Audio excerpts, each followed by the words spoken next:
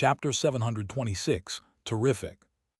Don't try to fool me with something fake if you're a smart person, said Lane indifferently. Only a few minutes had passed since Su Ping left. He couldn't have had enough time to purchase the item in another shop. The fruit couldn't be of a high quality since he said it wasn't available a moment earlier, while he suddenly was offering it right then. That is, if it was at all real. Su Ping glimpsed at Lane but didn't bother answering him. He would throw the guy out if the latter rambled again. Every customer should be respected, but it was clear that the man wasn't intending to buy anything. He was asking to be beaten with all his criticisms. Here you are. Su Ping took the 2 Heaven Frost crystal fruits out of his storage space. They were a pair of round, white fruits the size of melons. There was a layer of thin frost on their surface, with 7 circles of vague mist around them. It meant that both fruits were 7,000 years old.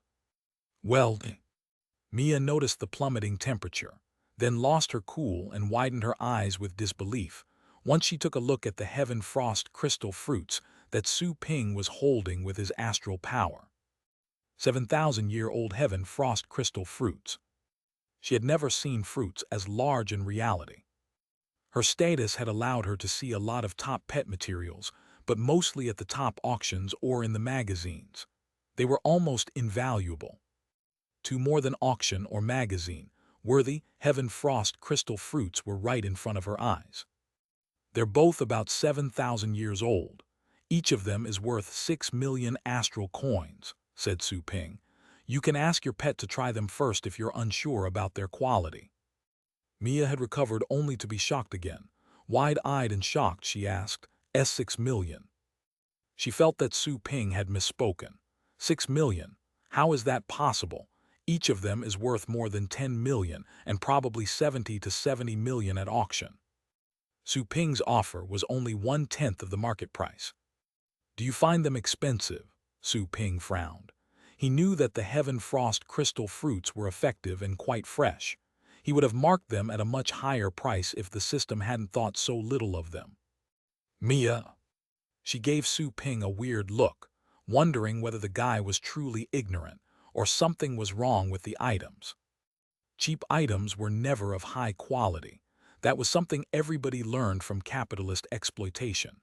After all, none would willingly sell things at a loss. Those who claimed they did were actually making a fortune because of some strategy. Buyers might be wrong, but the sellers never were. Is there something wrong with your item? The nearby Lane was also stunned by Su Ping's offer. He sneered and said, "Do you know what a 7,000-year-old Heaven Frost crystal fruit means? It's the most precious pet food in any shop. How could it be sold this easily? Besides, even if it was indeed sold, it wouldn't be this cheap. Didn't you say it wasn't in stock? And you found 2 of them. Where did you get them? Did you synthesize them with something else?" Mia also turned to look at Su Ping. She wasn't really fond of Lane, but he had indeed asked the same questions that she wanted to ask. Su Ping turned cold after seeing their reactions. Regardless of being a businessman, he didn't have to beg other people to buy his stuff. His goods were authentic and sold at a low price. He had every reason to be angry since he was being suspected. Point out what the problem is if you're knowledgeable. If you're ignorant about it, just shut up. Su Ping looked at Lane coldly and added, "Don't pretend you're a specialist asking away about everything you see. Everything I sell is authentic. As I said before, you can ask your pet to try them first if you doubt their quality. Show me evidence to back your claim if you notice anything wrong. Stop shouting and making random accusations." Lane was quite shocked. He didn't expect that the owner of such a little shop would dare to talk to him in such a rude tone. He had already announced his family name. Who on that planet could avoid being awed after hearing the Ryan family name? Mia was rather astonished, too, obviously not expecting Su Ping to challenge Lane like that. Su Ping was speaking in such a rough manner as if he didn't consider Lane a big deal at all. What is the background of this shopkeeper? Lane was seething since his initial shock. He said with coldness beaming out of his eyes, "Excuse me. Say that again, I dare you." "I never repeat myself. Are you trying to cause trouble?" Su Ping gazed at him coldly. Lane was about to throw a tantrum, but then his expression changed slightly as he glared at Su Ping. He saw death and boundless coldness in Su Ping's eyes, just like those in the eyes of veterans who had fought on desolate planets for years. No, even the veterans of his family that he had met didn't have eyes as horrifying as Su Ping's.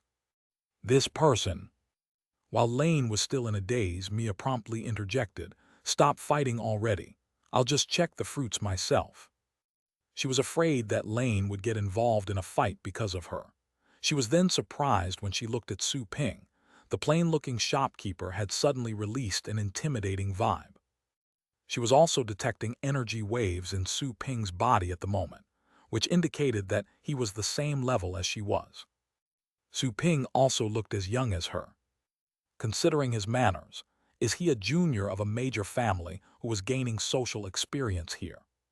She thought for a moment and then said to Su Ping, "My pet is a frost blood star dragon. It's rather huge. Do you have an open space where I can summon it?" "You can summon it here. There's a resizing mechanism in the shop," said Su Ping. The system could help reduce pet sizes. Even star-state behemoths would shrink and become little cuties while being in the shop. A resizing mechanism. Mia was even more astonished. That mechanism could only be implemented by those in the star state. It wasn't hard, but only the big shops could afford hiring a star state expert to do that. "Yes, you can summon it here," said Su Ping. Mia stopped thinking when she received permission and called her battle pet over. A space vortex appeared. A hideous dragon head that was covered in frost craned out. The dragon head was compressed, and the pointy horns it had were also shortened, making it look quite cute in the end. The frost blood star dragon, which was 100 meters long, appeared in the shop with a length of only 5 meters, but its aura was as cold and brutal as the original. However, the brutality in its eyes was replaced by eagerness the moment it saw the fruits being held by Su Ping. "Hungry, hungry. I want to eat them, I want to eat them." Drool was overflowing in the dragon's mouth. It would have pounced to get the fruits if Mia would have given permission. Mia was also slightly surprised by her pet's reaction. It had never been as excited when she fed it fruits of the same variety before. Was that the difference between the 100-year-old ones and the 7,000-year-old ones? Mia instantly sent a message to her pet, asking it to taste and savor the fruits, not just gobble them down. Being honest, she wasn't quite convinced that Su Ping could offer 2 perfectly aged fruits that easily. The frost blood star dragon was quite confused by her instructions, but it did realize that it had the permission to eat them. It quickly nodded in response. Any edible food was acceptable for the pet. Why bother with the taste? Human beings are truly troublesome, especially the females. Mia was obviously unaware that her pet had just complained about her. She gave it permission to move since it had behaved so obediently. Whoosh! Just like a starving cat, the frost blood star dragon pounced at the heaven frost crystal fruits in Su Ping's hands. Su Ping hid the second fruit the moment the pet was about to bite one of them. He offered one of them for the pet to check the quality.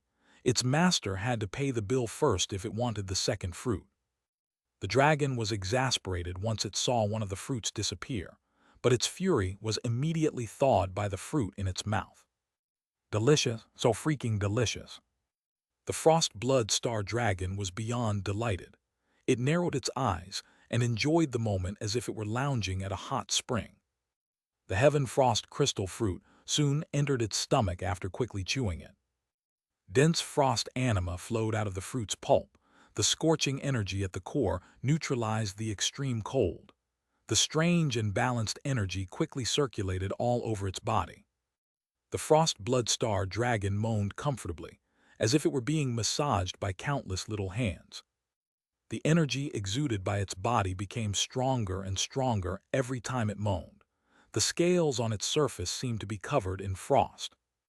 The frost was soon melted by a scorching power that soon turned into steam. The frost blood star dragon looked different from before after the vapor was gone. Its silver scales were smoother and brighter. The dark red threads at the tip of its white, pointy horns were thicker than before. It wasn't a pure ice-class dragon. It had some boiling beast blood inside its body. It was for that very reason that the owner had to adhere to harsh feeding requirements. Still, its combat ability deserved its fastidiousness. It was one of the best dragons in Sylvie. Mia was quite astonished by the Frost Bloodstar dragon's change. A crystal bead on her watch suddenly began to glitter, transforming into a small device in her hand that looked like a square phone. She then opened the device and pressed a dark red button. Soon after, the Frost Blood Star Dragon appeared on her device. Her eyes were wide with disbelief after she saw the new data registered by the device. Only a moment had passed, and her dragon's p-value, which represented the amount of energy in the Frost Blood Star Dragon's body, had soared by 1.8. It meant that her pet's energy density was 1/3 higher than before.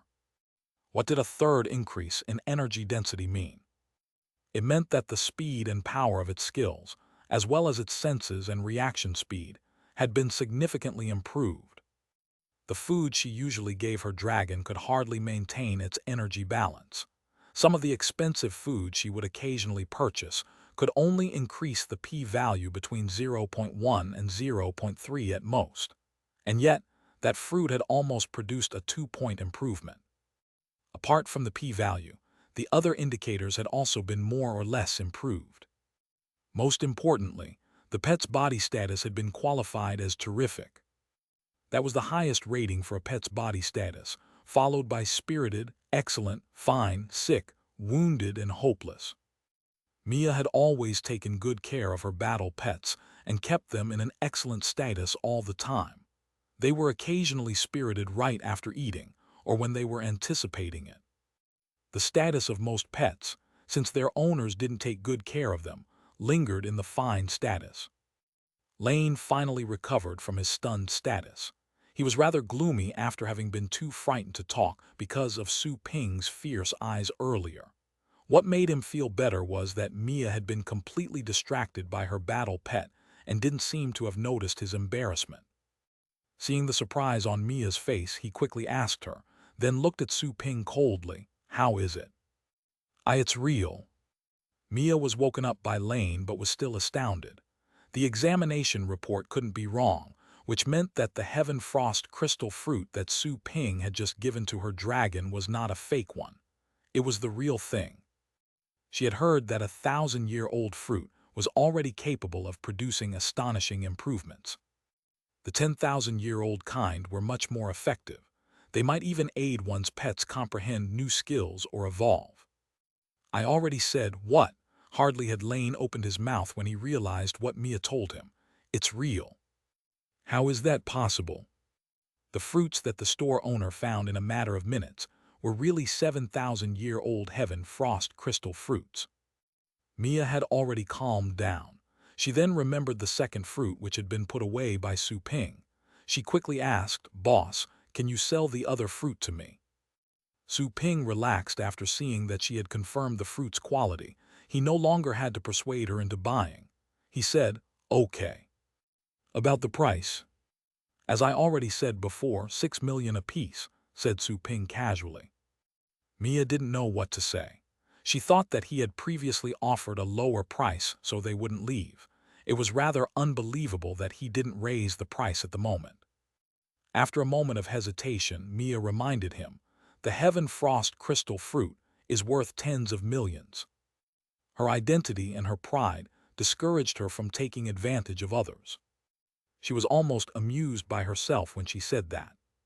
She would have never imagined that she would haggle with a merchant someday, and not to ask him to lower the price but to charge more. I must be crazy. Tens of millions.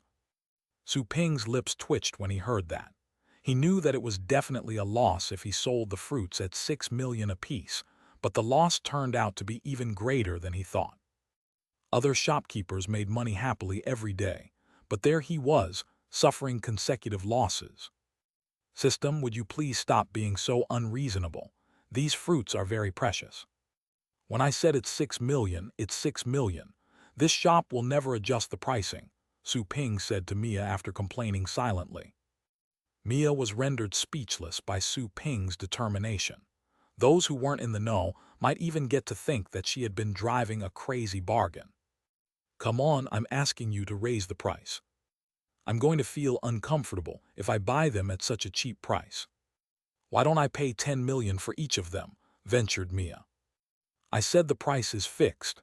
Su Ping didn't look happy, not because she offered more money, but because he was reminded of the pain in his heart because of her persistence. He wasn't interested in regular money. He wanted transactions that could be converted into energy points. Mia was at a loss for words, seeing how Su Ping seemed about to blow his top. She had never seen a weirdo like him before. Having no other choice, she could only transfer 12 million to Su Ping's account. Lane knew that there was nothing he could do even though he was fuming with anger. There was nothing he could criticize about Su Ping's goods. He wasn't a trainer, so he didn't have the necessary knowledge to dig deeper. The offer to pay the bill was again declined by Mia. His mood took another dive. Su Ping took out the second Heaven Frost crystal fruit and gave it to Mia after the money was transferred. Su Ping made quick calculations related to the quest. 12 million coins mean 120,000 energy points after the conversion. I have to make her spend 9,880,000 energy points more. Chapter 727, Nurturing. Mia immediately gave the second Heaven Frost crystal fruit she just acquired to her Frost Blood Star dragon. The dragon had just digested the first one and was about to ask Su Ping for the one he kept hidden. It was delighted to take it from Mia. It hopped as it swallowed the fruit and tenderly nuzzled against her hand. Mia smiled when she saw how happy it was. The pet had been very proud and was rarely as obedient in front of strangers. It was obvious that those treats were truly appealing. The Frost Blood Star dragon moaned happily again. This time, to everybody's surprise, it underwent physical changes. A short dark red horn grew between the white horns. It was tiny but quite eye-catching. Mia's and Lane's eyes twitched when they saw that, before Mia exclaimed in excitement, This is a starfire horn." Su Ping also raised his brows in surprise. Apart from the dominant dragon bloodline, half of the Frost Blood Star dragon's blood was beast blood. As a result, most adults of their kind only had the Frost Dragon horns. Only a minority of them were able to activate their beast blood and grow a starfire horn. Only the Frost Blood Star dragons with starfire horns were considered to have the complete form, which would give them hope to reach the star state. Even though such dragons carried a star state bloodline, most of them could never develop a starfire horn in their entire lives due to poor nurturing, never reaching their full potential. The starfire horn has been activated. Mia was thrilled to see the Frost Blood Star dragon become even more powerful than before. Those with and those without starfire horns were completely different. Lane was also shocked, but he soon came back to his senses and looked at Su Ping, only to discover that he was still acting casual, not considering such development as a big deal. His eyes became solemn. The woman he was courting was being impressed by another man, which made him feel quite uncomfortable. The p-value has increased by 1.5 again. They were more than effective. I think it may go through a breakthrough if it takes another one. Mia read the data on the device excitedly and completely lost her cool. Her dragon had improved dramatically right when she was about to participate in a battle. Her purchase was truly helpful. She looked at Su Ping with unusual brilliance in her silver, pretty eyes. "Boss, my battle pet, thank you very much. We haven't introduced ourselves yet. My name is Mia Leyefa." She revealed her family name. It was a name that had much more clout than the Ryan surname that Lane had announced. Leyefa could inspire awe on that planet as well as those in the vicinity, all thanks to the master of the family behind the name. A star lord that reigned over a large territory. Su Ping was new to the planet and didn't know what the name represented. He merely thought that the woman was sincerely intending to make friends with him. If that was the case, it would be easy for him to sell things to her. Su Ping introduced himself. My name is Su Ping. My family name is Su, and my given name is Ping. Mia was slightly surprised to see how casual Su Ping's was. She didn't know whether Su Ping was only pretending to be cool, or if he was really that confident. In any case, she found the young boss rather perplexing. He had to be a genius to have reached such a level at such a young age. He was also quite generous, someone who didn't seem to be from an ordinary family. However, she didn't ask further. She had obviously been properly raised and wouldn't pry on matters of a stranger she had just met. In fact, the services offered by my shop are even better than the pet food, said Su Ping. Since he had finally proven his trustworthiness, it was time to complete his quest. He preferred to encourage her to train her pet rather than to sell pet food to her. Training pets would be more profitable. As for the pet food, although he had made a fortune from the last trip, it was just a small amount of money. On the other hand, when it came to training, the cost to train a void state battle pet once could cost 100 million astral coins, and the professional training would be even more expensive. Is that so? Mia was rather tempted by what Su Ping had just said. Her Frost Blood Star Dragon's newly developed Starfire Horn attested to the food's authenticity, and that Su Ping's shop was not an illegal place as they had speculated at first. What services do you offer? Asked Mia curiously. Su Ping smiled and said, pet training, pet selling, etc. However, my shop has just sold a batch of fairly good void state pets. No pets are available for now, but I can recommend pet training and nursing services to you. You call pet nursing a service? Mia flashed an intriguing smile. She wasn't surprised to hear that void state pets had been previously sold. After all, her origins were lofty, and thus she had seen many things. Besides, some of the big shops on that planet even sold fate state pets. It wasn't really surprising. The pet training service was the basic service of a pet shop, and pet nursing was the basic of all basics. She was rather surprised that Su Ping would recommend it to her. She thought that he would offer services such as pet beautification or tending. Those services couldn't help much with fighting capabilities, but they could increase the pet's intimacy and loyalty to their masters. There were also many people who had deeply bonded with their pets and were glad to have their pets enjoy life when they weren't fighting. Sort of, Su Ping nodded. There were plenty of nursing pens in his shop anyway, and the advanced nursing pens would cost 100,000 astral coins per hour, which equated to 2.4 million astral coins in a day. If he took care of a few more pets, he would earn 10 million astral coins every day. If you're interested in the pet nursing service, the price is 100,000 astral coins per hour, with the minimum being an hour. Injured pets would recover after staying in the nursing pens, Su Ping said. Also, your pet will cultivate and grow faster in the nursing environment. 100,000 astral coins per hour. Mia was quite surprised, thinking that the precious fruits were overly cheap and the nursing service too costly. Not even some of the big shops would charge this much. 100,000 astral coins for a day was already enough. Nursing only meant basic tending and feeding. Why would it be so expensive? Mia slightly shook her head and declined the offer. My pet has to train with me soon, maybe some other time. It wasn't an excuse, although she was indeed considering making up for Su Ping's loss in the Heaven Frost Crystal Fruit sale. She had to participate in a contest, and her pet had to train with her. There was no time for nursing.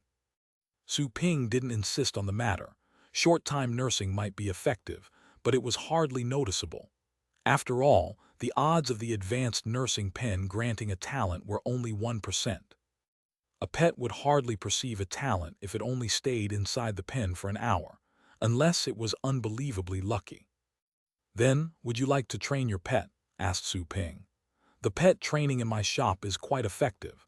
Your pet will grasp at least one new skill, or slightly increase its combat ability after each training session. A stunned Mia gave a weird look at Su Ping and asked, are you serious?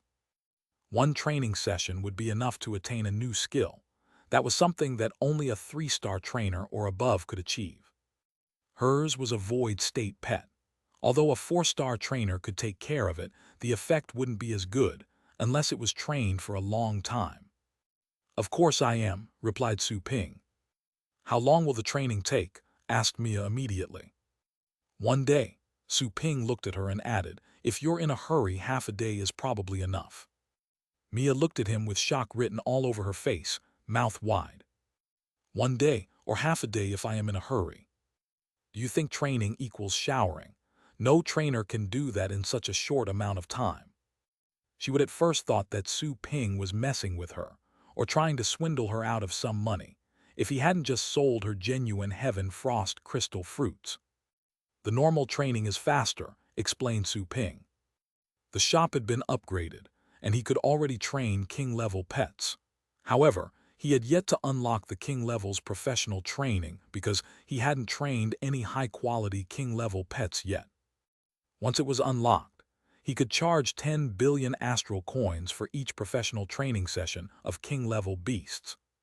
That would be 100 million energy points when converted, enough for him to upgrade the Chaos Spirit pool. Mia's lips twitched. She found it impossible to remain calm in front of Su Ping, who thought of such a rapid and effective way of training as normal. Then what would the abnormal way be? Could it double the pet's combat ability? I suggest that you try and see if it's effective. As I promised before, I'll offer a refund if it's ineffective and you're not satisfied, said Su Ping solemnly. Given the quest's reward, he had to be as persuasive as possible. Mia was dazed for a moment after hearing what Su Ping had told her. She was feeling just like moments before. Is Su Ping really serious? After staring at Su Ping for a long time, she thought for a moment and said, okay, I can give it a shot, but I can only try with my other battle pet. It has just grown up and I want to see its performance in a real battle. I may have to use the virtual combat devices in your place. No problem, Su Ping nodded quickly. He didn't mind which pet he was going to train. Money was what truly mattered. Chapter 728, Joanna's Expertise. Whoosh! A summoning vortex appeared next to Mia. The ferocious aura of a void state beast was then spread out. The pet that stepped out was a fierce tiger with white wings. However, its body shrank right after it came out, turning into a short, cute tiger with small wings. Roar! The short and cute tiger growled at Su Ping when it saw the unknown human. Su Ping reacted with a friendly smile. What's the training cost going to be? Mia was ready to pay. Su Ping said, since it's a void state beast, the price is 100 million. 100 million. Even Mia was more or less surprised by the price. Lane, who had been holding back his anger all this time, sneered and said, so, you'll earn 100 million for training the pet for 1 day. That's certainly some easy money. Although 100 million is not a big deal to us. Cut the crap if it's not a big deal then. Su Ping looked at him. Don't be picky if you want to show off. Crush me with your money if you're as rich as you claim to be. Lane was stunned. His lips twitched with anger. It seemed that Su Ping had no respect for him or his family. Young man, watch your attitude, declared Lane coldly. He was from the main branch of the Lane family anyway.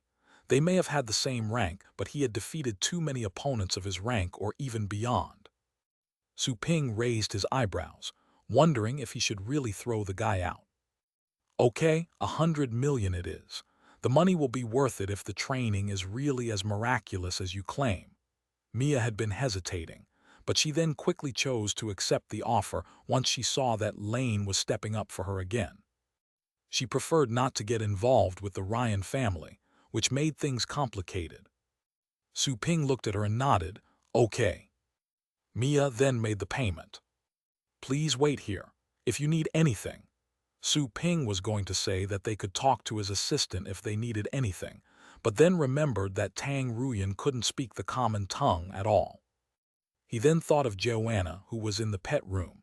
She had mastered the blue planet's language the moment she arrived. He wondered if she could grasp the common tongue just as quickly. Wait a moment, Su Ping said to Mia. He entered the pet room and said to Joanna, who was at the moment cultivating in one of the nursing pens, a customer is here, and Tang doesn't speak her language. Can you keep her company?" "You mean the language that you've been speaking?" asked Joanna calmly. Su Ping nodded. "No problem." This time, Joanna spoke in the common tongue of the Federation without any accent, which surprised Su Ping. "I say, a god's aptitude is truly astonishing." "How did you grasp it?" Su Ping couldn't help but ask in confusion. Joanna said casually, "I've fought on countless worlds and heard just as many languages. This one is slightly complicated, but it's just rudimentary when compared to the language of the god race. I can also learn it easily with language proficiency. Of course, don't think it will be as easy for Tang. She's too untalented to learn the skill." Su Ping was at a loss for words and suddenly felt pity for Tang Ruyan. She had just been crushed in the virtual battles and was then despised again by her coworker. "She's so weak and pitiful." After slightly shaking his head, Su Ping said, "I'm glad that you know it. I'm going somewhere else. Stay here and keep the customer company." Joanna looked at him and asked, "You don't need me to go with you?" "No, it's just normal training. I can take care of it on my own." Su Ping chuckled. "Fine." Joanna was slightly disappointed, as she missed the demigod burial. Without further ado, Su Ping took her to the hall. Both Mia and Lane widened their eyes in shock when Su Ping took Joanna out of the pet room. Joanna's appearance was too alluring. Her face was exquisite and flawless. Her eyes were as deep and profound as the starry sky, and her hair was blonde. To top it off, she carried the unique aura of the god race. She would definitely be in the spotlight anywhere she went. Mia, Tang Ruyan, and the other women were all eclipsed by her. Lane, who stood next to Mia, was distracted for a moment. He had never seen a woman as beautiful as Joanna. If Mia could be compared to an angel, then Joanna would undoubtedly be a goddess who was a more sacred creature. "She is Joanna, one of my employees. You can call her Anna. Tell her if you need anything," said Su Ping to Mia, dragging them back to reality. Mia was quite stupefied. Such a gorgeous woman is only an employee in Su Ping's shop. The first employee she met, who had only been defeated 8 times by her in 5 minutes, was shocking enough. Still, this one was even more unbelievable. The woman could become a famous star across the universe by the sole virtue of her face. Appearance was the most important thing in any world. Even the unawakened women could make experts fall before them with nothing but their faces. "I'm leaving," said Su Ping. He then looked at the little cute tiger and gave a friendly smile. Mia was quite reluctant to withdraw her gaze from Joanna's face, for everybody was drawn to beauty in all its forms. She asked her battle pet to go with Su Ping and be obedient. It wasn't the first time for the tiger to be trained. It soon understood its master's intention and followed Su Ping, however unwillingly. Su Ping took it to the pet room with a smile, and then stuck a temporary contract to its forehead. After the training was over and the temporary contract was cancelled, the pet would forever be unable to say or what it saw in the cultivation sites or reveal it by other means. That was the restriction of the system. The tiger was stunned when the contract was stuck to its head. It seemed perplexed as it looked at Su Ping. It had disliked and despised the stranger a moment earlier, but then it found the guy rather amicable all of a sudden. The beautiful woman it remembered seemed to be fading away. It kept on trying to remember, but the more it thought about her, the blurrier her face became. "Okay, let's go." Su Ping picked a middle-rank cultivation site. He also took with him the little skeleton, the dark dragon hound, the inferno dragon, the purple python, and the void bug he had captured in the demigod burial. Su Ping had never found the time to train the void bug, but it had fed upon a lot of the beast kings he had killed. Thanks to this, it had grown to the higher phase of the 9th rank. The little tiger became wary when it saw Su Ping's other pets. It flinched as the 3 pets posed an intense threat in its eyes. It was jumpy, with goosebumps all over its body. Whoosh! The vortex was opened, and Su Ping led them in, starting a fun journey. Outside the pet room, Mia discovered, to her surprise, that her contract with her pet became faint when Su Ping took the little tiger to the site. Something seemed to be jamming their mutual bond. She was quite surprised, as only a powerful blockage formation could have done that. Mia, that guy must be a fraud. Lane was still angry after Su Ping left, but he kept a calm expression.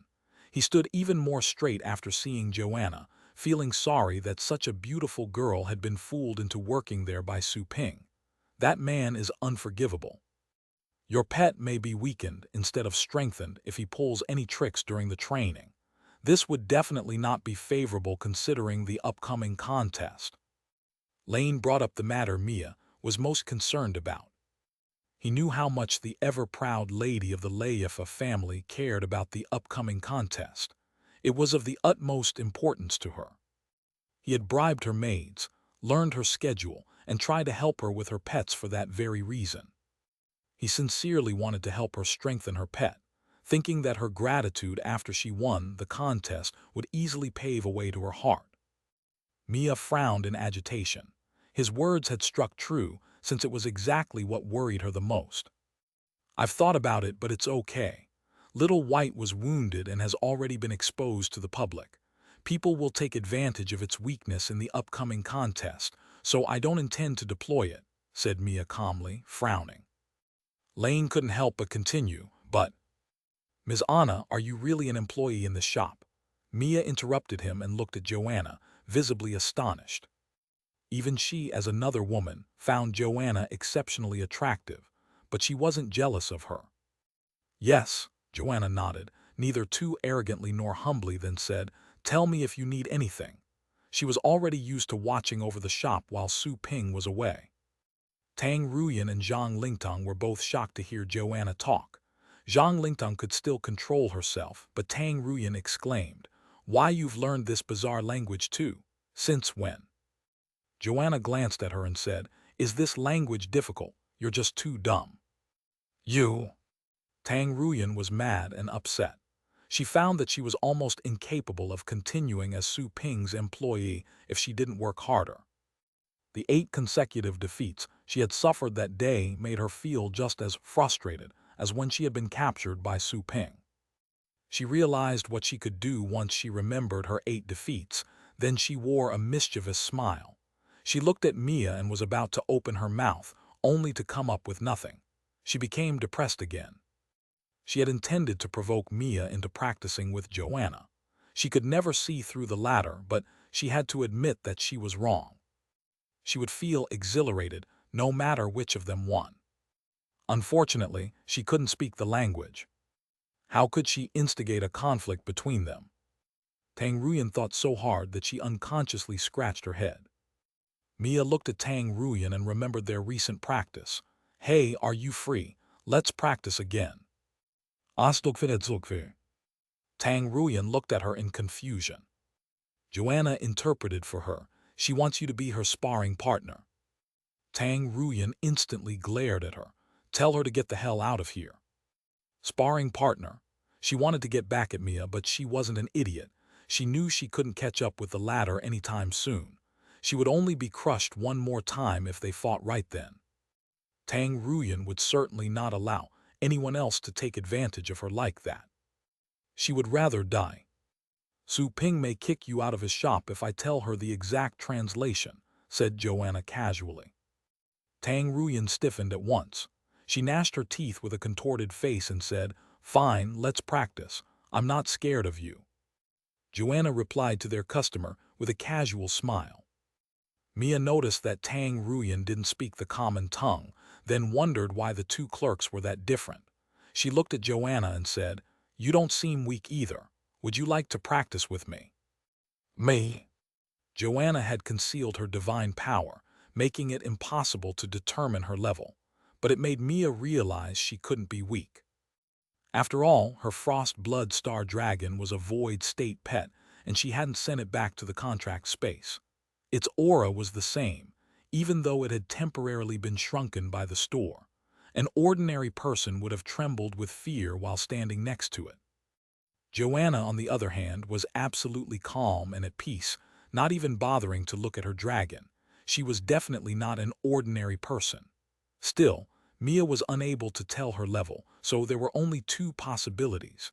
Either Joanna's level was much higher than hers, or she had a secret technique to hide her aura. However, Mia didn't really scan her carefully, which would have been considered an awfully rude and presumptuous move. "Well, would you?" asked Mia curiously. Joanna frowned and was about to turn her down, but then she remembered her responsibility as an employee and could only heave a sigh. "Fine." Chapter 729, Manipulated Battle. It was a world full of rocks. No weeds nor any other kind of plants, just bare rocks. A few newcomers suddenly appeared in an open space, quickly expanding the moment they arrived. 3 of them turned into giant beasts 100 meters tall in the blink of an eye. Su Ping and the little skeleton remained the same. Su Ping sensed the dense rock elements in the air as he looked at the floating rock world in front of his eyes. Rock-class pets could cultivate much more effectively in this place. The elements were even denser than in the district he had just moved into, although he hadn't figured out whether the district was of a Tier 1 or a Tier 3 economy. Both the Inferno Dragon and the Dark Dragon Hound looked around in their original form. The cute little tiger also revealed its intimidating and magnificent form.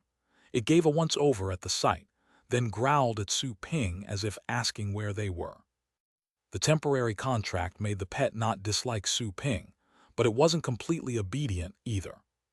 Su Ping ignored it and looked at the Dark Dragon Hound. "I picked this place for you.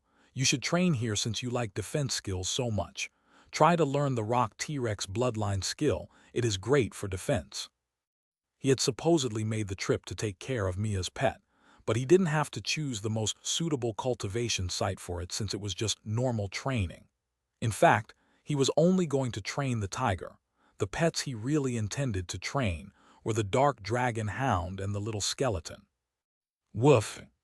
The Dark Dragon Hound was stunned for a moment, but then became excited.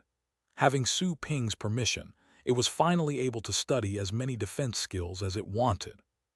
"Let's go," Su Ping said.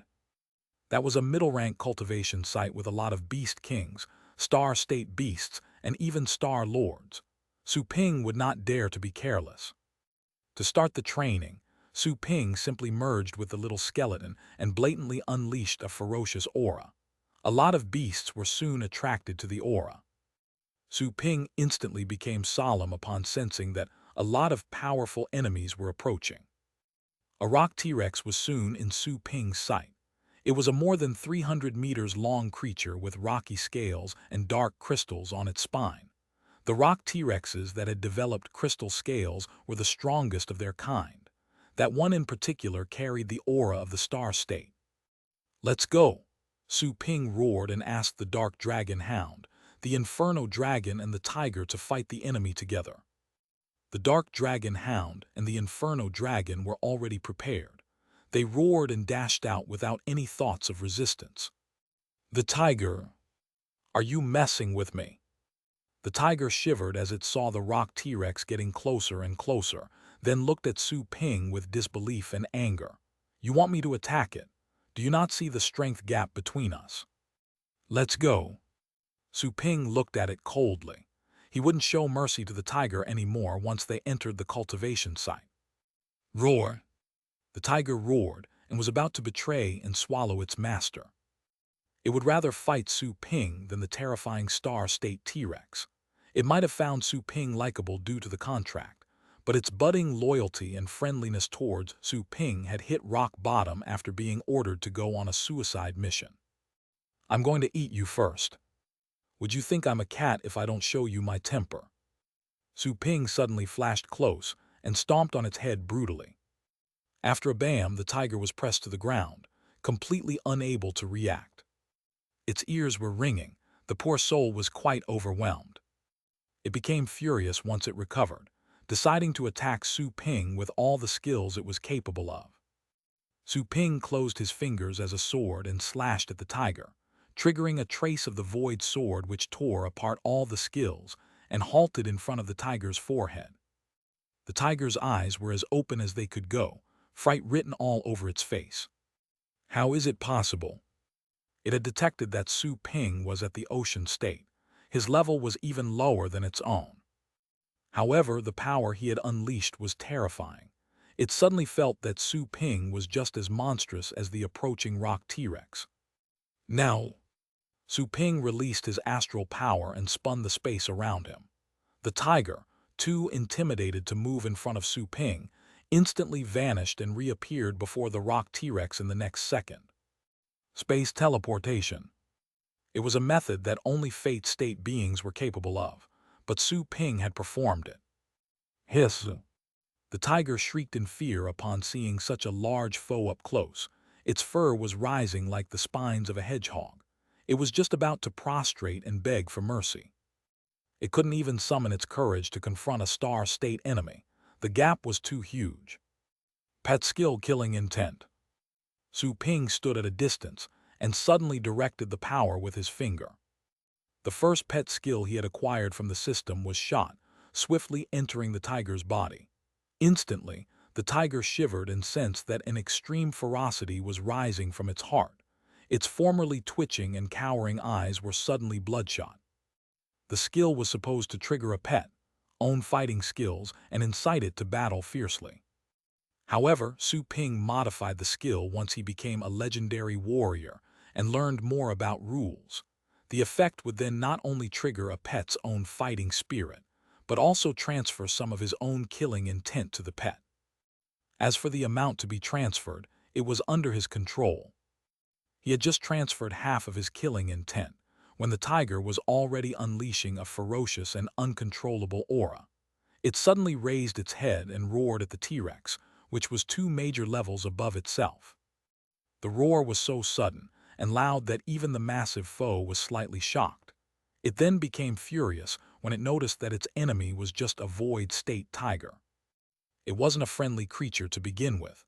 How could it allow its food to roar back? There was a loud boom.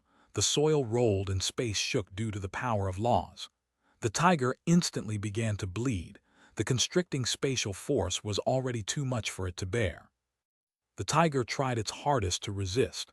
Nevertheless, its bones crackled, and it was squeezed until it turned into blood mist in the end. Revive!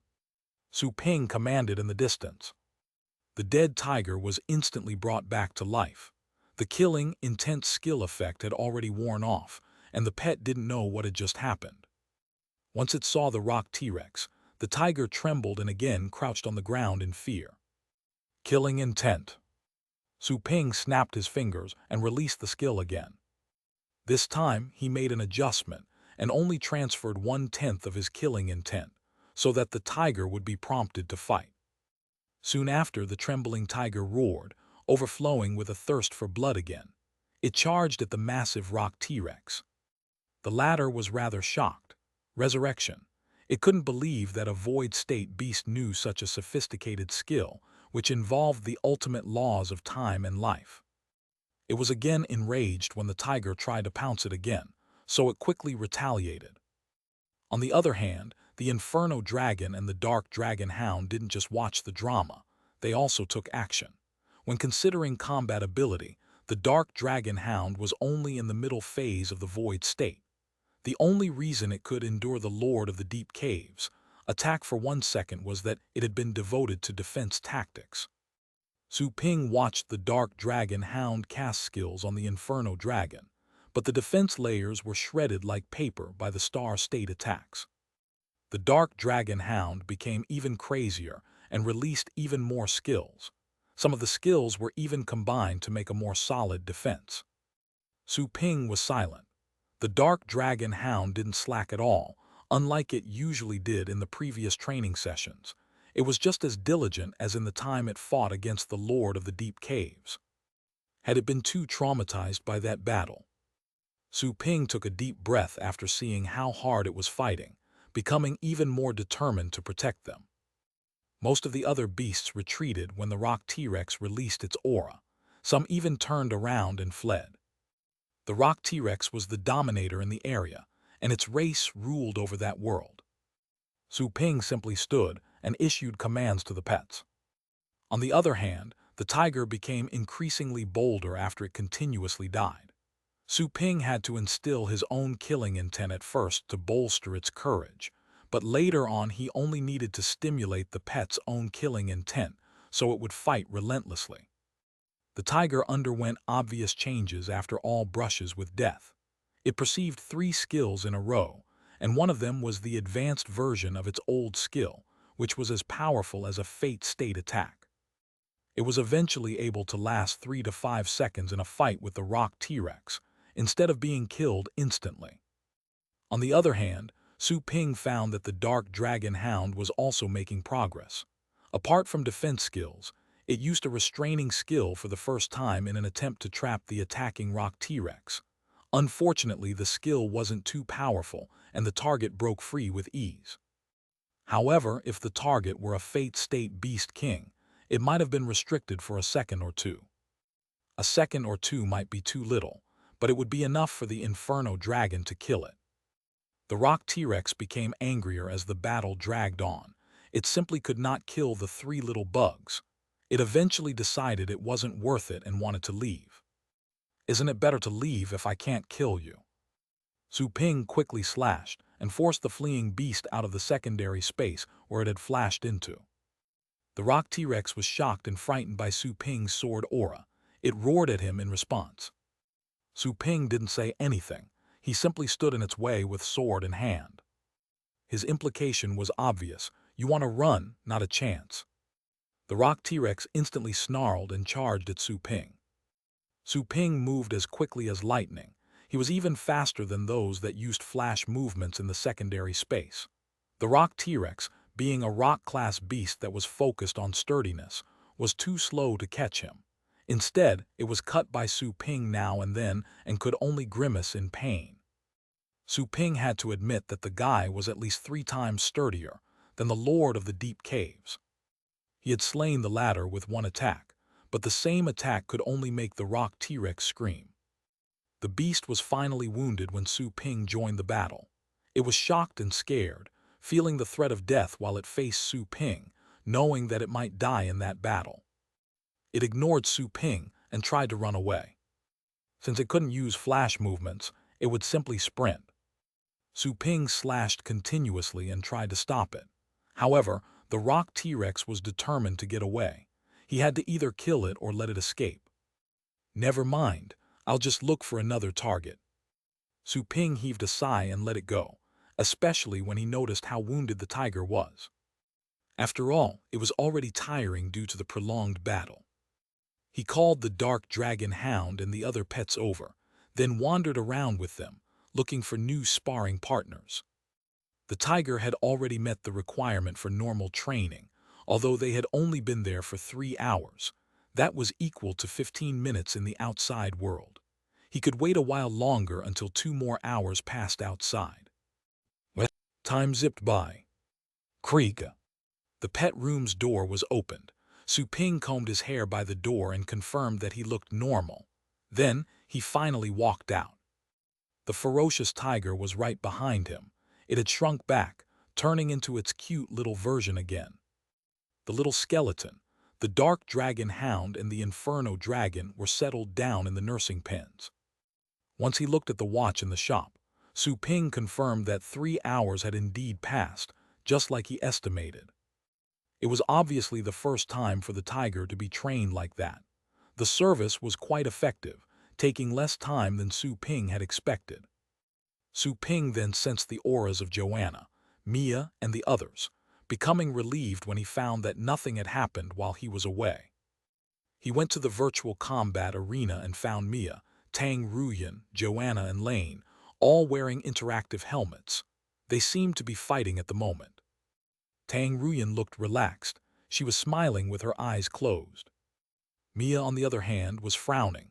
There were beads of sweat on her forehead. Su Ping was quite startled.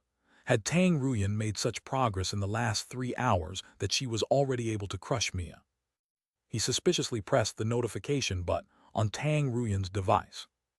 Tang Ruyan left the virtual world and took off the helmet. She was delighted to see Su Ping. "You're back. How long did it take?" She took out her phone only to be surprised. 3 hours, you finished already." Su Ping nodded.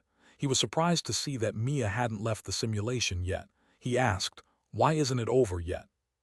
Tang Ruyan noticed it too and smiled. He. She wasn't practicing with me but with her. She nodded at Joanna. Su Ping was stunned. What? She was practicing with Joanna. Su Ping was at a loss for words. No wonder Mia looked as miserable as if she were constipated. She was fighting Joanna, a goddess of war from the demigod burial. Joanna's level was higher than Mia's in the first place. Even if a handicap was used to make their levels be the same, Su Ping wasn't confident of beating Joanna, either. Speaking of which, they had never practiced. Since they finally had a virtual arena, maybe he could practice with Joanna someday. Su Ping coughed when he thought about it, especially when he saw that Mia was getting paler by the second. He pressed the notification button on Joanna's device. Soon after, Mia opened her eyes abruptly and then remained unmoving in her seat, as if worn out. Joanna, too, opened her eyes and looked at Su Ping calmly. It's only been 3 hours. Have you already finished the training? Su Ping was surprised since he noticed that she didn't check the time. How do you know it's been 3 hours?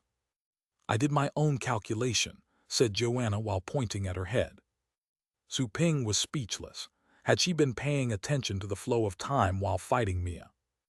Mia was woken up by Joanna's response, acting shocked like a cat whose tail had just been stepped upon. She stood up abruptly and looked Joanna in the eye. You were keeping track of the time. You weren't even trying your best during the battle. Joanna looked at her in surprise. Her eyes seemed to be saying, did I even need to try my best? Naturally, Su Ping understood Joanna's unspoken words. He sweated and coughed before he said to Joanna telepathically, she's a customer anyway, try not to be mean. You're a war goddess, you know. Joanna looked back at Su Ping and replied telepathically, I wasn't being mean to her.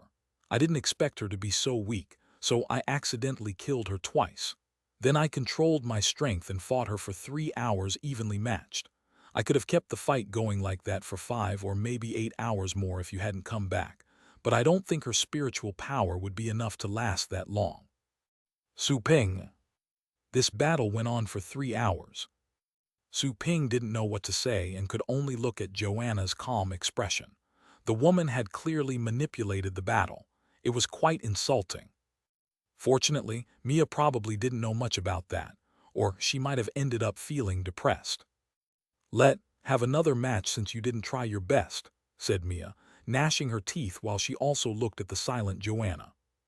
She found it hard to believe that she had been defeated by an employee from a random shop.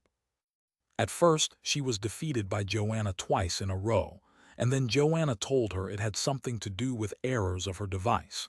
She bought it, because she had been defeated too quickly and not having a chance to realize what had happened. However, she was almost stupefied because of the long battle which ensued, and what Joanna had just said. She fought against a minor clerk for 3 hours without being able to win, and the clerk went easy on her. Once Su Ping arrived, Joanna took advantage of her weakness and quickly ended the match. It obviously suggested that she had never tried her best. The more she thought about it, the more regretful she became. She wasn't lacking in talent, and she was better than most people in her rank.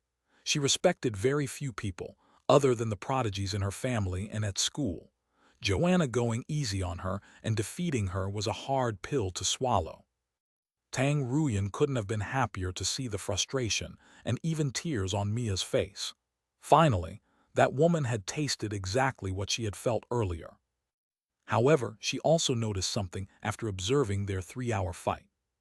Joanna went easy on her opponent. The 2 kills at the beginning weren't due to equipment errors, but because of her real expertise. Joanna was definitely beyond that woman's level. Tang Ruyan was quite disappointed at the thought of that. Joanna was Su Ping's employee, while she had only managed to land a temporary position. She used to think that Joanna was just a legendary warrior. She found that Joanna was also much more skilled at fighting than she was. Well, seeing that Mia was determined to fight again, Su Ping quickly said, let's talk about practice later. Your pet has already been trained. Would you like to check it first? The mention of her pet brought Mia back to reality. She finally remembered that she had been waiting for Su Ping to finish his training. However, didn't he say that it would take at least half a day? Why was it done in only 3 hours? She couldn't help but look at Su Ping, and then quickly fix her eyes on the cute little tiger. She suddenly found that there was something odd about her pet. The previously blurred contrast in her head became clear again, but the sense of strangeness didn't disappear. She found that little white seemed to have been replaced for another with an obviously different aura. Its eyes used to be soft and cute in the past, especially when it nuzzled against her. They had become sharp and thoughtful, indicating that they belonged to a bada. Chapter 730, Three Levels of the Star State. Little White. Mia was quite suspicious. The tiger turned upon hearing the familiar voice. It looked at Mia, and the aggression in its eyes gradually melted. It roared and then jumped to her, nuzzling against her feet hard. What a pair of familiar legs! The tiger almost burst into tears of joy. It finally remembered who its real master was. As for the guy next to it, it glanced back at him and then quickly looked away. He's a devil. You really are Little White. Mia was in a trance as she felt the familiar nuzzling. The tiger became soft and cute again, not nearly as aggressive as it had been a moment earlier. Was it an illusion? She took out her equipment and scanned the battle pet by her feet. Then her eyes widened with disbelief. Little White's results were surprisingly good and had been significantly increased. The p-value alone had been improved by 2.7, which was almost as good as that of the Frost Blood Star Dragon. After consuming two 7,000-year Heaven Frost Crystal fruits in a row. How did you do it? Mia was rather stunned. It was amazing. Based on the data, only 3 hours had passed and the combat ability of her pet had been improved by at least 50%. What did a 50% improvement mean? Little White's combat ability had only just reached the advanced phase of the void state among her many battle pets recently. However, it had become much stronger, enough to kill most of the battle pets in the advanced phase of the void state. With such a combat ability, it was almost her strongest battle pet. It was able to perceive 3 skills. You can check them in the test room next door. Anna, show her the way, said Su Ping. Joanna stood up after hearing that. Mia was stunned. She asked with widened eyes. It perceived 3 skills. She wondered whether Su Ping had fed any illegal drugs to her battle pet in order to make its data soar, even though the data would fall sooner or later with other side effects. However, he claimed that Little White had perceived 3 skills. Skills couldn't be faked. There were no drugs in the Federation that could make a battle pet perceive new skills. The only way was through training. Let it try its best, the test room can take it, Su Ping chuckled. Mia was dazed for a moment, while Joanna was already leading the way. This way, please. Mia felt troubled as she looked at her. She didn't expect the woman who beat her so easily to be that obedient to Su Ping and work as his employee. She followed Mia with Little White in tow. Lane was about to tag along, when Su Ping extended his hand and stopped him. They're going to test the pet. Wouldn't you get to know everything about the pet if you went with them? Su Ping looked at Lane casually. It was his responsibility to protect his customers' privacy. Lane was rather angered after hearing that. He withdrew his gaze and stared at Su Ping coldly after seeing that Mia had already walked away with Joanna. I don't know how you managed to do this, but remember that you've pissed off the Ryan family today. We are the rulers of this planet. Is that so? Su Ping raised his eyebrows. Had he pissed off the local landlord the moment he arrived? Speaking of which, he didn't know the first thing about the region he had moved into. The host has just moved to a new region. Would you like to scan the region and acquire the map of the nearby area? Asked the system casually. Just tell me how much it costs. 10,000 energy points. You're not entirely ungrateful. Su Ping was relieved. 10,000 energy points meant 1,000,000 astral coins. Even the Heaven Frost crystal fruits he sold earlier were worth 6 million. A lot of information flowed into his head after accepted the offer. Several seconds later, Su Ping finally had a better understanding of the environment. The planet he was on was named Rhea. It was a Tier 3 planet and a Tier 3 economy according to the system. His random relocation draw, ranging from Tier 1 to Tier 3, had unfortunately sent him to a Tier 3 region. Rhea, along with 8 other planets, belonged to a solar system named Zerapron, which was a component of the Sylvie Galaxy. Su Ping learned that the Sylvie Galaxy was a major solar system controlled by ascendant state experts. It consisted of many lesser solar systems, Zerapron being one of them.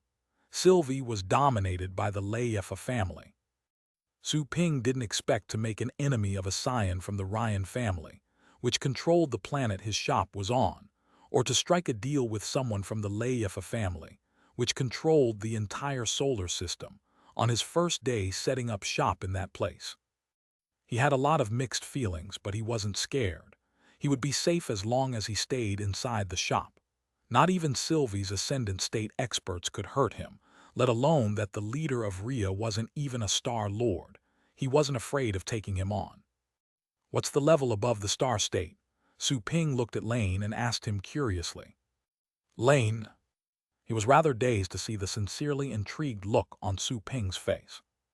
I was threatening you just now. Why are you suddenly talking about irrelevant stuff? You're making it impossible for me to vent my fury. I'm angry. What do you mean? Everybody knows that the Star Lord state and the Ascendant state are above the Star state.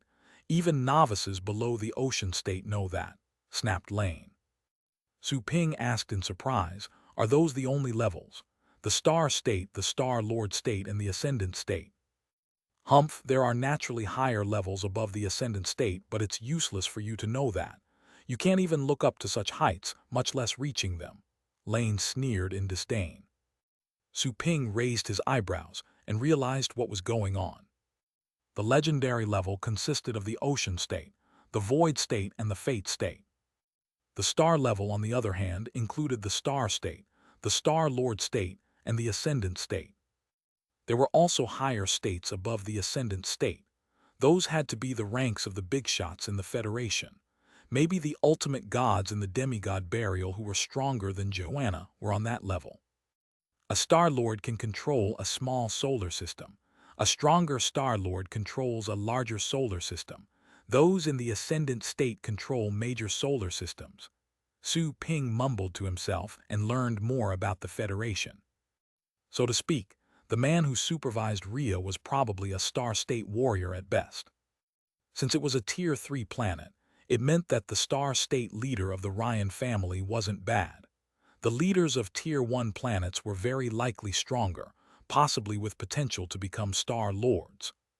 Su Ping gave a bitter smile as he was reminded of the Blue Planet, wondering when the Blue Planet could be upgraded from Tier 5 to Tier 1. It would require the strength of the planet's lord and the economy on the planet itself.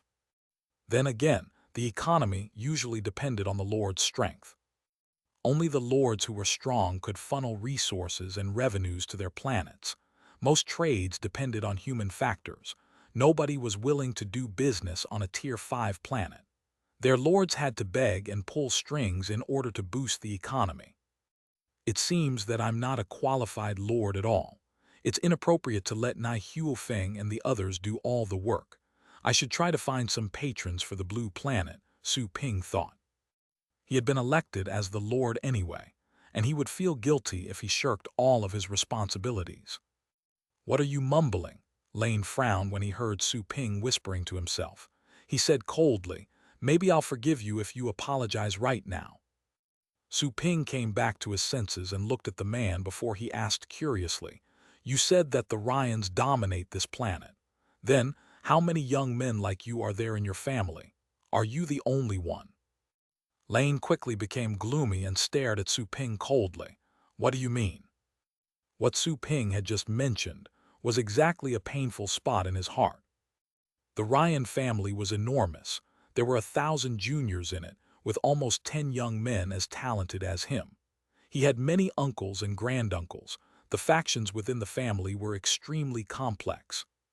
He and his cousins knew that, even though they seemed powerful as members of the Ryan family, they were simply luckier than most people on the planet. It was hard for them to do things that they weren't allowed to. After all, while the Ryan family was intimidating as a whole, it didn't necessarily apply to their power as individuals. They could only use their own faction's power as leverage for their personal interests, which wasn't as strong while it sometimes could work against them. Being a descendant of a major family wasn't easy, either. That was also why Lane had been courting Mia. His position in the family would soar if he could become Mia's boyfriend, even if they didn't get married. He could distinguish himself among his peers. Nothing. You talk about your family all the time. I'm quite interested in finding out if your family will give my shop a hard time just because of you. Su Ping chuckled. His disrespect made Lane blush and clench his fists. He was replete with wrath. However, his upbringing kicked in, letting him suppress his urge with rationality. While he was infuriated by Su Ping's attitude, he could not help but wonder about what was behind the man's arrogance. He wasn't a useless man, or he couldn't have become a legendary warrior at such a young age, or enter the same school as Mia did. The school was one of the 5 most renowned academic establishments in Sylvie. Anyone who graduated from that school had the potential to reach the Star State. "Who are you?" Lane stared at Su Ping. The guy didn't get mad, nor did he yell at him. "Is it because he's scared of my fearlessness?"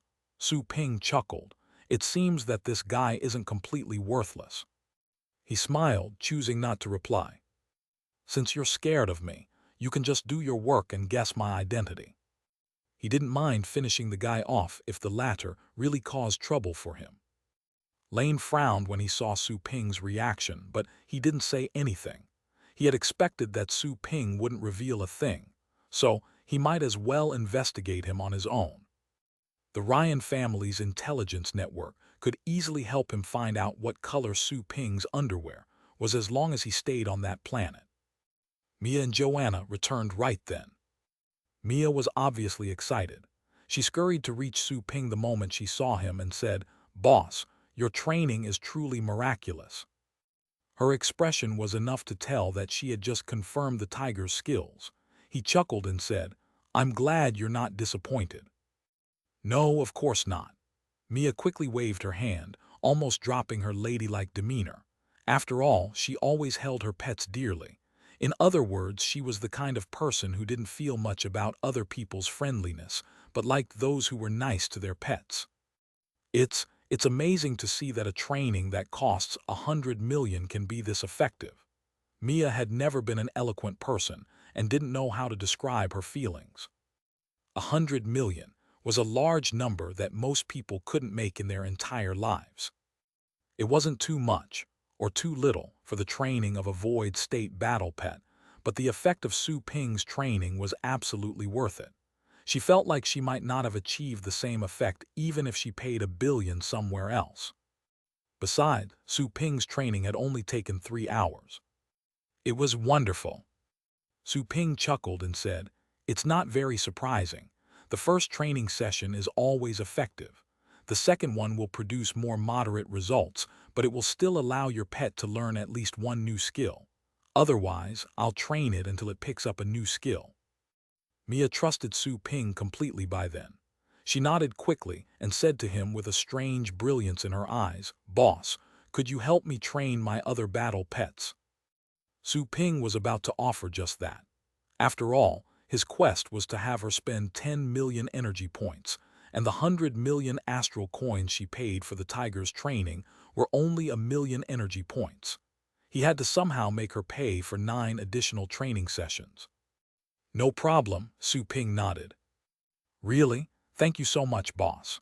Mia was so thrilled that she even curtsied to Su Ping according to the Layefa's etiquette. Then she said with unease, "About the price." "The price will still be 100 million for each session, if the battle pets are still in the void state," said Su Ping, allaying her worry. With glowing eyes, Mia exclaimed, "Boss, you really are a good guy." Su Ping felt the urge to facepalm. "Why does it sound like you're refusing my love confession?" There was a slight change in Lane's expression, feeling somewhat awkward after seeing Mia's exquisite face. She was flushing with excitement and an alluring charm. However, he was tempted at the same time, all the more determined to conquer that woman. Chapter 734, Su Ping's Combat Ability. Su Ping asked Joanna to pick a dangerous place for training, and then led the battle pets over. It was one of the 10 most dangerous places in the demigod burial. Even the god warriors who were on par with those in the star state rarely went there. The place was extremely dangerous. Most of the local beasts had a fate state level, if not the star state. Only the major gods would dare to cultivate there, or forge secret treasures with the natural environment. Su Ping didn't even consider asking Joanna for her divine spring. The divine spring was remarkably effective. The training would have been completed immediately if Mia's battle pets were soaked in it, and their combat ability would soar. However, the divine spring was so precious that Joanna was reluctant to even offer it to Su Ping, much less to nurture random pets. It was condensed divine energy, just like how Nai Hu Feng had gathered astral power with formations. Some of the god warriors didn't even have such great resources. Soon after, Su Ping reached a dangerous place full of dark elements. The place was dim, with dark clouds and black fog looming and roaring up above. Many demons and undead beasts could be heard, howling in the deepest parts.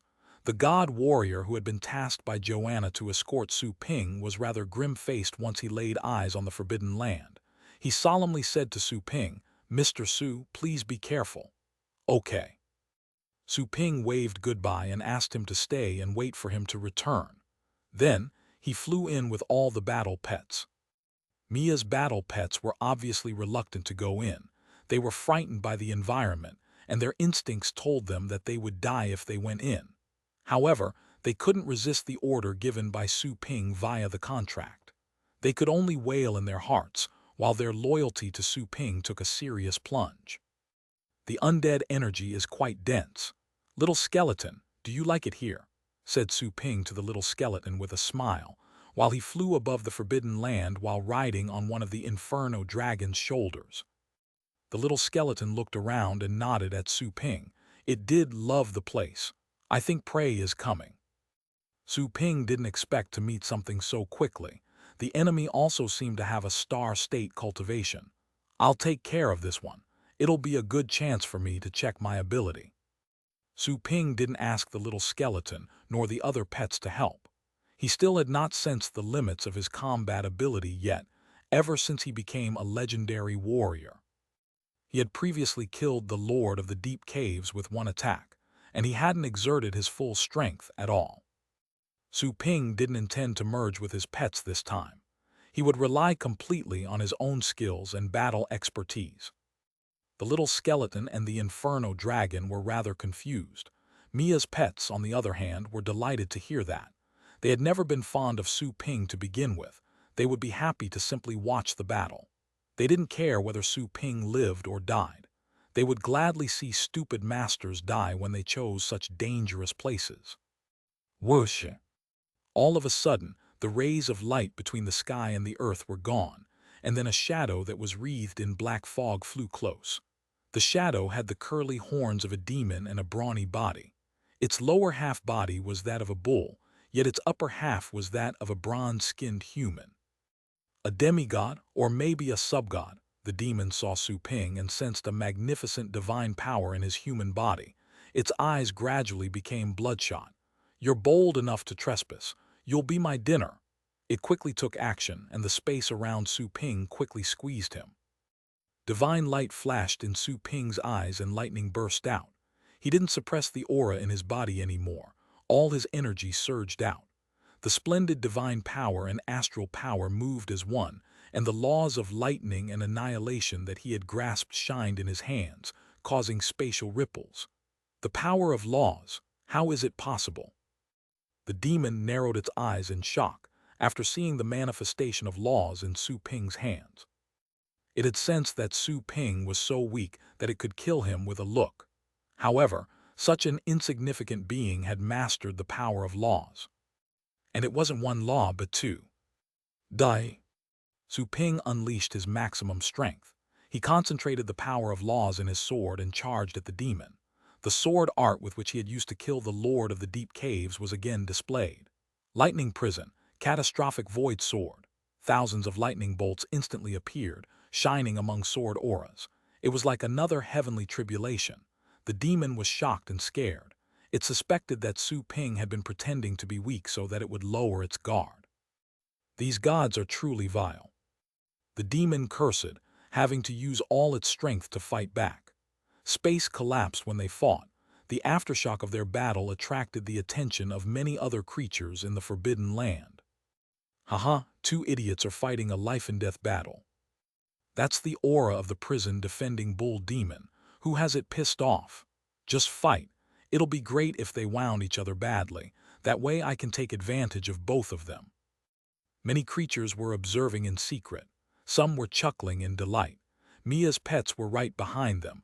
All of them trembled with fear as they saw how unstoppable Su Ping was. Is he really our master? He's as horrifying as a devil. Boom! Su Ping roared, fully activating the solar bulwark by burning his vitality. Burns started to appear on his body. He also showed the dark body he had acquired during the Golden Crow trials, which attracted the surrounding dark energy. He was radiating both golden and black light, which made him look frightening. A boom resounded. Su Ping tore apart the void, cutting apart the secondary space and sending his sword aura into the tertiary space. It swiftly moved and reached the demon's head even faster than a flash. The flash was at the average speed achievable inside the secondary space, which was too fast for creatures below the star state to follow. However, the star state lives had keen and powerful senses that could detect approaching objects in the secondary space, so that they could either dodge or fight back. However, it was beyond the demon's expectation that Su Ping's sword aura would stab its way out of the tertiary space. It brushed past the demon's face and caused a wound. The demon was quite tough, too. It had so much battle experience that it reacted in time and managed to keep its head over its shoulders. I'm not as strong as when I merge with the pets, but I can still fight. Light burst out of Su Ping's eyes as he activated the astral power in his cells. He stepped out with the boost of divine energy and performed the skill he had just acquired thanks to the middle-rank guide to enlightening. Super acceleration. Su Ping swooshed out. Everything around him slowed down and came to a halt. He saw that the demon's eyes were widening with disbelief, but its body had also slowed down. Boom! He passed through the secondary space and sprinted as fast as possible. He emerged in the primary space again, after having reached the demon and slashed with his sword. The demon's eyeballs almost popped out. Its body then emitted a dense black aura. Blood gushed out when Su Ping's sword aura tried to cut into the black aura. The flow of time around Su Ping flowed normally again. The demon's head was surrounded by boiling black fog. Then, the black fog suddenly dispersed, revealing a huge wound on the demon's neck, so severe that its head was almost falling. Fire was still burning on the wound, and many electric arcs were still crackling. What the heck? The demon covered its neck with fear. It suddenly escaped without saying a word, going straight into the tertiary space with fog rising from its body and disappearing from Su Ping's eyes. Su Ping had the intention to chase it, but he felt as if his body were bound by a web made of a black power of laws. He was unable to quickly break free. The web was also corrosive.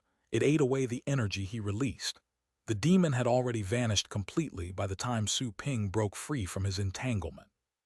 Su Ping could only retract his energy after seeing that. The effects of his overuse of strength were evident once the fight was over. He vomited blood with a pale face. He quickly became old. His hair was dry and his skin was devoid of luster. It looked like a withering rind. I had to burn my vitality and try my best to fight against a star-state enemy, and I was still unable to kill it. A weak Su Ping leaned against the Inferno Dragon while analyzing his findings related to his combat ability. He could have easily killed the demon if he would have merged with the little skeleton and the dark dragon hound, all without exhausting himself. His combat ability in general was somewhere above that of the average star-state beings. Su Ping was rather satisfied with the result. I absorbed the astral power accumulated for 1,000 years, but I still failed to reach the void state. Just by following logic, it should have been easy for me to reach the void state with my understanding of space's mysteries. I can see the bottleneck and know how to break it at any time. Su Ping closed his eyes. He could immediately step into the void state if he so wished. However, he was unwilling to do that. He thought that his attainments weren't abundant enough yet. I'll probably become stronger if I can understand the law of space and break the void state bottleneck with it. Then, once I perfect the law of annihilation, I should be able to fight experts at the top of the star state, Su Ping thought, not realizing how terrifying his idea was. Phew! A myriad of shadows were flying over at the moment. Many of them were fate state demons. There was even a star state demon. Su Ping rolled his eyes, knowing that the scavengers had arrived. Time to work. Su Ping took a deep breath and squeezed his cells again for more astral power. He sat in midair and asked the Inferno Dragon and Mia's pets to attack. There was a boom. Space around Su Ping was shattered and a dark tentacle penetrated his head. Ha! A cold laugh reverberated in the area. But the laugh came to an abrupt halt, as Su Ping was resurrected right where he had been, just after being torn apart. He had also been restored to his prime, youthful status. Well, the demon who had ambushed him was completely bewildered. "Let's go," Su Ping commanded coldly from where he was. Mia's battle pets, which had considered whether to attack Su Ping while he was weak, were shocked and confused to see his strength completely replenished. They could only shiver when he yelled at them. They went ahead and charged at the demon beasts around them. Su Ping then cast skills on them to arouse their fighting spirit. Time flew quickly. A new day had soon arrived. Mia was at the moment wearing a brown dress. She came from the end of the street while whistling a delightful tune and soon found a specific signboard. Pixie Pet Store. She smiled and moved to enter the shop. As she was reaching the door, she found a fat purple-furred rat lying between the two statues. The rat raised its head and looked at her when she walked over, but then it clearly lost interest in her and lay down again, enjoying its sleep. She had never seen such a rat before, although she didn't pay it any mind after a quick glance since its level was rather low. Mia saw Su Ping in the lobby. Her eyes glittered as she said, "Boss, I'm here." Su Ping turned around and nodded at Mia. "Good to see you again. Your pets have been trained." Really?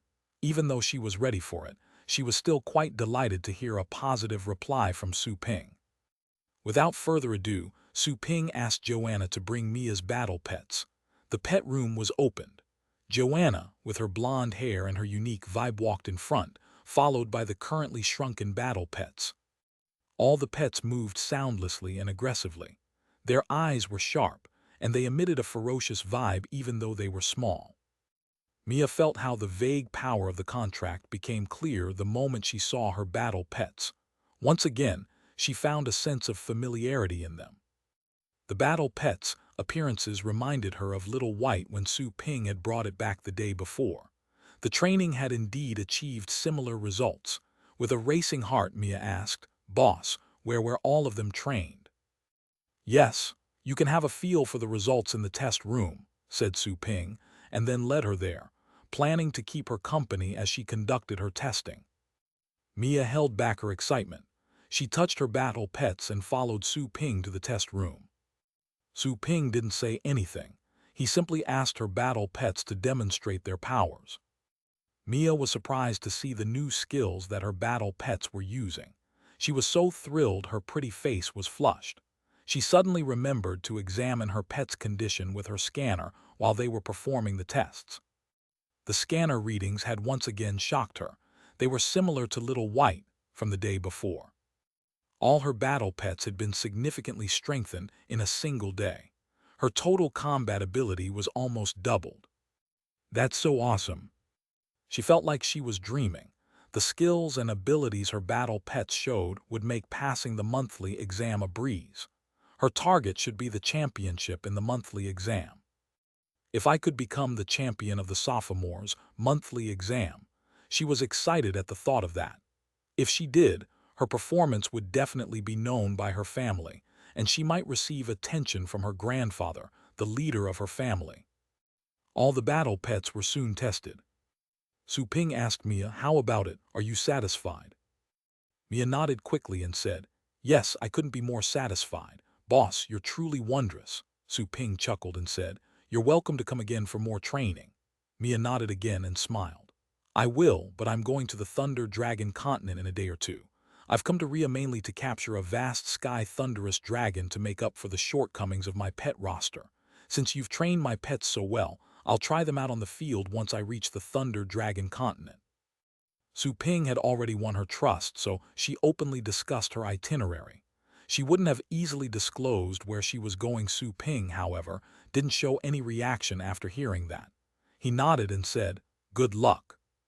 Her mentioning a thunderous dragon made Su Ping suddenly think of the Thunder Ocean fruit that was in the system store that week. The fruit could possibly help him grasp a law of thunder. However, it was quite expensive. It required 86 million energy points. He had earned a lot of energy from the catastrophe on the blue planet, but he had spent a lot of it too. His balance was around 50 million. Adding the 10 million energy points he had just earned from Mia still left a 26 million gap. Only 2 days to go before the store was refreshed. The item would be replaced by something else. Su Ping didn't think he could make it, but he was still intent on trying his best in the last 2 days. He had already mastered one of the laws of thunder, but one could never learn enough laws. Besides, the laws of thunder consisted of plenty of elements. He had to grasp a complete path if he wanted to reach the ascendant state later on.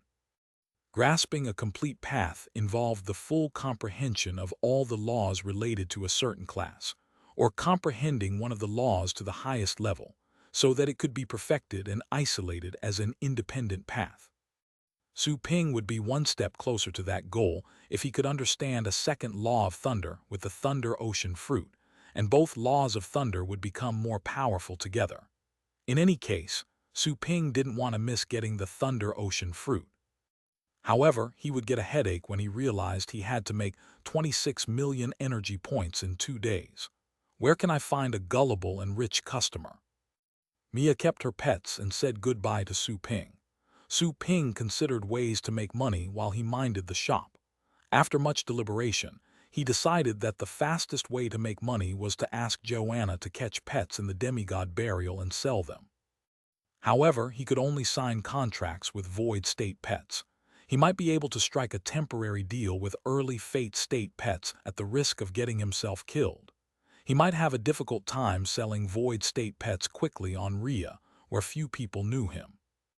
After all, the local pet shops were also selling Beast Kings. The other shop on the street sold void state pets, too. There were even fate state pets available. It's so hard to make money. Do I have to do a part-time job as a flyer distributor again? Su Ping couldn't help but moan. It was really hard to make 26 million in 2 days. Footsteps were suddenly heard while he was brooding. "Let's check this shop. Maybe it's available here," said a stranger in the common tongue. Su Ping raised his head and saw 2 young men walk into the shop. One of them had brownish hair while the other had purple hair. The latter had the typical look of a Rhea local, whereas his partner was clearly from another planet. The 2 of them looked around and saw Su Ping on the couch, so the young man with brownish hair asked him, "Hello, are you the boss?" Chapter 735, Hunting Mission. Su Ping had no time to worry about how he could earn the money anymore. New customers had just arrived. He greeted them in person since Tang Ruyan and Zhang Lingtong were still in the process of learning the common tongue. "Welcome. How may I help you? Do you have any medicine that can put beasts of the Thunder family to sleep?" asked the brown-haired young man, while looking around inside Su Ping's shop. Su Ping had a weird look in his eyes. He wondered what they wanted to do to the beast. Is this intended to capture a beast? If so, we have powerful pets available for rent.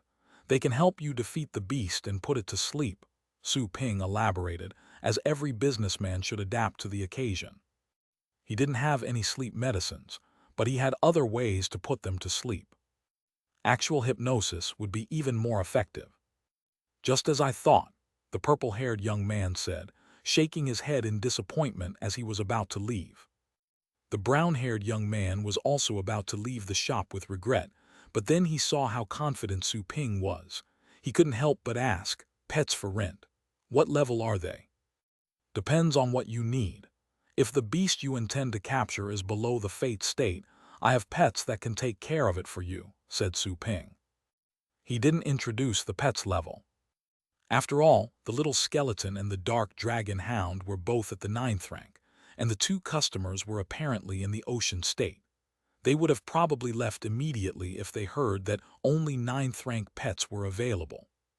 The purple-haired young man stopped and looked at Su Ping in surprise. They can take care of any beast below the fate state. The brown-haired young man was also stunned. He quickly asked, "Are you saying that you rent fate state pets?" Renting and selling were different. Some pet shops sold fate state pets but wouldn't rent them, because beasts of such rank were among the best and were extremely valuable. The loss would be huge if they were rented and killed due to inappropriate commands. Even if they weren't killed, some customers would exploit them so much that they would be heavily wounded or traumatized when they were returned. Some diseases were hard to cure or even detect. Only the interstellar chain shops would rent fate state pets on that planet, and only trustworthy VIPs could apply for them. No one else could. The two young men didn't expect that a random shop on that street would rent such advanced battle pets. They're not fate state beasts, but they can take care of any beast below the fate state, explained Su Ping. He wasn't familiar with life on planet Rhea nor with those two customers yet. If they wanted to rent pets, he would only give them the little skeleton or the dark dragon hound, because those two were good when it came to survival. They would be able to escape even from fate state beasts. The little skeleton in particular, it wouldn't be easily killed even when facing star state beast attacks. After all, they could always outrun the two customers if they couldn't outrun the enemy, in case the situation got out of hand.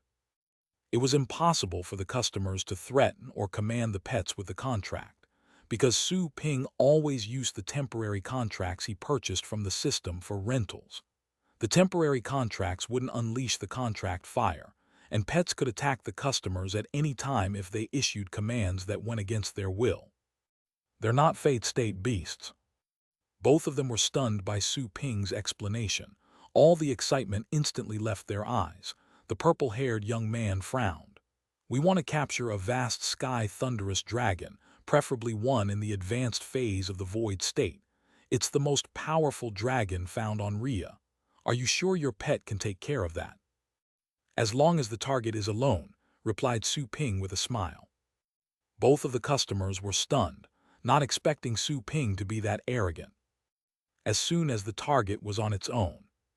Does he mean that his rental pets can beat a vast sky thunderous dragon in a solo battle? Is that so? What pets do you have? We'd like to take a look. The purple-haired young man raised his eyebrows angrily. The vast sky thunderous dragon was a popular beast found on Rhea.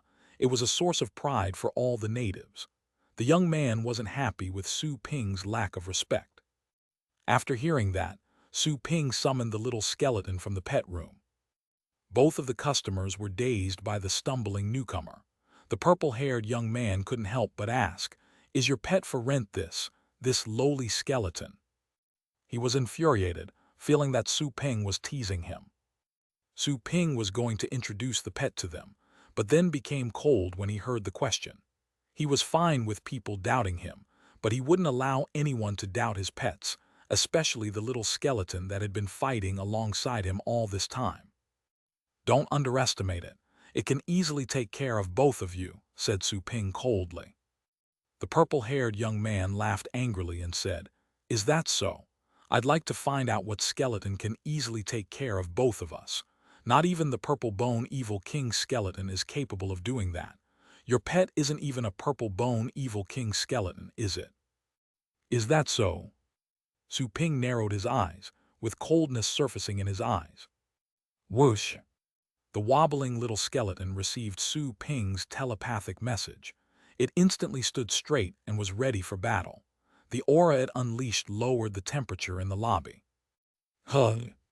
The brown-haired young man was about to persuade his partner to stop arguing with the boss and simply leave the shop, but then he saw the skeleton getting ready for battle.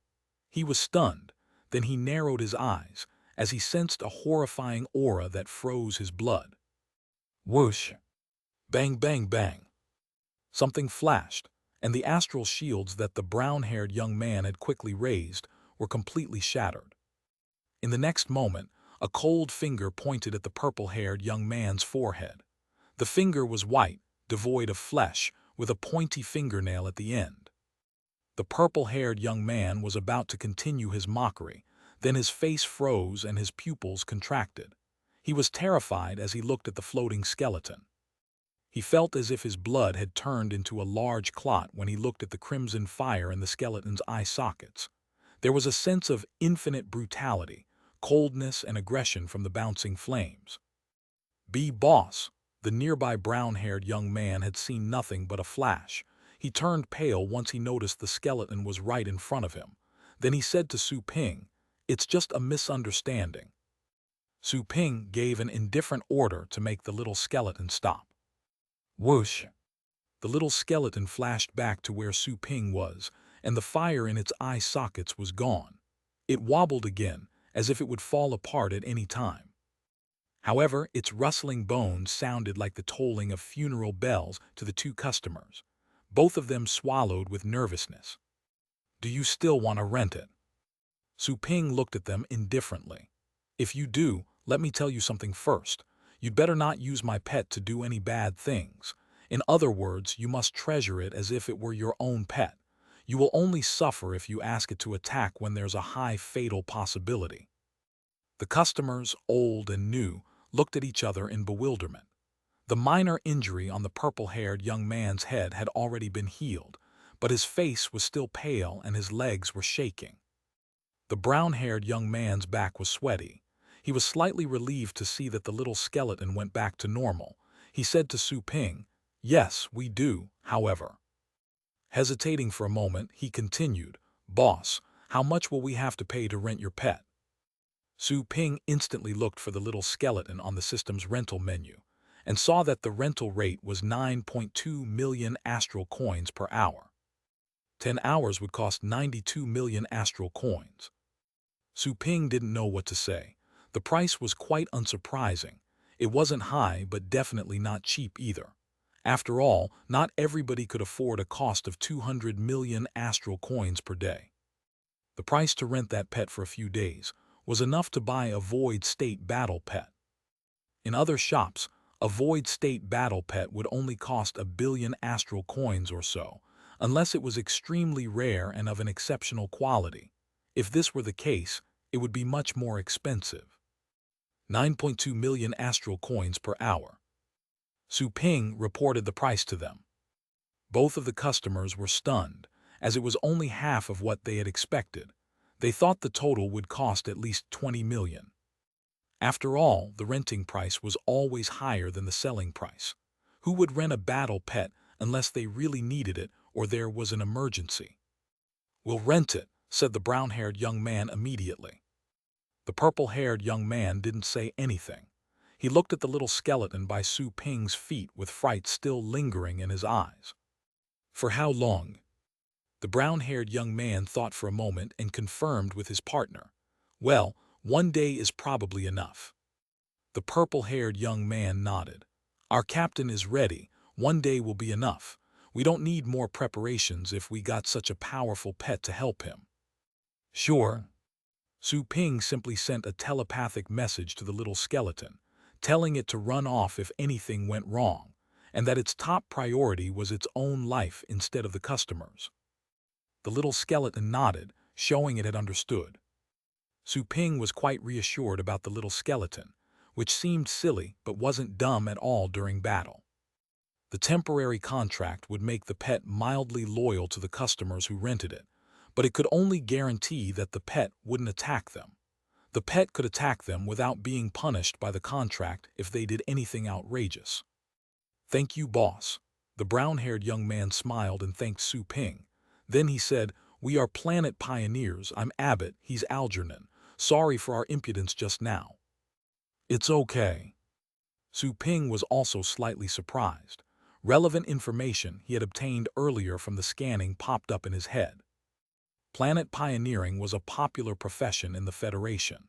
Their job was to explore the desolate planets, develop those primitive planets and capture rare beasts. In general, they were the adventurers in the Interstellar Federation and could be seen anywhere. Sorry, the purple-haired young man, whose name was Algernon, also said to Su Ping. Seeing no anger on his face, Su Ping nodded and accepted his apology. Take care of it, said Su Ping. Abbott looked at the little skeleton and nodded. We will. Su Ping didn't say anything else. He finished the paperwork with them and accepted their money. Then, he gave a temporary contract to Abbott. Infuse your astral power and stick it to the pet's head. It's slightly different from the rental contract lock we used in the past, remarked Abbott curiously. Is it a new model in the Federation? Su Ping didn't reply. Abbott didn't ask further. He infused the contract with astral power, as Su Ping had instructed, and signed a temporary contract with the little skeleton. Well, Abbott was stupefied the moment the contract was signed. His eyes widened with disbelief as he looked at the little skeleton. Algernon became anxious and quickly asked, "What's wrong?" It wasn't until 3 seconds later that Abbott finally came back to his senses and asked Su Ping, Boss, is the pet only at the 9th rank?"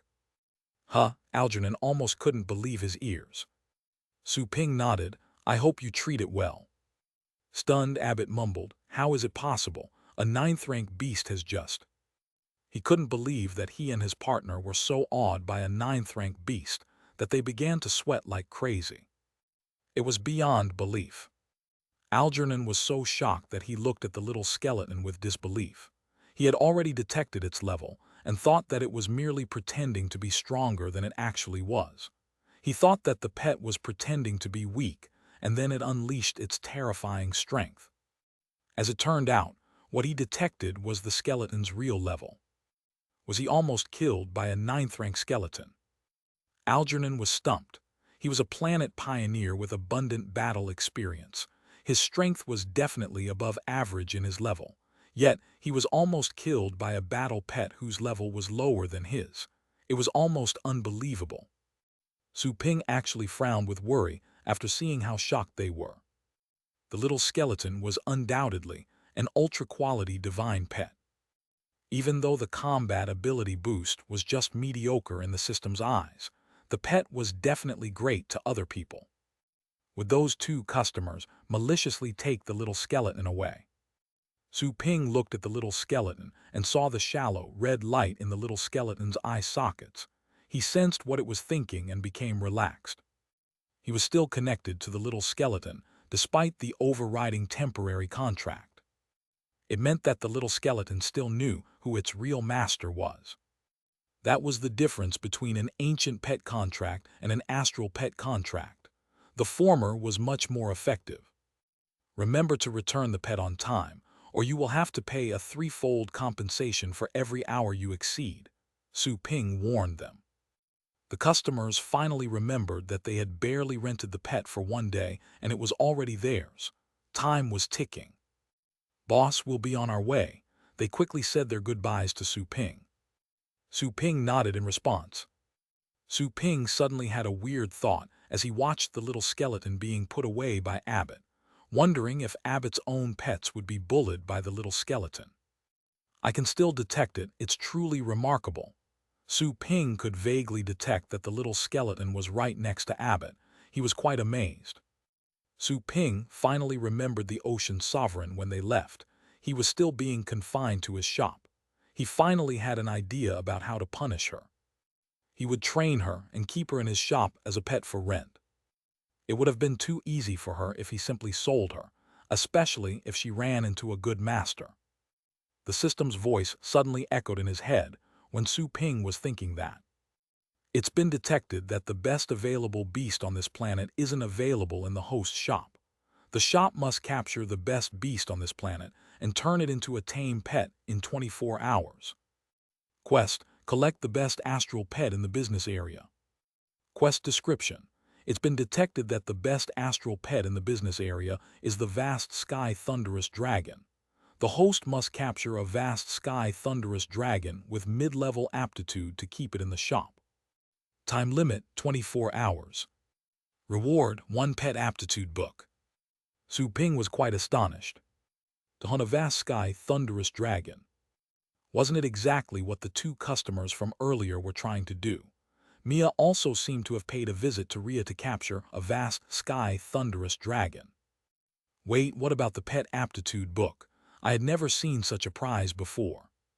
The pet aptitude book can improve the aptitudes of your pet by 1 level, explained the peeper inside Su Ping's head. Su Ping's eyes almost popped up. Aptitudes could be improved by 1 level. What if the pet's aptitude was already at a high level? What level would they reach? The ultra level is above the high level, said the system casually. Above the ultra level is the chaos multiverse ranking. The beasts on that rank are talented geniuses in every universe. Su Ping's pupils contracted lightly. He was having difficulty breathing. The chaos multiverse ranking. It wasn't hard to imagine how hard it would be to enter the ranking. After all, it was already extremely difficult to get ultra aptitudes. Even the little skeleton, a pet that was much stronger than any other pet of its level, only had a high-level rating. He had trouble imagining what the ultra level was like. As for those on the chaos multiverse ranking, they were definitely brilliant beings that could lead an era. Su Ping gradually recovered from the shock, eventually feeling bitter when he remembered the quest requirement. Capture a wild, vast sky thunderous dragon with mid-level aptitude. Wouldn't that be too hard? It was already extremely hard for him to raise a pet's aptitudes to the mid-level. Among all of Mia's battle pets, the nightmarish demon of greed she cherished had a mid-level aptitude. It was only in the middle phase of the void state, but its combat ability was close to that of the fate state. The rest of her battle pets only had low-high or low-middle level aptitudes. The ratings were already remarkable enough by Blue Planet standards. Mia, being a descendant of the Leifa family, must have asked professionals to train her battle pets, and yet their aptitudes still weren't high enough. A beast caught in the wild without ever being trained would rarely have an inborn mid-level aptitude. Please don't just give me a mission I can't accomplish, Su Ping cried to the system. The system replied casually, I have never given you a mission you can't accomplish unless you're not trying hard enough. Is that so? Su Ping's eyes glittered upon hearing such a reply. Did it mean that the system had detected a wild, vast, sky thunderous dragon with a mid-level aptitude? If that was the case, he would find it even if he had to turn the planet upside down. Wouldn't it be all too easy if he could find the beast with nothing but hard work? Chapter 736, Thunderous Dragon Tide. After thinking it through, Su Ping instantly went to Tang Ruyan and Zhang Lingtong's school. He asked them to stay there since he was going to take a trip. He didn't explain much. Once he got back to the shop, he summoned the Inferno Dragon, the Dark Dragon Hound, and the Purple Python from the advanced nursing pens. He certainly had to be fully armed for a hunt outing. He prepared everything and closed the shop. He was new to the place anyway, so he wouldn't be missing much income even if he closed the shop for a day. Let's go. Su Ping used his Lord badge to log into the local shuttle platform and called a vessel to his current address. The Lord badge was quite convenient. It was essentially a portable, intelligent butler that could take care of his every need. It also had high-ranking permissions and could hide his real information. A flying shuttle arrived at Su Ping's address soon after. Su Ping touched the door with his finger. His fingerprint was scanned and his identity was confirmed. He didn't need to say anything to the driver. In fact, there wasn't one. It was an automated shuttle that would take him to the address he had entered. Even though it was his first trip on Rhea, he had already memorized some of the basic information thanks to the system's earlier scan. He was in Wafit at the moment, one of the 7 most prosperous cities on the Camp continent. There were altogether 13 continents on planet Rhea, which was 48 times larger than the Blue Planet. 9 of the continents were suitable for humans to live on, and Camp was one of them. Its economy wasn't bad. It usually ranked 5th or 6th. The other 4 continents had rough environments which were populated by beasts. The only humans living there, except for a few normal citizens, were the planet pioneers who were hunting on those wild continents. The rumbling thunder continent was one of those 4 continents, home to the vast sky thunderous dragons which were famous in all of Zerapron. The continent was the second largest and the least populated among the 13 continents. Even the planet pioneers rarely stayed there. They would usually live in other places and take military planes to the continent when necessary. It was said that an enormous barrier had isolated the rumbling thunder continent from the outside world. The vast sky thunderous dragons were active in groups all across the rumbling thunder continent. They attained the complete combat abilities of their kind the moment they reached adulthood, and could potentially cause significant damage to human settlements if any of them ran loose. Su Ping was currently taking the shuttle to the airport that scheduled flights to the rumbling thunder continent. The final destination of those flights was Crawling Island. Most of the visitors on the island were hunters who were there to try their luck. They could sell a vast sky thunderous dragon for $1 billion if they ever caught one, which was enough for most people to enjoy the rest of their lives worry-free. Half an hour later, Su Ping reached the nearest airport. It was vast, new, spacious, and looked like a spatial base. Everything was new to Su Ping. What attracted him the most was the super telescope on the ceiling inside the airport. He could see the starry sky when he raised his head. He didn't know whether it was a projection or the real sky, but it was splendid and awe-inspiring. After following the omnipresent signs, he found a waiting line to buy a ticket. The ticket to fly from that place to Crawling Island had a cost of 180,000 astral coins. Although the average income was higher on Rhea, a Tier 3 planet, most workers were unable to earn such an amount in an entire year. As expected, the ticket alone had shut the door to the poor. Su Ping paid for the ticket without any hesitation and later went to the corresponding waiting area. There were VIP chambers that charged extra, but he chose not to get one. He had also bought an ordinary ticket. A first-class ticket would have cost him 580,000 coins. In any case, it was the same destination. It wasn't a lot of money for Su Ping, but he preferred frugality whenever possible. He would have flown there on his own if personal flying wasn't banned on Rhea. Su Ping saw all kinds of people in the waiting area. All of them were human beings, but the Federation was too far-reaching and had colonized too many planets. Given the different planetary circumstances, the skin, eye, and hair colors of those people had evolved differently. Apart from the locals of Rhea whose hair was purple, Su Ping had seen people with brown hair, golden hair, black hair, pink hair, and even green hair. Green hair was quite an unforgettable color. Su Ping recognized that some of those people were from other planets, all thanks to the compiled information he had acquired from the system scanning. He had noticed that he was also being observed when he found a seat. He looked around and soon realized why. His appearance was quite special too, as nobody else had the handsome face of a person from the subcontinent district. The plane arrived soon after. Su Ping had his ticket checked and boarded on the plane along with the other passengers. His seat was in the middle of the plane. There were 5 seats in the row. Such a plane was bigger and more comfortable than the ones he remembered. 2 guys and 2 girls took the seats next to him moments after he sat down. One of the girls seemed to be around 18, and the other was 25 or so. The 2 guys were of a more mature age. One of them was in his 30s, while the other one had a short beard and appeared to be close to 40. All of them started talking as soon as they sat down. They spoke in a language unknown to Su Ping. It was definitely not the common tongue. It could be their local dialect. Su Ping saw that their hair was bright gray and their eyes were brown, indicating that they were non-locals.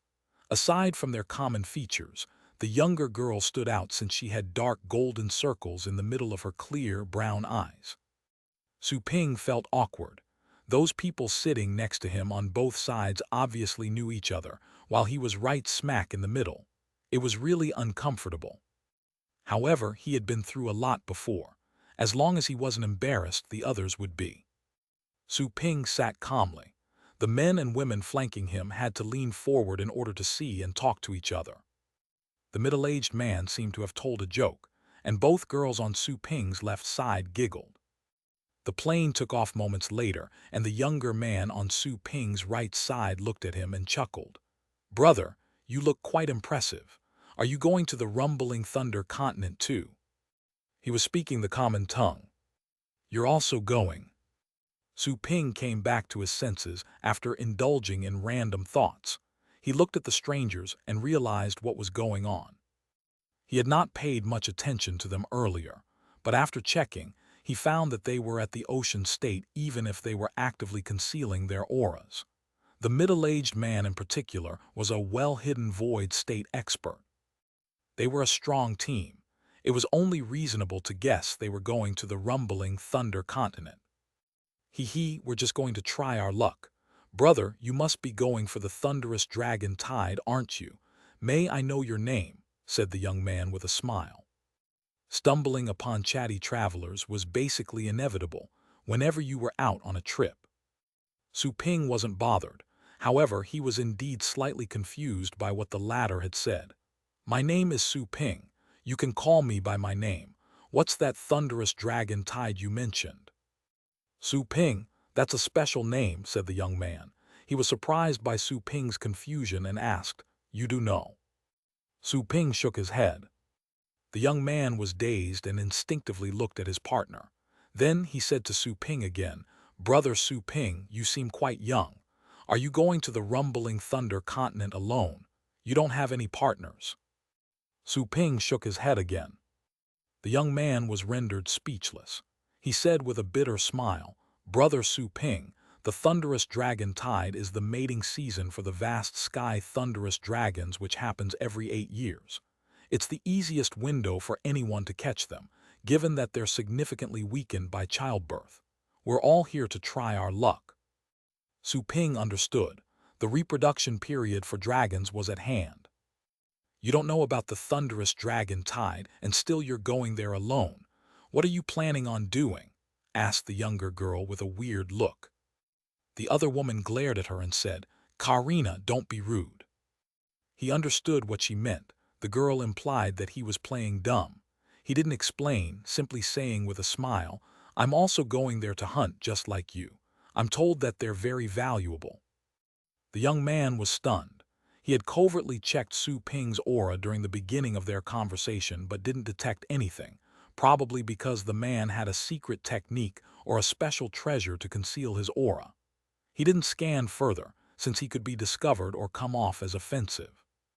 "Well, if I may ask, are you an ocean state warrior, Brother Su Ping?"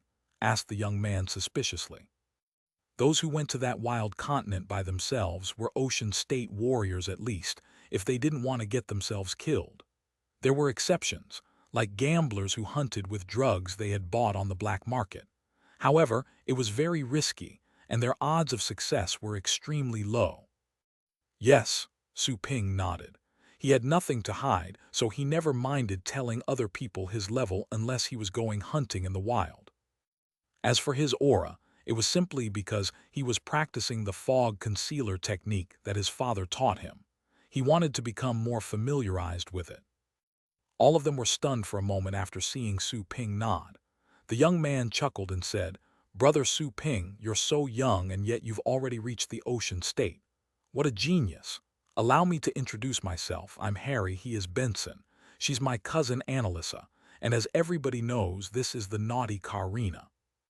After hearing his presentation, the girl named Karina stuck out her tongue and said angrily, "Cousin, stop talking like that.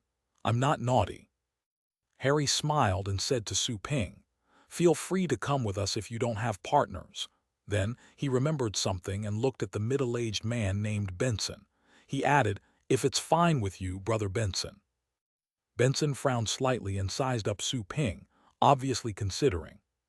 Su Ping had already shaken his head before the other answered. He then said, "No, my destination is probably different from yours.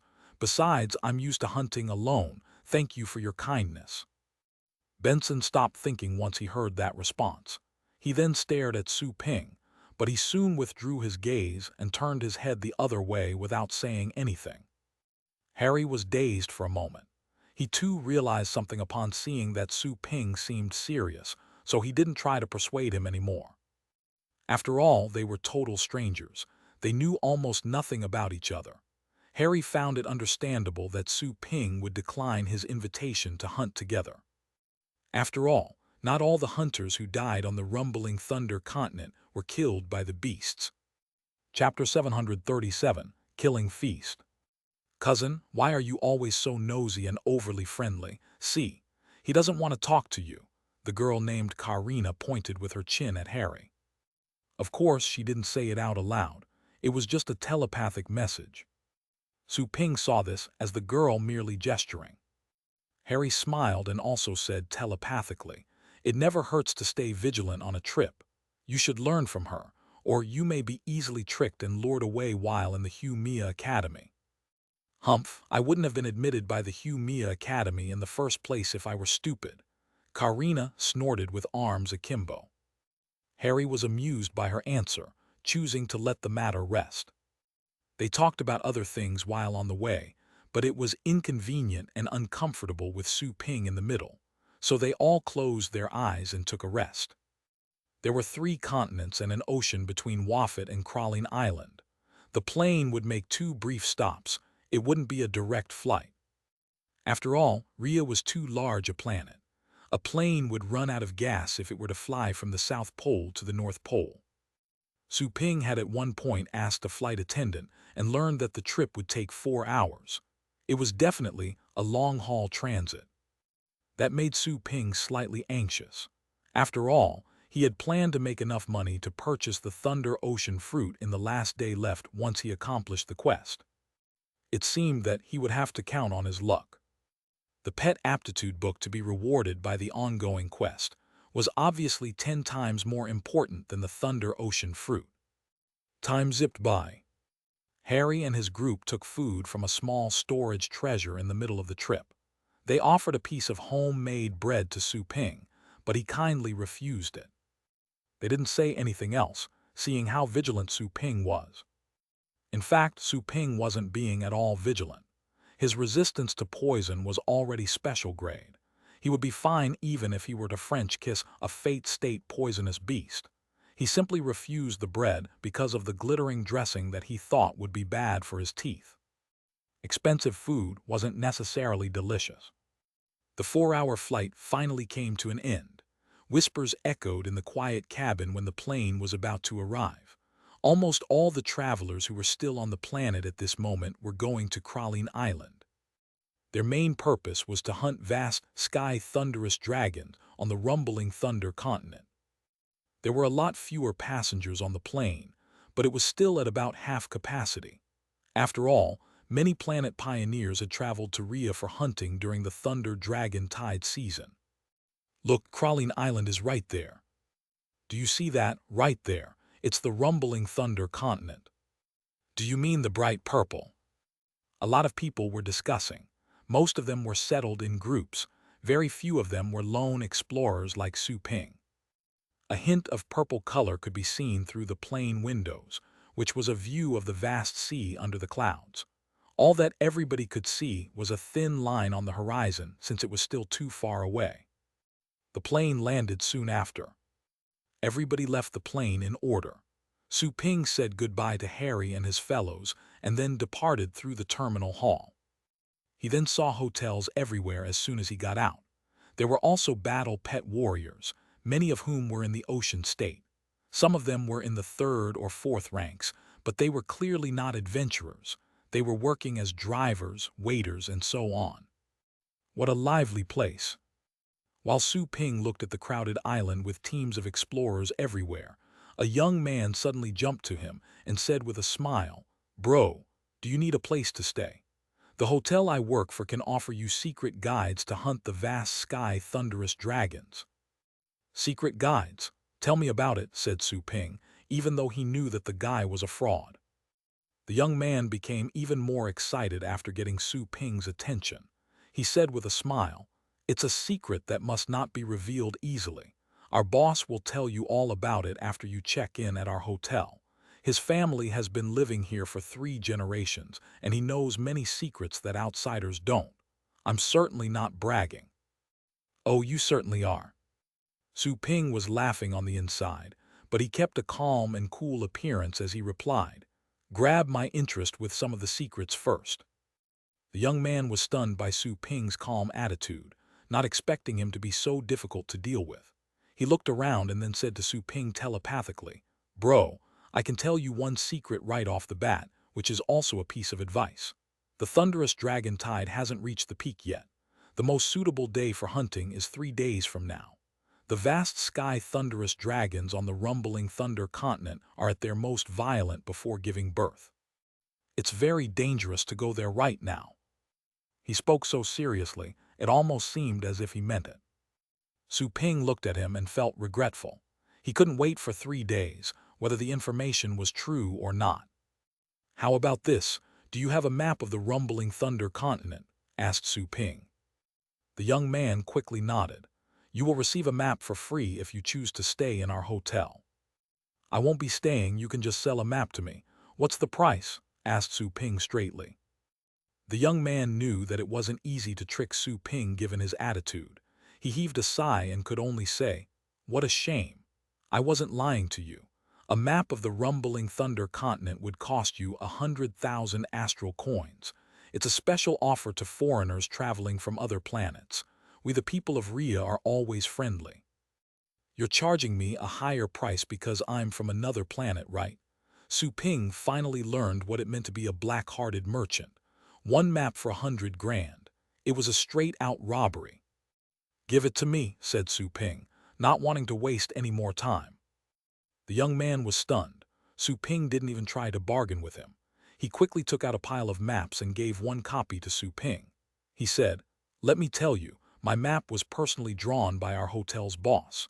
He enters the rumbling thunder continent in special seasons every year and knows the terrain like the back of his hand. You'll definitely capture a vast sky thunderous dragon if you rely on this map." Su Ping chuckled and accepted the map. He found that it was indeed detailed, so he simply memorized the map and asked, "Say, how can I reach the rumbling thunder continent?" "You're going there now." The young man's expression changed. He said, "Dude, I wasn't lying to you. It's fine even if you don't stay in our hotel, but what I told you is true. It would be better to go there in 3 days. That's when most people go hunting." Su Ping looked at him and nodded. He said, "Thanks, but I'm in a hurry." The young man was at a loss for words. "In a hurry? Are you in such a hurry that you can't even wait for 3 days?" He found it incomprehensible. He could only point out the way for him after seeing that it was impossible to persuade him. After saying goodbye to the young man, Su Ping walked in the direction the latter had pointed out and heard all kinds of noises on the way.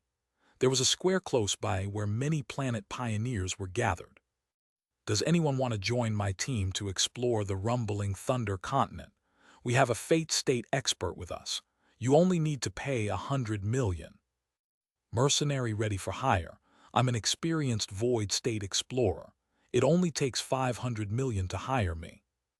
All kinds of loud requests and offers were heard. Su Ping scanned them, only to find that most of the explorers present were ocean state warriors. Void state explorers were fewer. Only a handful of them were fate state warriors. "Brother, are you going to the rumbling thunder continent? We can take you with us," said a middle-aged man who had approached Su Ping. Su Ping shook his head to decline the offer. "The rumbling thunder continent is very dangerous," continued the middle-aged man. Su Ping had already walked away. The middle-aged man dropped his friendliness and spat on the ground after seeing that Su Ping didn't even bother to look back. 10 minutes later, Su Ping arrived at a helipad found at the center of Crawling Island. Military helicopters were parked there. They had special energy formations which allowed them to resist ocean state beast kings. There were also short-distance teleportation formations that enabled flash movement to evade birds or beasts. A lot of people had gathered there. Su Ping waited in line obediently and finally entered the rumbling thunder continent after paying 10 million. Su Ping ran some calculations. only to secretly click his tongue. The daily revenue from ticket fees to go to the rumbling Thunder continent was astronomical. It was such an amount of money that even after the Federation taxes were deducted, the earnings were still unimaginable. A Tier 3 planet was already quite profitable. Su Ping found it hard to imagine what things were like on a Tier 1 planet. If only there were such a place on the blue planet. Su Ping was secretly intrigued. Several hundred million were probably no different from several bucks to an ordinary person when it came to the Lord of Ria's perspective. Su Ping's batch of passengers soon entered a military helicopter, one after the other. The helicopter took off and left the island. Su Ping was hopeful as he looked at the magnificent sea surrounding the island from his window seat. It didn't take long for the helicopter to reach its destination at a high speed. The rumbling Thunder continent was as far apart from Crawling Island as the distance between two continents on the blue planet, but it took the helicopter only 5 minutes to get there. There seemed to be a transparent shield above the entire landmass. There were surging clouds underneath the shielding. Considering Ria's size, that continent seemed to be as vast as the entire blue planet, or even more. Strange formations and patterns were manifested on the helicopter's surface and melted a section of the shield to later descend. The helicopter flew through the thunderous clouds and reached a desert base where it landed. A lot of planet pioneers had gathered in the base. All of them had made the trip for hunting purposes. Su Ping got out of the helicopter, then decided not to linger since the base had only been set up temporarily. Many explorers invited him to join their teams, but Su Ping obviously ignored them. Some of those people weren't necessarily there to hunt vast sky thunderous dragons. Su Ping decided to leave the base right away. He soon found that 4 men were stalking him. His eyebrows rose coldly. Luck was not on their side, as he was the worst target they could have picked. Su Ping didn't have a lot of time, so he simply summoned the Inferno Dragon and sat on one of its shoulders. He then took out the map he had paid 100,000 coins for and compared it with his memorized version. He had indeed remembered it correctly. He invoked fire to burn up the map. In the next moment, Su Ping commanded the Inferno Dragon to fly east. He was heading straight to the continent's center, where the nest of the vast sky thunderous dragons was located. A vast sky thunderous dragon with mid-level aptitude had to be different from its ordinary counterparts. It could possibly become the king of all the continent's vast sky thunderous dragons. Su Ping quickly flew out of the desert. There was a mountain in front of him, while going further beyond you would see purple and green forests. The top of the mountain was shrouded in a vague mist. After crossing the mountain, he looked at the distant forests and detected that a few beasts were hiding there. Although he wasn't sure exactly what they were, they didn't inspire him to become truly strong. That place was too close to the base. The local vast sky thunderous dragons had probably been captured, even if there were any left. Su Ping continued flying forward instead of going through the forests, towards the nest of the vast sky thunderous dragons. Whoosh whoosh. A vortex appeared halfway through the journey, manifesting a vortex which appeared in front of Su Ping, and a gigantic platypus dragon with dark red scales that also flew out. The last dragon was carrying on its back a middle-aged man wielding a saber. "Boy, stop." The middle-aged man looked down at Su Ping, but his pupils contracted before he could finish. It was as if he had just seen a lightning bolt. Then his body exploded. After a bam, the lightning that flowed out of his body tore it apart and obliterated it. The platypus dragon under his posterior had also taken a hit. It screamed before it fell into the forest with a blackened body. The men who had been stalking Su Ping and were ready to make a move were all too shocked to continue with their plan, all thanks to that unexpected outcome. Their Void State captain was killed with one attack. What kind of monster is this young man? Whoosh! The Inferno Dragon continued flying forward, acting as if nothing had happened. Su Ping crossed his arms in front of his chest and sat on the Inferno Dragon's shoulder with fluttering black hair. It was a simple task to kill someone with a void state cultivation, with the power of law he had mastered. Even though the man was stronger than the void state warriors on the blue planet, it didn't mean anything when he was dominated by the absolute power of law. Besides, Su Ping had named the law of thunder Boom. There were many laws of thunder. The reason why he named that one Boom was simply because it was his impression of the law. Explosion and boom, what he had managed to perceive was the most direct and powerful law. All the people who lingered after Su Ping flew away began to shake uncontrollably, feeling as if their blood were frozen, worrying about the prospect of fighting against Su Ping. It's true when they say that all the lone wolves are monsters. I told you we shouldn't go after him. It's too late now. Let's get out of here. We'll be killed if he turns around and attacks us. They were so frightened that they quickly ran back to the base. Whoosh! Up in the vast sky, the Inferno dragon rushed at full speed like a stallion set loose. A thunderstorm was being brewed right above them, which was a common occurrence in the continent. Some of the vast sky thunderous dragons would even feasted upon the thunder and loved playing in the clouds. Go! Su Ping ran into a bunch of featherless birds soon after, which were entirely red. All of them were ocean state creatures.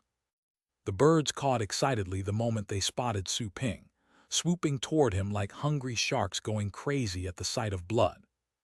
Coldness flashed in Su Ping's eyes.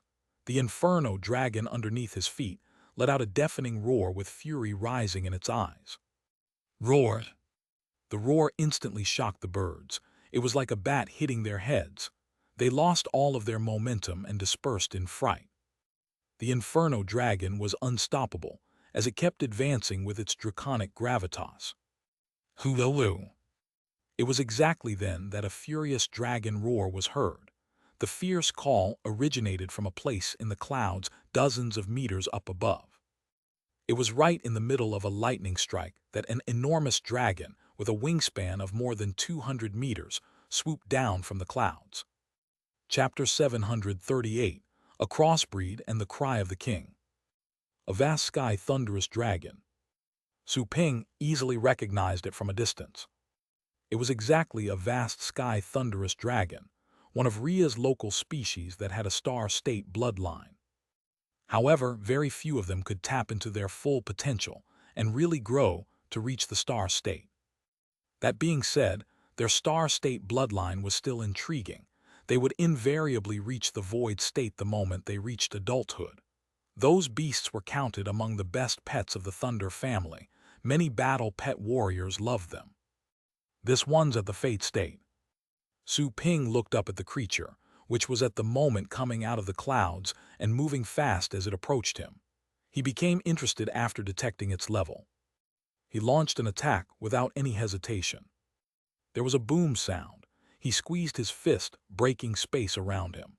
Then, his fist aura was boosted by his magnificent astral power as it traveled to smash the vast sky thunderous dragon. Roar! The dragon was slightly surprised to see that its attack was deflected with ease. It roared as it felt how powerful the fist was, its brutality surging. It then unleashed thousands of lightning bolts and shot out lightning spheres. Boom, boom, boom, boom. Thunders were echoing everywhere. The golden fist aura exploded in the midst of that bombardment, raising a chaotic energy storm. Whoosh! Su Ping suddenly dashed out of the energy storm. He simply charged at the dragon with sword in hand. The vast sky thunderous dragon's purple eyes were contracted due to shock, not expecting Su Ping to dare pass right through the energy turbulence, which could have injured it if it attempted a similar move. And yet, Su Ping remained unscathed. There was a swoosh. Su Ping entered the secondary space and then used super acceleration. He then reappeared in front of the large beast in the next moment. The lightning bolts were sizzling, while the vast sky thunderous dragon was surrounded by an invisible magnetic field, which was its defensive skill. Su Ping was virtually tied up by the invisible lightning bolts since he had trespassed.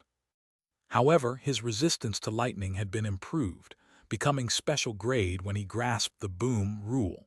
That was why he wasn't at all injured, although he had been constrained by the lightning bolts. He pointed his cold sword at the vast sky thunderous dragon's head. The coldness of the sword seemed to be piercing its skull. Checkmate.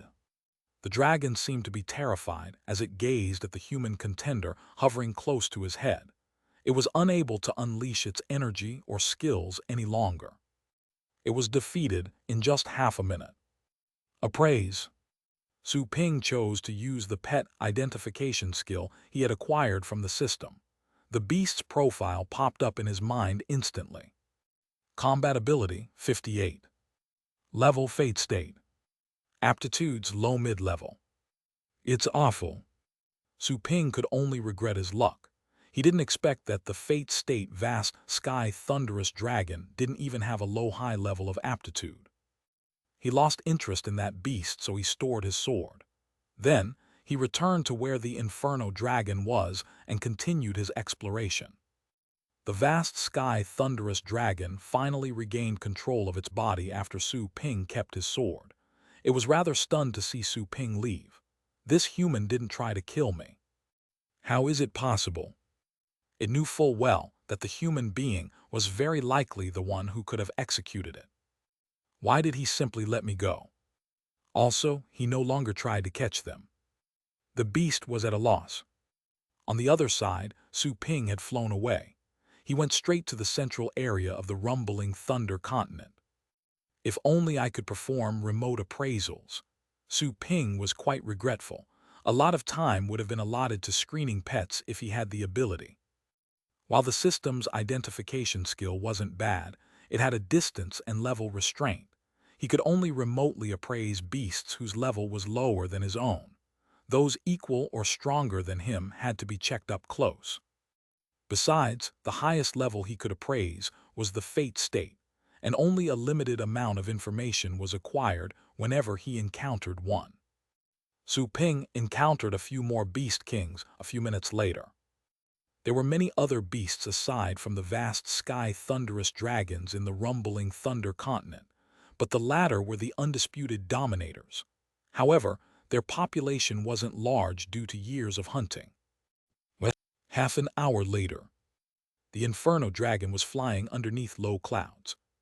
While seated on one of its shoulders, Su Ping was already able to see the thunderous dragon mountain in the distance. That landmark looked like a volcano that reached all the way to the sky. Its peak was covered by the nearby clouds. The vast sky thunderous dragons with the purest bloodlines lived on the mountaintop where they could easily draw energy from the thunderstorms. Su Ping had executed a lot of beasts during the previous half hour. He encountered 8 vast sky thunderous dragons, and one of them was stupid enough to once again try to attack when it had already been defeated and then let go. Su Ping simply killed it. It was a shame that all the dragons he checked had low or low mid-level aptitudes. Not even one of them had a low-high level aptitude. There was a vast thunderous wood forest beyond the mountain. The forest was purple-colored, which could endure regular lightning strikes and conduct electricity. Those trees were seen as delicacies by some pets, so they could be sold for a really good price. But of course, it wasn't a fair deal to pay a ticket fee of 10,000 just to collect thunderous wood, which was as dangerous as hunting the vast sky thunderous dragons. So, hunting was a better choice. A lot of beasts of the thunder family lived in that forest. Some of the vast sky thunderous dragons also loved it as a place to stay. Each tree was hundreds of meters tall. Some could even grow to be 1,000 meters tall. The old trees among them were important materials to make certain secret treasures. However, such old trees had mostly been taken by tough beasts as nests. Hardly had Su Ping approached the forest when he detected a fair number of lurking beasts. He asked the Inferno dragon to conceal its aura, as they were very close to the dragon's nesting places, and a huge battle could attract all of them, including the Star State Dragon Kings. Whoosh! Su Ping asked the Inferno dragon to fly into the forest, and then he sent it back to the contract space, as it was too big to hide. He then summoned the Dark Dragon Hound and asked it to follow him, so that he could merge with it and escape in an emergency. Su Ping performed the fog concealer technique and closed all his pores after the dark dragon hound came out. A fate state beast would hardly be able to detect him, even if it were standing right in front of him. Once he reached the forest, Su Ping entered the secondary space and traveled at a high speed. He would occasionally use his super acceleration to leave some of the unsettled beasts behind. Whoosh whoosh. Su Ping quickly traversed the forest like a conspicuous ghost. It was after moving 100 kilometers when he suddenly detected a familiar energy wave from his left side. After focusing on examining the source in detail, he found that it was divine energy. He was quite amazed, given that divine energy was unique to divine worlds. How could it be found in that place? He quickly concealed his aura and snuck his way toward the source. Soon after, he reached the back of a tree, which he used as cover to look through the gaps left by its leaves. He then saw an extremely thick tree in a nearby open ground.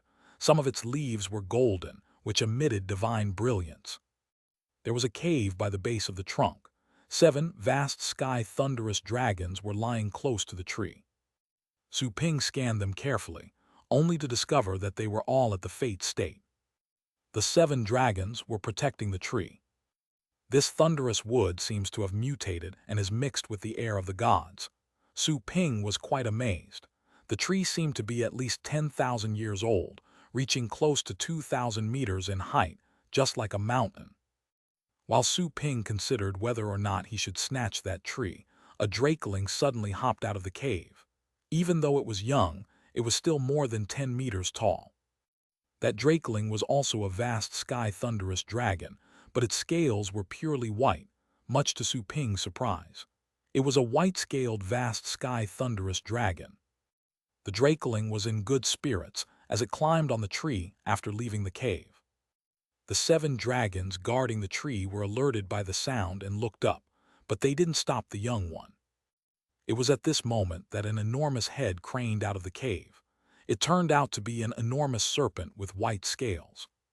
The serpent saw the youngling climbing the tree and quickly slithered forward, catching the kid and making it so that it fell on its body. The serpent was at least 500 meters long. The drakeling could barely be noticed in front of it. The serpent caught the young one with affection in its eyes and was about to take it back to the cave. Well, Su Ping's pupils were contracted due to shock. He had decided to appraise the youngling on a whim, only to find that it had mid-level aptitude. Su Ping was rather shocked. It was only at the peak of the 9th rank, yet its combat ability was already at 12 points. The 9th rank's maximum combat ability was usually an infinite decimal that started with 9.9. It wasn't easy for Su Ping to train his first battle pet with a combat ability above 10. That young dragon, however, could compare to an ordinary ocean state beast king in terms of combat ability. This was all too easy. Su Ping came back to himself and felt ecstatic. He had thought that he would have to go to the thunderous dragon mountain in order to find a vast sky thunderous dragon with mid-level aptitude in order to accomplish the quest. After all, a dragon king able to reach the star state would definitely have a mid-level aptitude. Little did he expect to meet one that would meet the requirement in the thunderous woods, or that it would still be a drakeling. Whoosh! Su Ping quickly dashed out when the cub was about to return to the cave. Hardly had he shown himself when the 7 vast sky thunderous dragons around the tree rose and stared at him. The white-scaled giant serpent was also alerted. The affection in its eyes was quickly replaced by coldness and brutality, as it gazed at Su Ping warily while covering the young one with its body. Upon seeing Su Ping's look, the 7 vast sky thunderous dragons became infuriated. A human being. He's one of those goddamn hunters. It's merely an ocean state warrior. Finish him off, but don't make too much noise. Countless humans had gone to that place to hunt them over the years. They loathed humans because of this. Su Ping wasn't intending to reason with the beasts. That world was just a jungle. The vast sky thunderous dragons were actually caged inside that continent and constantly hunted, being clearly weaker when compared to humans. Humans were the weaker species on the blue planet. That is why they had nearly been wiped out. That was the cruel and cold-blooded law of the universe. Su Ping pointed at the drakeling that the white-scaled serpent was protecting and demanded coldly, "Give it to me, and I'll spare your lives." His words were delivered to their heads telepathically. "Never," the white-scaled serpent sent him a telepathic reply with a soft yet furious voice. It suddenly opened its mouth and bared its fangs. "Rot in hell." The eyes of the nearby dragons were cold. The space around Su Ping was instantly constricted. Their fate-state spatial suppression would have crushed him with ease if he were only as strong as those at the ocean state. However, in reality, Su Ping waved his fist casually and dispelled their spatial attack. He then unleashed a brutal aura, with divine energy bursting out of his body. His black hair was fluttering as he took out his sword. "Don't blame me for fulfilling your death wish." Su Ping snorted and took action. Fused with the dark dragon hound, plus the super acceleration, he emerged in front of the vast sky thunderous dragon that attacked him and stomped upon it. After a loud bam, the dragon was smashed in the head. He fell to the ground, completely unable to react. Its neck was broken and its head was bleeding. The unexpected impact and noise shocked the other 6 dragons. All of them had detected that Su Ping was merely an ocean-state human. How could he possibly be that strong? His earlier punch had dispelled the spatial pressure, and none of them could have resisted his following attack. The white-scaled serpent seemed shocked and infuriated. Its motherly instinct made it wary of that human. He wasn't at all easy to deal with. Su Ping turned around and looked at the white-scaled serpent. He was going to attack again, but then he frowned and looked up at the sky. Boom tilde. Hundreds of lightning bolts burst out from the tree crown and struck him. Those lightning bolts were so destructive that they penetrated space like shackles. Su Ping narrowed his eyes but didn't dodge. He opened his hands instead, and an enormous vortex appeared in his palm. All the lightning bolts headed his way disappeared into the vortex. Moments later, Su Ping emitted electric arcs and seemed to have become even stronger. The other dragons saw this with bulging eyes. They could not believe that a human could absorb lightning like they did. It was a special ability manifested on beasts of the Thunder family. Is this guy a human or a monster? Su Ping relaxed his hands and relished the feeling. He already knew how to absorb lightning, and his body was much more resistant than that of any beast of similar rank, all thanks to training in the cultivation sites. An enormous shadow suddenly approached them. It turned out to be an even bigger vast sky thunderous dragon that emitted the aura of a peak fate state creature. The newcomer unleashed lightning bolts in a crazy manner and glared at Su Ping. "Goddamn human, die now." It opened its mouth and released a lightning bolt that went straight for Su Ping. Su Ping raised his head calmly. He sensed that lightning bolts were proliferating in the space around him. It was also hard for him to flash away. However, he wasn't intending to dodge. He simply extended his sword and covered it with the law of annihilation. Once he made a slashing move, the lightning bolt that was hundreds of meters long was cut apart. The raging sword aura even collided with the vast sky thunderous dragon's chest and made it narrow its eyes. A piece of lightning armor had suddenly appeared on its body to block the sword aura, but the armor was also broken. The large dragon seemed to be shocked and infuriated. Its mountain-like body landed in front of the white-scaled serpent, ready to protect it. "You're here." The white-scaled serpent looked at the enormous vast sky thunderous dragon with tenderness in its eyes. Whoosh, whoosh, whoosh. 3 more dragons arrived and landed behind the larger vast sky thunderous dragon. "My father intends to sacrifice you and my son for the sake of the dragon ancestor. You need to leave now," said the magnificent dragon to the white-scaled serpent without looking back. Its voice was heavy and quite emotional. The white-scaled serpent was stunned for a moment. Then its eyes were filled with tears. "Where can we go?" The entire rumbling thunder continent was the territory of that majestic dragon species. Where could they run to? Besides, human hunters just like that human visitor were everywhere. They had nowhere else to run to. The huge, vast sky thunderous dragon gnashed its teeth with sadness in its eyes. It slowly turned around with deep affection and humanity in its eyes. Go to the grieving frost swamp. It's a place that my people have abandoned. It wouldn't be a place they would easily go to. What about you? I have to stay, or my father would never let you go. The large dragon gnashed its teeth and looked at the drakeling's eyes, which were at the moment filled with fright and confusion. It then said with rare tenderness, "Be strong, stay alive, and take good care of your mother." The young one was stunned as it gazed at its father. The leading dragon turned around and roared, "Let's go." Roared. All that exchange between those creatures sounded like random noises to Su Ping, but they obviously sounded sorrowful and angry. His countless fights in the past had allowed him to develop a sense for the emotions in the sounds they made, even though he couldn't understand their animal language. He frowned and said, "I came for your child, but not with the plan to kill it. I can send it back once it's properly trained so it can meet with you anytime." Once again, he sent his words over to them via telepathy. "Get lost, all humans are liars." The magnificent vast sky thunderous dragon roared back, also using a telepathy. Su Ping could only sigh in frustration and chose not to say anything else. He was about to take action, but then a huge pressure was imposed on him. 10 or so vast sky thunderous dragons appeared and flew towards him. "Hurry!" The largest dragon let out a roar. 2 vast sky thunderous dragons next to it quickly fled to the other side of the forest, with the white-scaled serpent and their young one. "Reinforcements, where do you think you're going?" Su Ping saw the vast sky thunderous dragons in the sky and found that all of them were fate state beings.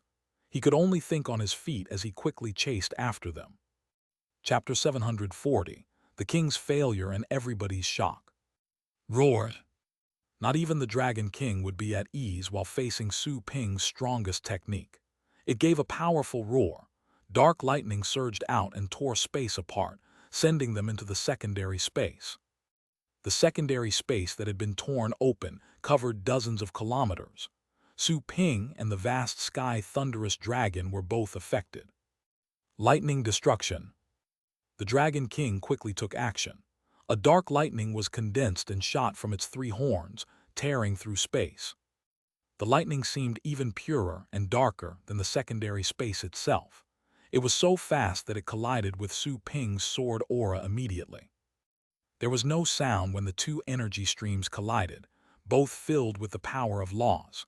Still, the resulting explosion horrified the rogue dragon and the white-scaled serpent. They felt they would be severely injured or even killed if the turbulence reached them. It was terrifying. This human being definitely has star-state combat abilities. So destructive, is it another lightning-related law? Su Ping narrowed his eyes and captured a hint of destruction from the broken pieces of law that resulted from the collision. He suddenly had an inspiration. The lightning was powerful enough to destroy anything. Could he meld it with Boom, his own law of annihilation? If they were fused together, would this produce a new lightning law? Su Ping didn't try right away, as it required much more than just a thought to master the power of laws. It was just like trying to put your own ideas into practice. There would be a lot of unexpected problems. Su Ping obviously had no time to deal with those problems while in the middle of a fight. He unleashed his energy again and performed a second void sword. Roar! The Dragon King was even more shocked and infuriated after seeing Su Ping's new attack. Dark lightning rose on its head again. In the meantime, lightning chains appeared on its claws as it tried to stop Su Ping. Bang! Su Ping brandished his sword and performed his void sword, both to destroy the Dragon King's blockade and to restrain it. The 2 streams of energy collided again, and the secondary space became even darker. Su Ping's void sword slashed the Dragon King's black chains apart. The attack continued and landed on its wing, leaving a wound that reached the bone. The rogue dragon and the white-scaled serpent were too shocked for words at the moment. The Dragon King roared when it was injured, raising a tide of lightning in the void. Thousands of lightning bolts were shot. Each of them could have easily penetrated the body of a fate-state dragon. Super acceleration. Su Ping used his super acceleration speed and quickly waved his sword, cutting all the lightning bolts apart. Su Ping became significantly faster than before in the Dragon King's eyes, almost looking like blurry shadows. The mighty ruler was more shocked than angry, as the Ocean State human's performance was beyond its imagination. It had never thought that a human of such a level could be that strong. I must kill him. Madness flowed out of the Dragon King's eyes. It had no time to care about the force backing Su Ping. While others may come for revenge if he were killed, there was no doubt in its mind that the human could also destroy the clan if he was left alive and grew stronger. Lightning Domain. Lightning Destruction. The Dragon King quickly released its skills. Lightning flooded out as a prison centered on its enormous body. At the same time, another dark lightning bolt darted out of its head. Su Ping blocked the attack and then quickly performed the Void Sword, tearing apart the domain. Void Mincing. The Dragon King roared and activated its bloodline skill. It was an enviable skill of the vast sky thunderous dragons that could mobilize a massive spatial power. Every adult dragon was capable of using the skill. That was also why all the adult dragons of their species were at least void state beasts. The secondary space began to tremble. Then, spatial blades covered in lightning and destructive power were thrown. It was the most powerful move that the Dragon King had created based on its bloodline skill. Su Ping felt goosebumps all over his body after sensing the approaching deadly threat. With coldness in his eyes, he gathered golden light with his fingers. He also concentrated boom in his hand at the same time and punched out. Dazzling golden light burst out. The lightning-covered fist aura created a path in space. The next moment, Su Ping followed the aura while using his super acceleration and quickly approached the Dragon King. The Dragon King was shocked and infuriated by the power of Su Ping's punch. The human knew how to imbue the power of laws to other techniques, which was an advanced usage of laws. "Go to hell," roared the Dragon King, gathering a destructive power above its head again. It would not admit defeat yet. It would kill Su Ping even if it had to fight a war of attrition. That was a star-state dragon. In terms of energy storage, that weak human being couldn't compare to it at all. Field of Darkness. Su Ping quickly opened a field, which was the sorcerer divine body that had been awakened when he was with the Golden Crows. The space around him became completely dark. He became significantly faster while moving inside that field. Along with the super acceleration, the Dragon King seemed to be moving in slow motion in his eyes. Die! Su Ping waved his fist and punched out. He almost reached the Dragon King's head in the blink of an eye, and his glowing fist smashed its chin. The energy above the Dragon King's head was instantly shattered, the latter being flung back. Boom! The enormous Dragon King was knocked out of the secondary space, flying thousands of meters away. Su Ping roared and stepped out, flashing to where the dragon was to punch it again. There was another booming sound. The Dragon King was smashed in the head before it could react. It fell straight to the ground while it was being flung back. Banged! An earthquake took place in the thunderous woods. Many thick trees were broken, and many of them nearby were also trembling. Go to hell! Su Ping slashed with the dark void sword. The Dragon King roared crazily once it hit the ground. It suddenly spouted a lightning bolt with its lightning source. Boom! The two streams of energy collided again and raised a massive blast, as if a nuclear explosion had been detonated. All the trees within dozens of kilometers trembled. The battle was so noisy that all the nearby beasts had noticed it. Many of the demon beasts hiding in the woods chose to flee in panic. They had noticed the Dragon King's aura, the dominator of the place. Rise! Before the collision's effect subsided, Su Ping had unexpectedly placed himself behind the Dragon King. His hands were covered in golden light, as he was ready to perform a double fist of exorcist. However, he loosened his fingers and expanded the size of his hands. Then, he grabbed the Dragon King by its tail and swung it. Roared. It seemed that he had infinite physical strength. Su Ping unleashed his astral power. It was so intense that he seemed to have become a burning statue. He grabbed the massive tail, then spun the 1,000-meter-long Dragon King and smashed its body in another direction. Boom crack. The earth was shaking. Many trees in the thunderous woods collapsed because of the Dragon King. The entire forest was trembling. Some of the planet pioneers who had just entered the woods were surprised by the earthquake, still unaware of the cause. The Dragon King ended up with cracked scales and a bleeding body. It was heavily wounded. Father. A few vast sky thunderous dragons flew over from a distance. The one in the lead was exactly the prince. It had broken free from the other dragons and rushed to help its wife, only to be astounded by what it saw.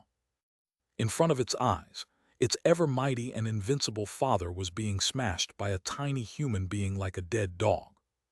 That would undoubtedly remain as an indelible memory for the rest of its life. The dragons giving chase were also shocked. Their jaws almost hit the ground and their eyes were popping out. Burn! Su Ping invoked the inferno fire on his golden fists with a fluttering wind. He could use the inferno dragon skills while in fusion status, and the fire he was unleashing wasn't just the inferno dragon's flames, but also his own golden crow fire. The sacred golden crow fire had already been extinct for eons in those parts. It was glowing with a sharp brilliance at the moment. The divine fire was quickly spread over the dragon's body starting from its tail, burning its physical body as well as its soul and energy. Hurrah! The Dragon King was in agony. It had always considered itself sturdy, but it found the burning insufferably painful. It struggled even more crazily. Lightning emerged on its tail and knocked away Su Ping's golden fists. Then, it broke free and tried to fly away. Die! Su Ping performed 2 void swords in a row and the dragon broke free. The Dragon King turned around with shock in its narrowed eyes. This human unleashed such powerful attacks consecutively. How much energy does he have? The majestic beast found it unbelievable. Even if it could block the first attack with the power of laws, it would still be hit by the second one. Being in a life-or-death situation, it quickly tore apart the air and entered the tertiary space. Boom! The secondary space where it used to be was hit and torn apart. The second void sword penetrated the tertiary space and disappeared. There wasn't a single sound, but the void became dreadfully cluttered and cracked. It didn't heal until a long time passed. Su Ping was left alone in the air above. He breathed heavily, sweat covering his body. Even though he had dozens of times more energy after he entered the ocean state, and his combat ability was further increased after merging with the Inferno Dragon, casting Void Sword twice in a row was still exhausting for him. He had already tried the move in the cultivation sites, which was why he dared to use it in reality. Su Ping looked at the place where the Dragon King escaped. The coldness in his eyes was gone. He then turned around and looked at the white-scaled serpent in the distance. Then he flashed to reach her. Whoosh! He arrived in front of the white-scaled serpent like a devil. The white-scaled serpent and the rogue dragon were still shocked by the battle and its outcome. Both of them were too scared to move after the Dragon King escaped, and Su Ping reached them in the blink of an eye. Chapter 741, Departure. I can spare you if you hand it over, said Su Ping indifferently. The white-scaled serpent shivered, knowing that Su Ping was referring to its child. It looked back at the beast on its back with troubled eyes. Whoosh! The vast sky thunderous dragon prince flew over from afar. It was shocked and infuriated to hear what Su Ping had said, but it didn't dare to roar at him. It could only resort to begging. Human, take me if you must, but please spare my child. I'm willing to go instead. I'm at the peak of the fate state and I have some vague understanding of the power of laws. Maybe I'll rise to the star state soon. I'm definitely more valuable to you. Please take me instead. Su Ping glanced at it. Since the beast was close, he simply used the identification skill. Combatability 49.9. Level peak of the fate state. Aptitude low high level. Tusk not good enough. Su Ping shook his head. The dragon would have had mid-level aptitude if it would have broken the bottleneck and gotten 50 points of combatability, but that was unfortunately not the case. You're not as precious as your child, said Su Ping indifferently after withdrawing his gaze. The dragons had no identification skills or advanced equipment, so they had no idea how talented the hybrid white-scaled vast sky thunderous dragon was. If raised well, it could likely grow to become the new king of the vast sky thunderous dragons. The dragon prince was stunned. It didn't know whether to feel happy or bitter after hearing that. Its child was a hybrid with an impure bloodline. Such mixed breeds would have a low social standing and limited potential among their compatriots. And yet Su Ping ignored it, a genius among the dragons, and simply demanded its child. Did he really appreciate its child? It felt both glad and sorrowful, as it didn't need such appreciation. Hand it over. Su Ping preferred to make haste, as the Dragon King might come back at any time. He said indifferently, like I said before, I'm only taking it away to train it, not to kill it. I'll send it back when it's strong enough or no longer needed. You.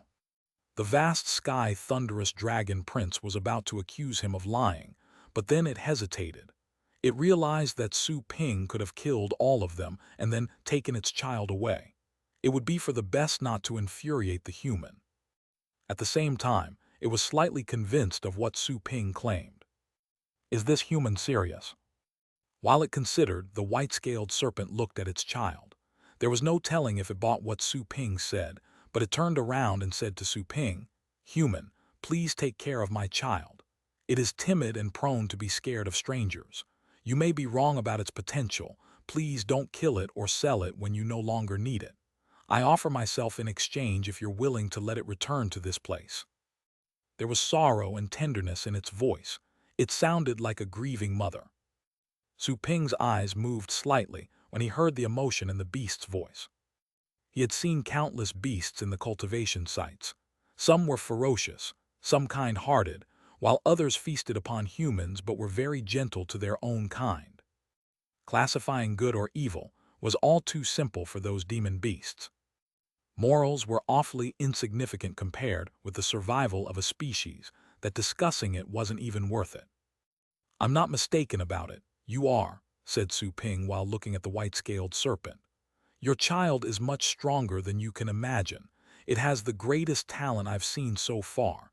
You'll eventually know that I'm right if you ever see it again. The white-scaled serpent was slightly stunned after seeing how calm and confident Su Ping was. It had no idea why that human thought so highly of its child. Is there really something special about my child? But the child was just a crossbreed and didn't even have a pure dragon bloodline. Give it to me, Su Ping said, unwilling to waste any more time. The white-scaled serpent looked at the dragon prince, which was slightly trembling. It was extremely painful to watch its child be taken away by a human. However, the power that Su Ping had demonstrated was something it could not counter. Not even its father was a match for Su Ping. If they ended up angering the human, not only the child, but its dear white-scaled serpent would also be killed. My baby, I'm sorry, said a pained dragon prince to the drakeling. The latter seemed panicked, unable to utter a word. The white-scaled serpent also turned around and looked at its child with gentle eyes. My baby, you must live on and be well. Once he said goodbye to them, Su Ping signed a contract with the white-scaled drakeling so that it could be stored. At the same time, the system notified him of the mission's success. The pet aptitude book appeared in the system space, but Su Ping wasn't in a hurry to use it. He had to consider which pet the book should be used upon and when to use it. Su Ping noticed the drakeling kept looking back. He said with a smile while he sat on the Inferno dragon's shoulder, "Grow stronger if you want to see your parents again." The contract allowed the new pet to understand his words. The drakeling felt confused as it looked back at Su Ping. There was no telling whether it was because of the contract or something else, but it wasn't hostile to Su Ping. It understood what its parents had said earlier. They had been running not just from Su Ping, but also from its grandfather, as the latter was determined to kill both the mother and the child. They might have been caught if Su Ping hadn't shown up. That was reason enough to not hate Su Ping. Besides, the human had shown extraordinary power and defeated its scary grandfather. It was then that the young beast understood the charm of power. To grow stronger. Su Ping's words echoed in its head. The confusion in its eyes was gradually replaced by firmness. That human signed a contract with Linner. He won't sell it. It's better for Linner to follow such a human expert than to be stuck with us. The white-scaled serpent and the dragon prince watched Su Ping and their child disappear in the distance. They looked at each other with tenderness and affection. My father was wounded. The sacrifice will probably be postponed. I can escort you to a safe place first, said the dragon. The white-scaled serpent looked at it and hesitated. Then it summoned its courage and said, "Can we go together?" "No, I must stay." The dragon prince shook its head. "My father would be furious if I left. He would search for us everywhere. I'll do my best to calm him down." "But you may die." The white-scaled serpent became anxious. Seeing the serpent's distress, the dragon prince smiled and said, "No, I won't. I'm the strongest warrior in my clan. My father plans for me to inherit the crown. Besides, I'm about to rise to a higher level. My clan needs a new leader. I would at most receive some punishment." The serpent said with guilt and pain in its eyes, "It's all my fault." "Nonsense. None of this would have happened if it weren't because of me. It's my fault that I couldn't provide a good environment for you." After flying for hundreds of kilometers, Su Ping placed the drakeling inside the contract space and then asked the Inferno dragon to fly at full speed. "If the vast sky thunderous dragons are so valuable, should I catch some of them and sell them at home?" Su Ping was quite relaxed after the mission was accomplished. He was rather tempted as he looked at the clouds in the sky. Dragons were Ria's most famous pets. They could definitely be sold with ease. "The shop has reached level 4. No pets with aptitude below mid-level are allowed to be sold," said the system unhurriedly. Su Ping was stunned.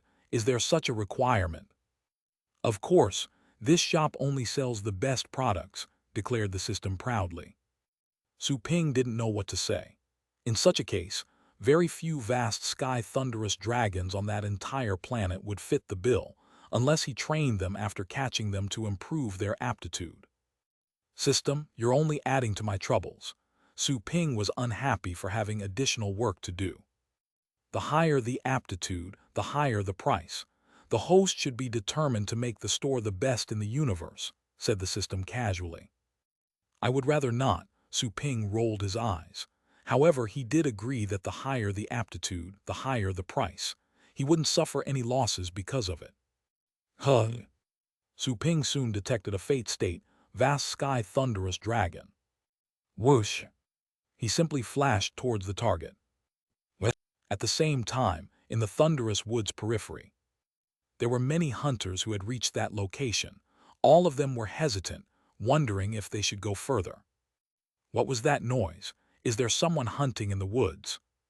Hunting? Are they trying to hunt a group of vast sky thunderous dragons? I think the whole forest was trembling a while ago. Did a fate state expert show up? If he has, isn't he afraid that the Dragon King of the thunderous Dragon Mountain would come down to deal with him? The noises caused by the battle in the woods left all the hunters on edge. It hadn't been easy for them to sneak into that place, and then a loud noise was heard when they were about to catch 1 or 2 dragons in secret. Some took to the skis and saw the energy outburst, which was a clear indicator of a great battle. The thunderous woods were very close to the thunderous Dragon Mountain, which was dominated by a star-state Dragon King. Everybody was aware of them. They had no idea who had dared to cause such a fuss in the woods. There were 6 members in the team, 4 male and 2 female. The old man, who was the leader of the team, was asking a fully armed, silver-haired woman, "Ms. Mia, should we continue?" asked someone who belonged to one of the exploration teams in the woods. The silver-haired woman was none other than Mia Layefa, who had previously gone to Su Ping's shop. "Did you hear the dragon roar? Even my rotten ghoul was trembling. It would normally be at ease, even when facing fate-state beasts," said a young man with a pale face. Next to him stood a 7-meter-tall beast that was dark and rotten with chains all over. The beast was shivering at the moment, even though several minutes had passed since the earthquake took place. Chapter 742, Deterrence. Yes, of course. Mia wore a troubled visage while standing at the center of the team. Since everybody was waiting for her instructions, she gritted her teeth and said, "I'm here to catch a vast sky thunderous dragon. The battle just now must have alarmed some beasts. Maybe there are lone vast sky thunderous dragons nearby. Let's just search the area without going too deep into the woods." She was in dire need of a dragon of the Thunder family to reinforce her pet roster. The vast sky thunderous dragon suited her perfectly, which was why she had risked her life to visit that place.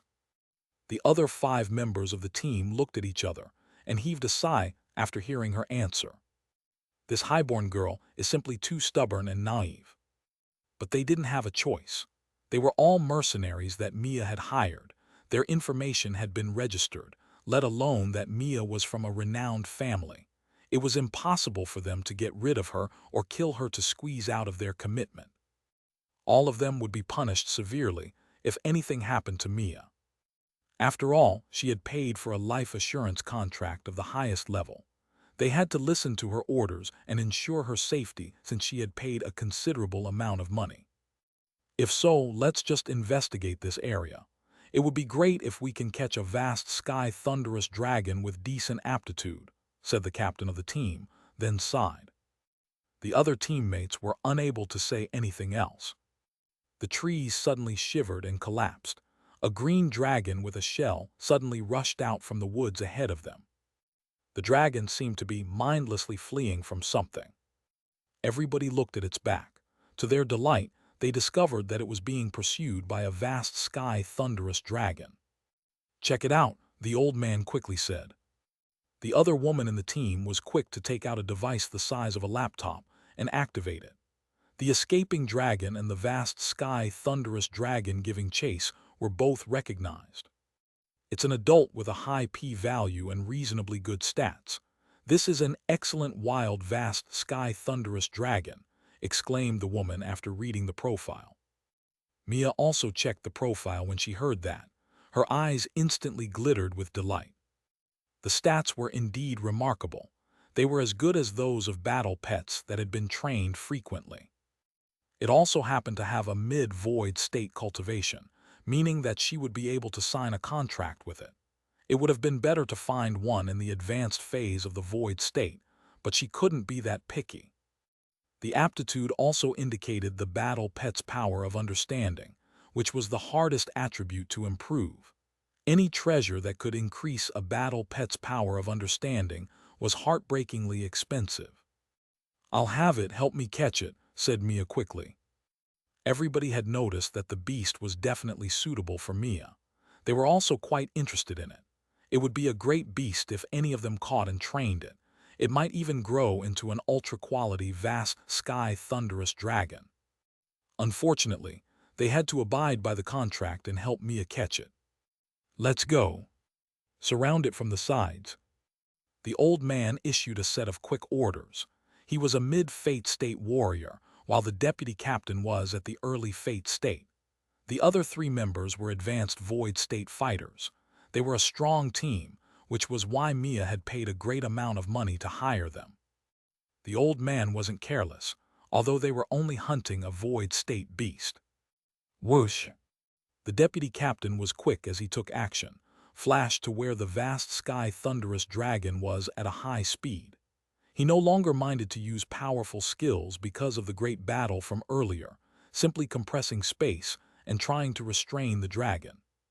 The vast sky thunderous dragon then noticed the human too and panicked. It sensed that the human beings were all stronger than itself. Hurrah!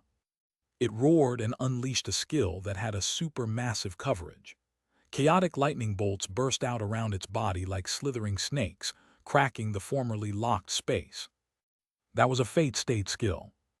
The deputy captain was surprised by the vast sky thunderous dragon's resistance, as it had grasped a fate state skill while still being a void state being. It was stronger than most of the beasts of its level.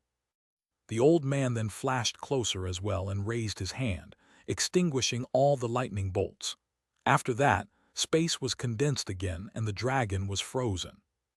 Right when the senior warrior was about to take it to Mia for her to complete the contract, an angry roar came from behind. The space confining the dragon was torn apart.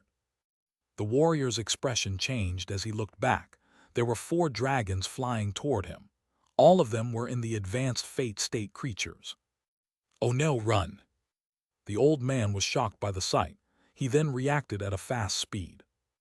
The deputy captain was also scared, not expecting to see that many fate state dragons show up. The other teammates were originally planning to take action, but then chose otherwise upon seeing the way things unfolded.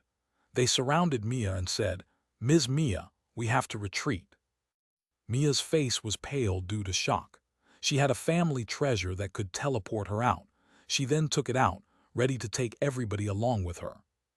She had the courage to explore the woods with mercenaries, because she had a trump card. It was exactly at that moment when a loud dragon roar resounded. The 4 vast sky thunderous dragons looked back when they heard the roar, only to be nigh flabbergasted, as the monster that had just fought their chief was approaching. They were so frightened that they tore space apart to make a run for it. The unexpected scene stunned the old man, Mia and the other teammates who were ready to leave. "What is going on?" 2 dragons approached them soon after. One of them was carrying Su Ping on one of its shoulders, while the other one was a vast sky thunderous dragon that was following them. "Huh!" Su Ping detected a familiar aura from the crowd. Upon closer look, he found that it belonged to Mia, who had visited his shop. "She's here." As he remembered what she had said when she left the shop, Su Ping thought it was miraculous to have met again in that place, even though the rumbling thunder continent had a vast territory. Boss Su. Mia also saw Su Ping, who was riding one of the dragons. Her eyes widened with shock. "Why on earth is Su Ping here?" "Hi, what a coincidence."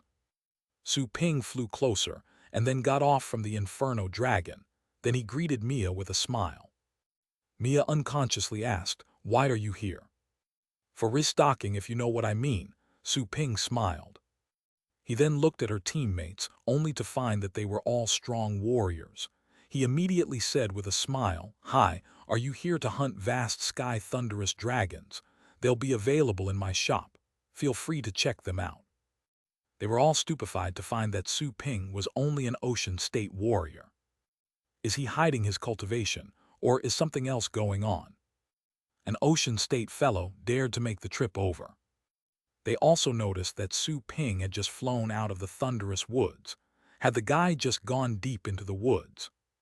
Someone else quickly noticed the battle wounds on the vast sky thunderous dragon following the Inferno dragon.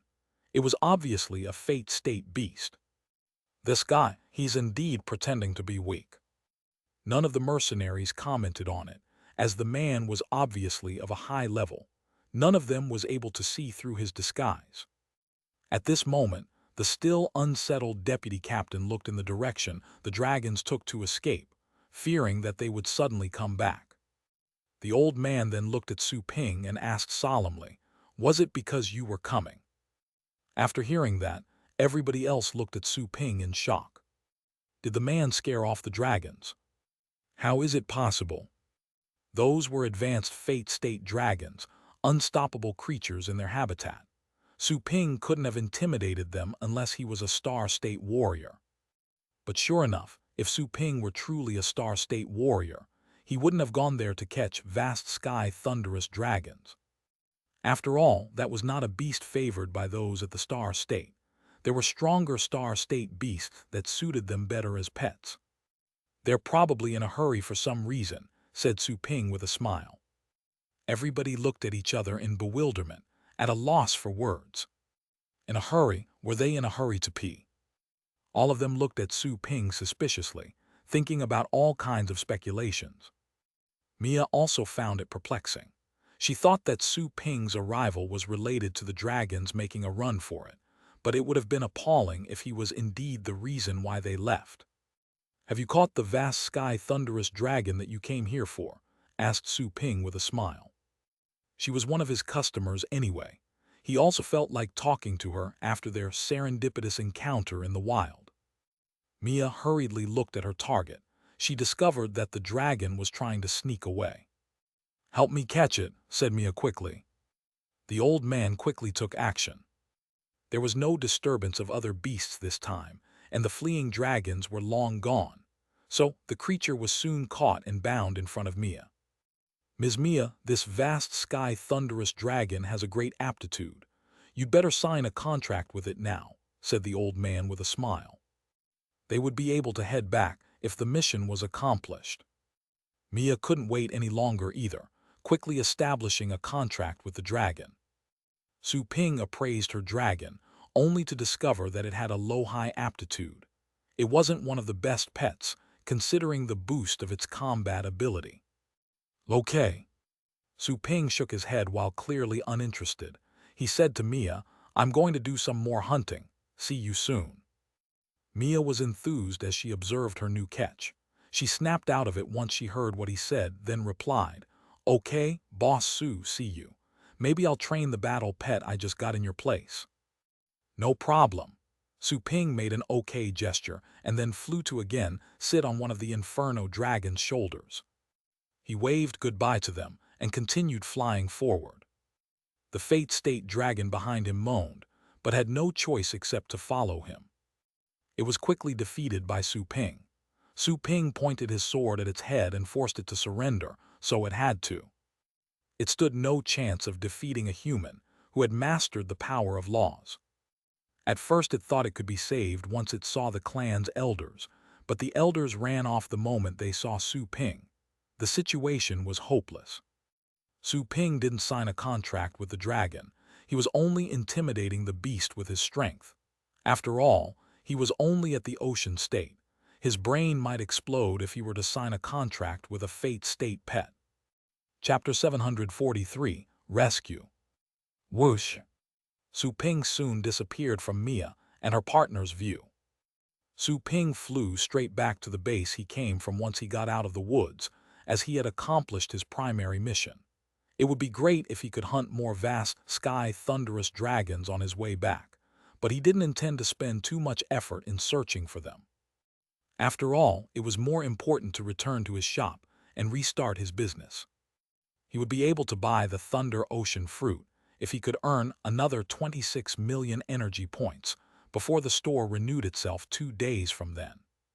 On the way, mountains and rivers fleeted under his feet.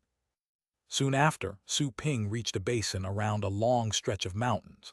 There was a great number of thunderous trees in the basin. Those trees could be found everywhere in the rumbling Thunder Continent, but the forest at the foot of the thunderous Dragon Mountain was the largest one. It was as huge as a continent on the blue planet. Boom! All of a sudden, noises of battle were heard in the basin. Dragon roars resounded. Then 3 vast sky thunderous dragons were seen flying out of the forest's edge. They unleashed a mass of lightning bolts that bombarded the forest. Su Ping was quite intrigued. He simply had the Inferno Dragon fly over. Since he had found them, he would certainly aim to tame all of them and make the most of his ticket's worth. 4 humans, all of them radiating astral light, were fighting while putting their best effort. A middle-aged man among them suddenly gave a command. "I'll hold it back. You should retreat with Karina first." The expressions of the other 3 humans quickly changed. Karina, the youngest among them, said with bloodshot eyes, "Benson, we're leaving together." "Yes," Harry, the other man, added quickly. Boom! Benson pushed his hands forward and blocked an enormous lightning bolt. He tore apart the secondary space and roared at his partners. "Are all of you planning to die here?" It wasn't easy for Karina to be admitted by the Hugh Mia Academy. She has great potential, she can't die here. Karina said with a pale face, "But." Harry, take her away and protect her even at the cost of your life, demanded Benson. All his partners looked awful. They had never seen Benson looking that cool before. Brother Benson, take care. Harry clenched his fists and gritted his teeth. He then said to Karina, you heard Brother Benson, let's go. Karina's eyes were red, hot tears flowing out. She knew she would only be a liability even if she stayed. Even though she was quite strong and could fight against void state beings, the three dragons were in the advanced phase of the void state and were too powerful for her. Whoosh! She stepped forward and was about to escape through the secondary space. Exactly at that moment, a loud and aggressive dragon roar announced the arrival of another beast. It was so loud that the humans' ears were shivering, and their blood was running fast. Benson, who had been struggling to resist the attacks, was terrified. He exclaimed, "A fate state vast sky thunderous dragon!" The peak of despair was seen in his eyes. The intimidating roar clearly belonged to a fate state vast sky thunderous dragon. He could easily tell that much. He was deeply saddened by the situation. Are we all going to die here? He would have felt better if he were alone, but Karina was so young, and she had just been admitted by the Mia Academy. She had a promising future and might eventually grow to reach the Fate State or even the Star State. The other humans were so awed by the dragon roar that they couldn't even move. The intimidation of the Fate State made them feel as insignificant as ants. The three vast sky thunderous dragons in the sky stopped their attacks and looked at a certain place with fear. Two dragons were flying over. One was rather small and was only 30 meters long, while the other one was more than 200 meters long, which looked like a moving mountain. Its unfolded wings produced a shadow that covered the entire forest. Su Ping, while riding on the Inferno dragon's shoulder, suddenly found that the humans in the forest were actually familiar. He had met them on the plain earlier. Su Ping's face had a weird expression when he saw their pale faces. He didn't expect to see them in trouble. Harry, hello, Su Ping greeted him with a smile. The four terrified humans were stunned after hearing Su Ping's voice. The sense of surprise changed to shock when they saw him riding the Inferno dragon. It's him. He's the guy from the plane. He is that vast sky thunderous dragon his pet. All of them were confused by the sight. They didn't expect to meet the Ocean State young man there, with a horrifying Fate State vast sky thunderous dragon in tow. Didn't he claim that he was in the Ocean State? Harry was stunned for a moment and then wore a bitter smile. It had truly been stupid of him to have invited Su Ping to hunt with them. Nobody who dared to explore the rumbling thunder continent on their own was ordinary. Harry believed that Su Ping was lying when he said he was an Ocean State warrior, because he didn't want to expose his real level. Harry even thought that Su Ping might have even changed his appearance with the help of special drugs. Such elixirs weren't uncommon in the Federation. Many female battle pet warriors loved them. Benson, who had merged with his pet and had blue spots all over his skin, was stunned, too. He had originally hesitated when Harry invited Su Ping to his team, mainly because the young man was an outsider and his level was lacking. He didn't know that Su Ping's pet was a Fate State vast sky thunderous dragon. The pet alone could have him easily. Hey! Karina looked at Su Ping in shock. She didn't have much respect for Su Ping while they were on the plane.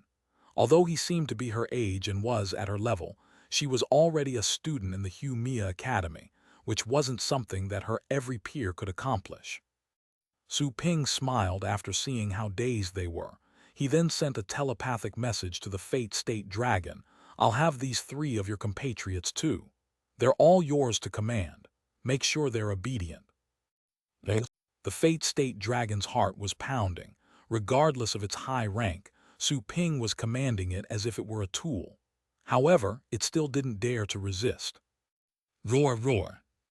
The vast sky thunderous dragon roared and spoke to the three shivering dragons, basically telling them that they were under arrest. They would have to listen to the human obediently, or else they would be killed. The three dragons were rather shocked. They observed Su Ping for a long time, but only found that he was an ocean state human. Nevertheless, they were still scared.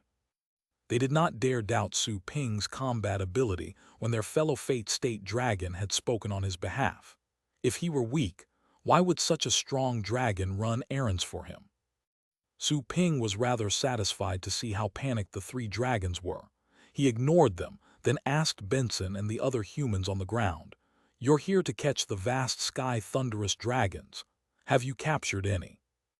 Benson and his teammates were speechless after hearing Su Ping's words and looking at the panicky dragons shivering like chickens. The prospect of seeing Su Ping intimidate three horrifying, vast, sky thunderous dragons without doing anything had never crossed their minds. The strength gap between them made them feel bitter. "Not yet. We were tracking a vast sky thunderous dragon and meant to capture it here, but then we were ambushed," replied Harry, who had been the one who talked the most with Su Ping. Benson also nodded.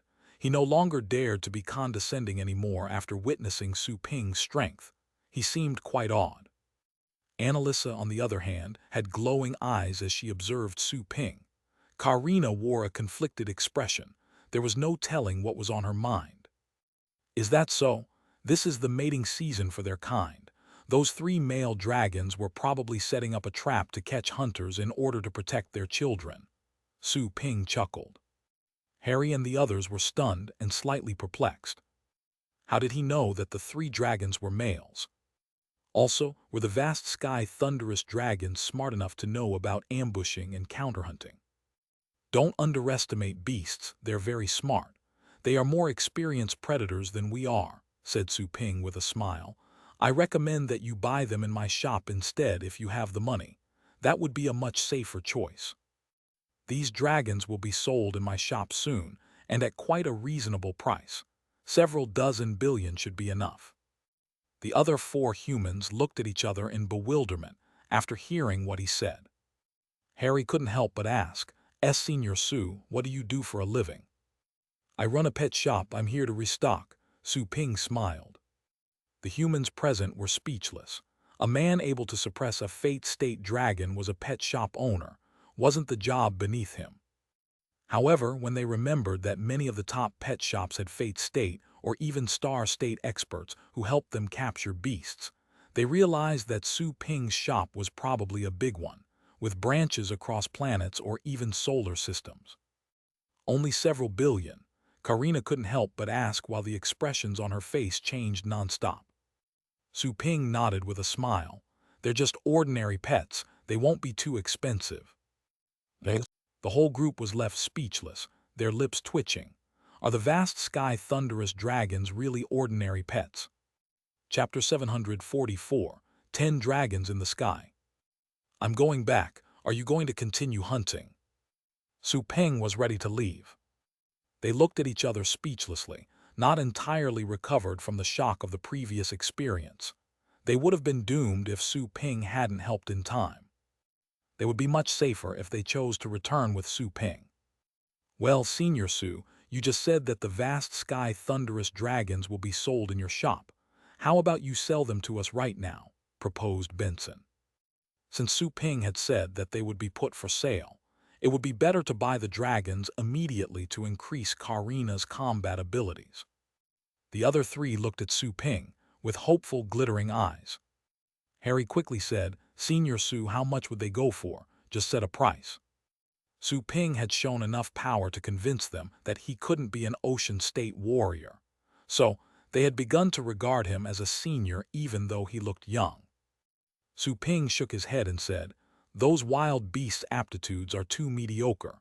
I have to train them first before I sell them." "Well," the others were astounded. "These dragons have mediocre aptitudes. But you've just caught them, how could you tell?"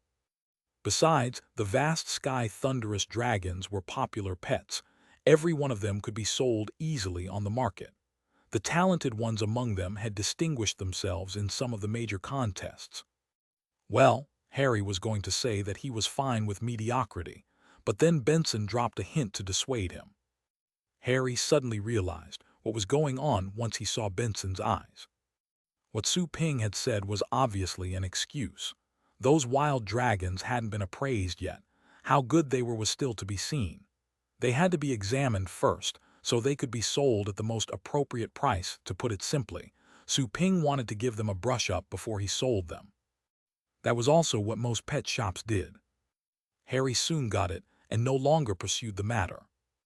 We'll continue our journey and see if we can catch any lone vast sky thunderous dragons.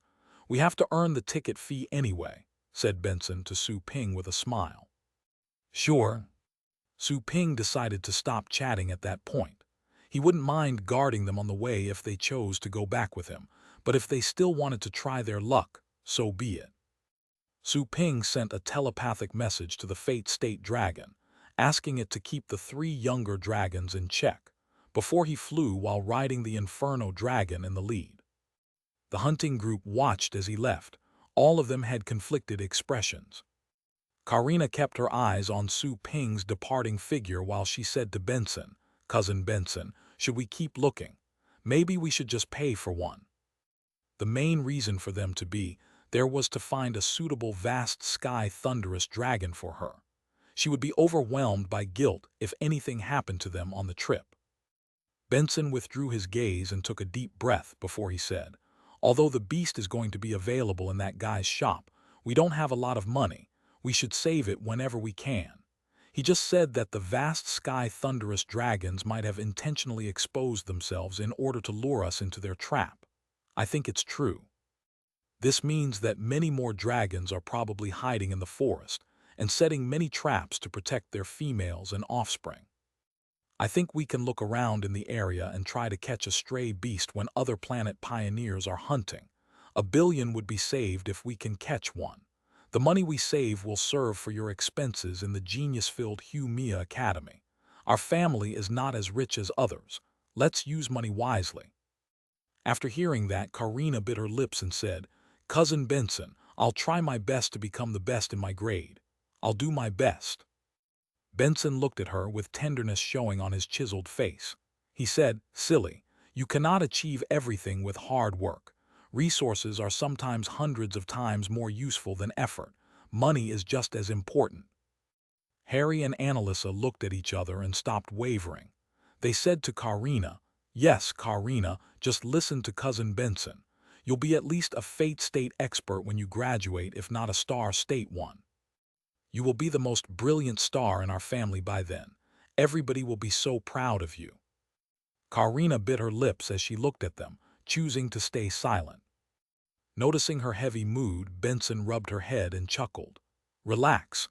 We can always buy one in Senior Sue's shop if we can't catch any. I don't think he'll rip us off, and even if he does, it won't matter. We can think of it as repaying a favor." Karina nodded and said, "Okay." Su Ping was rushing over to the base, while Benson and the others resumed their hunting. The little skeleton is several thousand kilometers in the east. Are those people hunting there? While sitting on the Inferno Dragon's shoulder, Su Ping sensed the presence of the little skeleton, even though it was rather distant from where he was. However, it wouldn't take too long if he really wanted to go there. Su Ping wasn't intending on going, though. He hadn't detected much in terms of feelings and fluctuations through the contract's bond. There hadn't been any danger thus far. The Star State Dragon King had been wounded, soon deciding to escape. It was probably focusing on healing at the moment.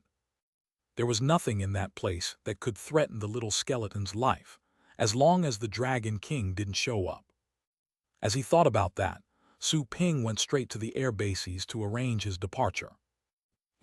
There were 4 bases in the Rumbling Thunder continent set up for departures.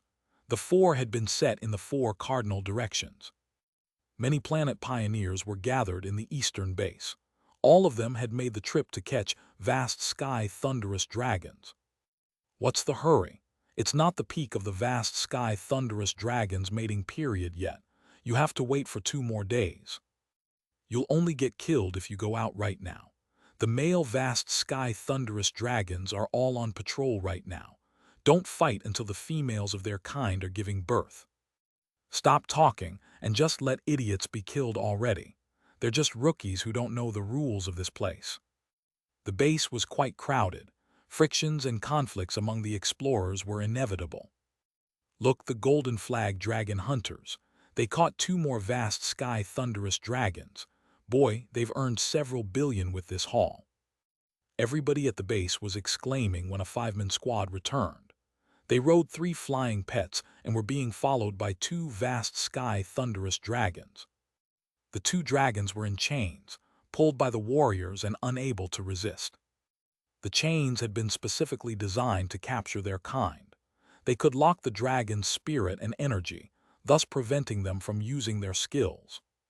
Tusk, 2 of them are void state beasts. I can't tell how strong they are. They must be at least in the advanced phase of the void state. All the explorers were amazed by the dragons. Each of those beasts was worth at least 2 billion. The price would be doubled if their parameters indicated that they were excellent wild pets. Someone, however, remarked in disdain, "The golden flag dragon hunters are experienced people who hunt in this continent all year long. They are also supervised by a fate state expert. Doesn't that make it easy to hunt void state dragons?" Such a result was only an appetizer to the golden flag dragon hunters. It wasn't really surprising. Look, someone else is back. Wow, is it a group of beasts? So many. All of a sudden, exclamations were heard all over the base. Something which appeared to be a cloud was approaching them from high in the sky. Underneath the cloud were 10 vast sky thunderous dragons. They were so massive that they looked like a floating mountain range. It was a splendid sight to see the 10 dragons flying in parallel. The old man who led the golden flag dragon hunters heard the exclamations and turned around, frowning. His pupils contracted when he saw the number of dragons approaching. Thanks to his ample experience, he could easily tell from their sizes that at least 3 of them were at the fate state. Plus, one of them was so enormous that its wings could almost shadow half of the base. It was undoubtedly an advanced fate state dragon. Are those dragons at the fate state? Could it be a beast attack? It seems unlikely, they never come here. Look, that's a human. Which dragon hunter managed to catch that many vast sky thunderous dragons in one go? And none of them is chained. The golden flag dragon hunters were completely astounded. I'm finally back. Su Ping looked at the base and calculated the time while standing on the Inferno dragon's shoulder. It had taken him 2 hours to return, mainly because tamming the vast sky thunderous dragons that he had come across on the way back had delayed him. There are a lot of humans here. Just be obedient and don't cause trouble, said Su Ping to the 10 vast sky thunderous dragons, mainly to the advanced fate state dragon. That particular dragon opened its mouth and spoke in an old and bitter voice. My lord, we won't cause any trouble. We only hope you can find a good master for us. They had already given up the moment Su Ping caught them. Why didn't they resist? Su Ping could have killed them instantly with his horrifying strength. They would have died even before they could put up a fight. They would never dare to fight back at all. Chapter 745. Killing a fate state opponent instantly. Su Ping quickly flew into the base, riding the Inferno dragon. There were rules in the base, but flying was not banned. Su Ping recalled the Inferno dragon and let the 10 vast sky thunderous dragons stay flying up above. After all, they were so enormous that they would fill up half of the base if all of them landed. Wait here, I'll get the paperwork done, instructed Su Ping. The 10 vast sky thunderous dragons stayed in the sky obediently. Su Ping landed and went to the island's departure office. He said, I'd like to leave for the island. Just you alone, or have you caught any beasts? The young female receptionist behind the counter glanced at Su Ping. Su Ping replied, I captured 10 vast sky thunderous dragons. Do they have to take a separate flight? The receptionist was obviously stunned. After confirming that he wasn't joking, she asked with widened eyes, 10 vast sky thunderous dragons. Are you serious? Do I seem to be kidding? Snapped Su Ping angrily. The receptionist quickly changed her expression and said with a smile, Sir, what are the levels of the 10 vast sky thunderous dragons you caught? If they're below the ocean state, the shipment cost will be 10 million each. If they're in the ocean state or above, the cost will be 50 million. Above, said Su Ping briefly, while he secretly complained in his heart. I have to pay 500 million to leave the island, 50 million each. If he weren't only talking to a minor receptionist who wouldn't dare to fool him, he would have suspected that he was being ripped off. The receptionist was clearly shocked. 10 vast sky thunderous dragons above the ocean state. The local dragon hunters had hardly made such great achievements. In that case, you only need to pay 100 billion to head to the island. The receptionist became respectful and spoke with alluring eyes. Any man able to hunt 10 vast sky thunderous dragons was too powerful for a receptionist such as her, even though she was from the Ryan family. Sure. Su Ping transferred the money quickly, not wanting to waste any more of his time. He followed the receptionist's instructions and completed the procedure to leave the island. Take this piece of paper and the beasts you've caught to the departure square over there. Someone will be with you shortly to help with the boarding, said the receptionist with a charming smile. Su Ping nodded. Su Ping returned to the place where the vast sky thunderous dragons were, carrying the certificate imprinted with the Ryan family emblem. He found that there were a lot of dragon hunters in the sky when he returned. All of them were hunted. There's no contract aura in them. They're all wild. The dragon hunters observed the vast sky thunderous dragons with obvious greed in their eyes. Every vast sky thunderous dragon could be sold for at least 1 billion. Those at the void state could even be sold for 3 and even 4 billion. The fate state dragons were worth 10 or 20 billion. The battle pet warrior profession was a costly one. The pets, their training, and the top secret techniques were all expensive. It was exactly because of the huge expenses that many people had been developing desolate planets as planet pioneers, or hunting rare pets for money. We'll take these 2 fate state dragons. One of the squads suddenly stood out. It was a 7-member group. Their leader, a middle-aged man, emitted a powerful aura. He was obviously a fate state warrior. 3 vortices surfaced above his head. The aura of fate state pets was spread out. Ocean state beasts and above were hardly able to defeat battle pet warriors of the same level. This was because battle pet warriors were able to merge with their pets, thereby doubling their combat abilities, and would also have the help of other pets. A fate state battle pet warrior could have 5 fate state battle pets. Those from the major families would even have pets on par with their level, and they purchased equipment for all the pets to increase their combat ability. All of this, together with their secret techniques, made them much stronger than the beasts that fought on their own. The other people who saw the fate state middle-aged man noticed who he was, and their expressions changed. Carlson, they have an owner, said an old man, who was the captain of the Golden Flag Dragon Hunters that had just returned. The middle-aged Carlson chuckled and said, "Are you blind? These vast sky thunderous dragons have no contracts nor chains. They're ownerless. They can be claimed by whoever subdues them." The others who heard this also had glowing eyes. Even though they were slightly awed by Su Ping, who had tamed 10 dragons, he was working on his own anyway, so they could compete for the dragon's ownership. It might be a dangerous thing to do, but it was still much safer than searching for the vast sky thunderous dragons in the woods. At this moment, an indifferent voice said, "Is that so? Who wants to claim the pets that I've caught?" Everybody was slightly alarmed. They turned their heads, only to see that a black-haired young man holding departure papers was approaching with a cold face. "The owner is here."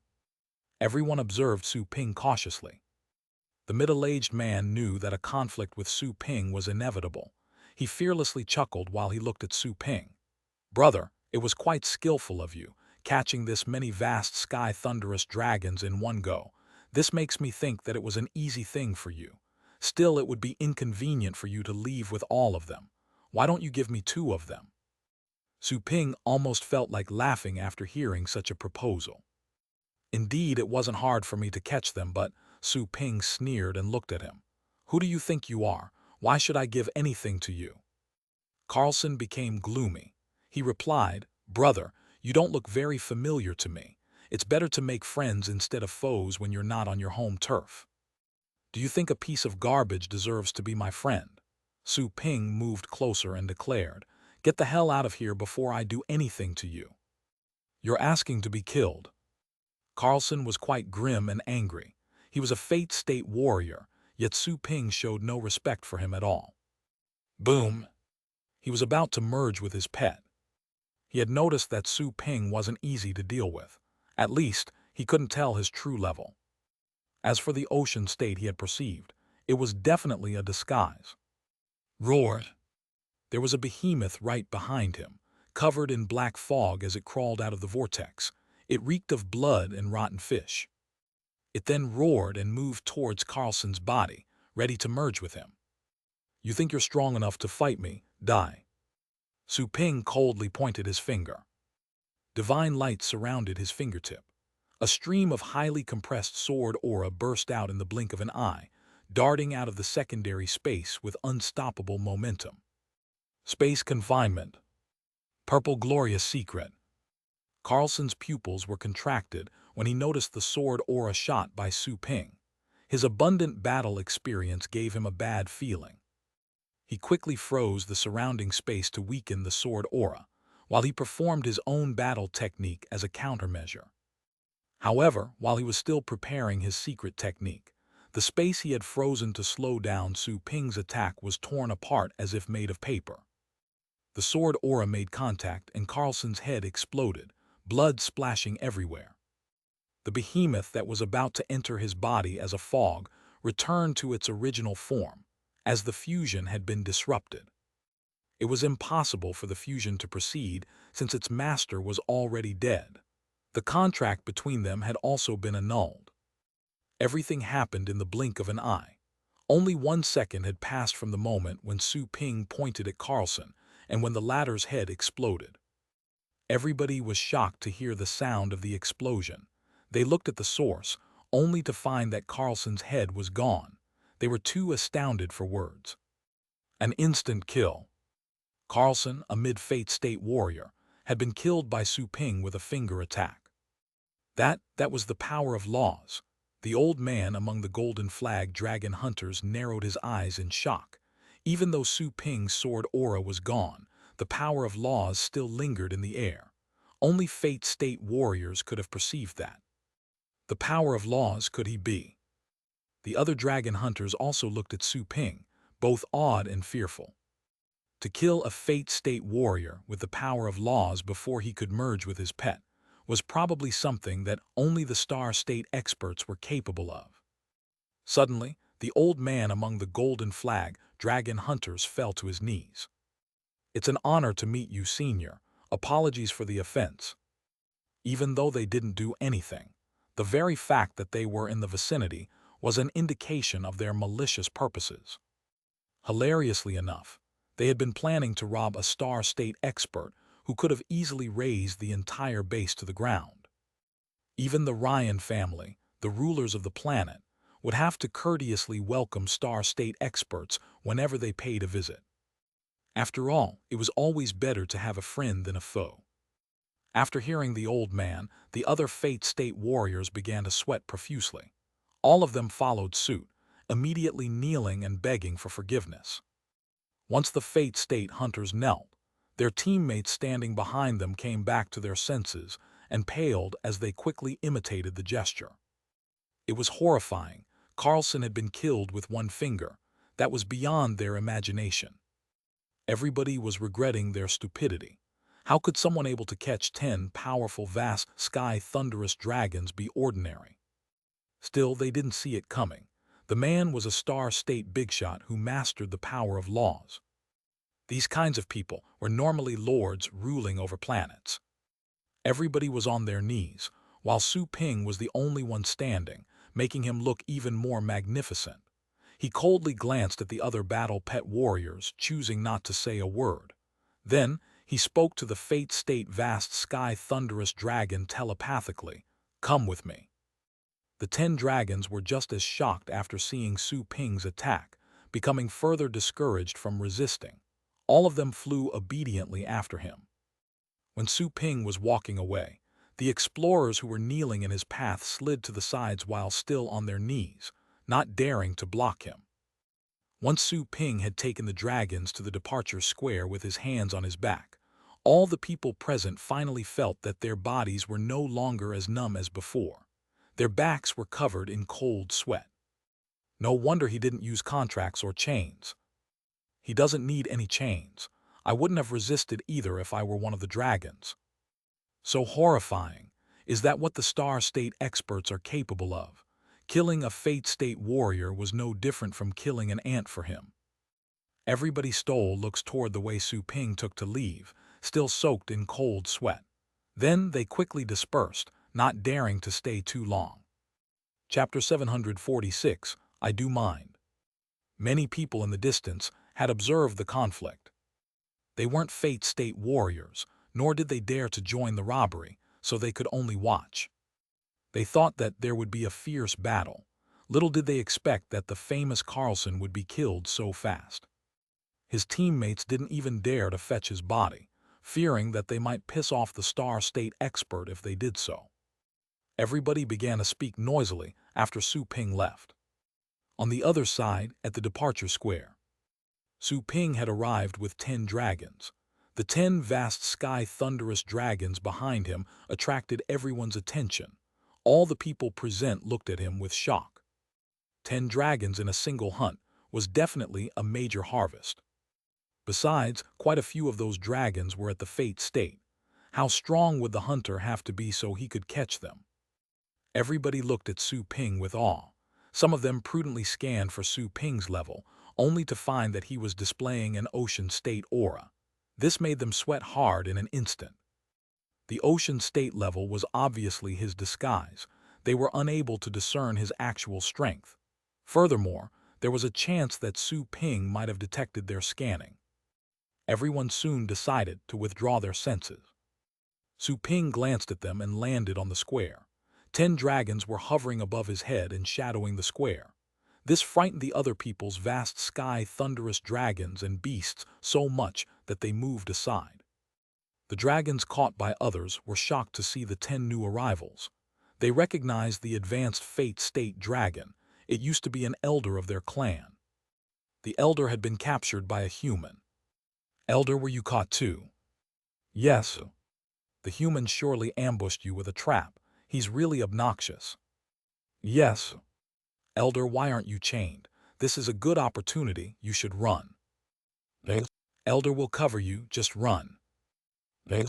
Elder, what's wrong? Why aren't you saying anything? Yes. Elder. The old dragon could no longer hold back. It suddenly roared. Just shut the FCK up. Roar. It sounded like a furious, meaningless roar to human beings. The intimidating dragon roar echoed throughout the square. All the battle pet warriors on the square were taken aback by the roar. They had finally noticed that Su Ping's dragons were neither contracted nor chained. They were so frightened that they quickly used their defensive techniques in case the dragons went on a rampage. Huh. Su Ping raised his head and frowned once he heard the roar. He obviously didn't understand the vast sky thunderous dragon's language either. He simply asked telepathically, "What's wrong? Are you planning to resist?" The old vast sky thunderous dragon became nervous and quickly replied upon hearing Su Ping's telepathic question. "No, not at all, my lord. I wasn't talking to you. I was just teaching a lesson to an ignorant junior." Su Ping raised his brows and gave a good look at the elder beast. Once he felt that the latter didn't lie, he said, "Keep your voice down and don't add to my troubles." "Yes, my lord." The vast sky thunderous dragon quickly nodded and apologized.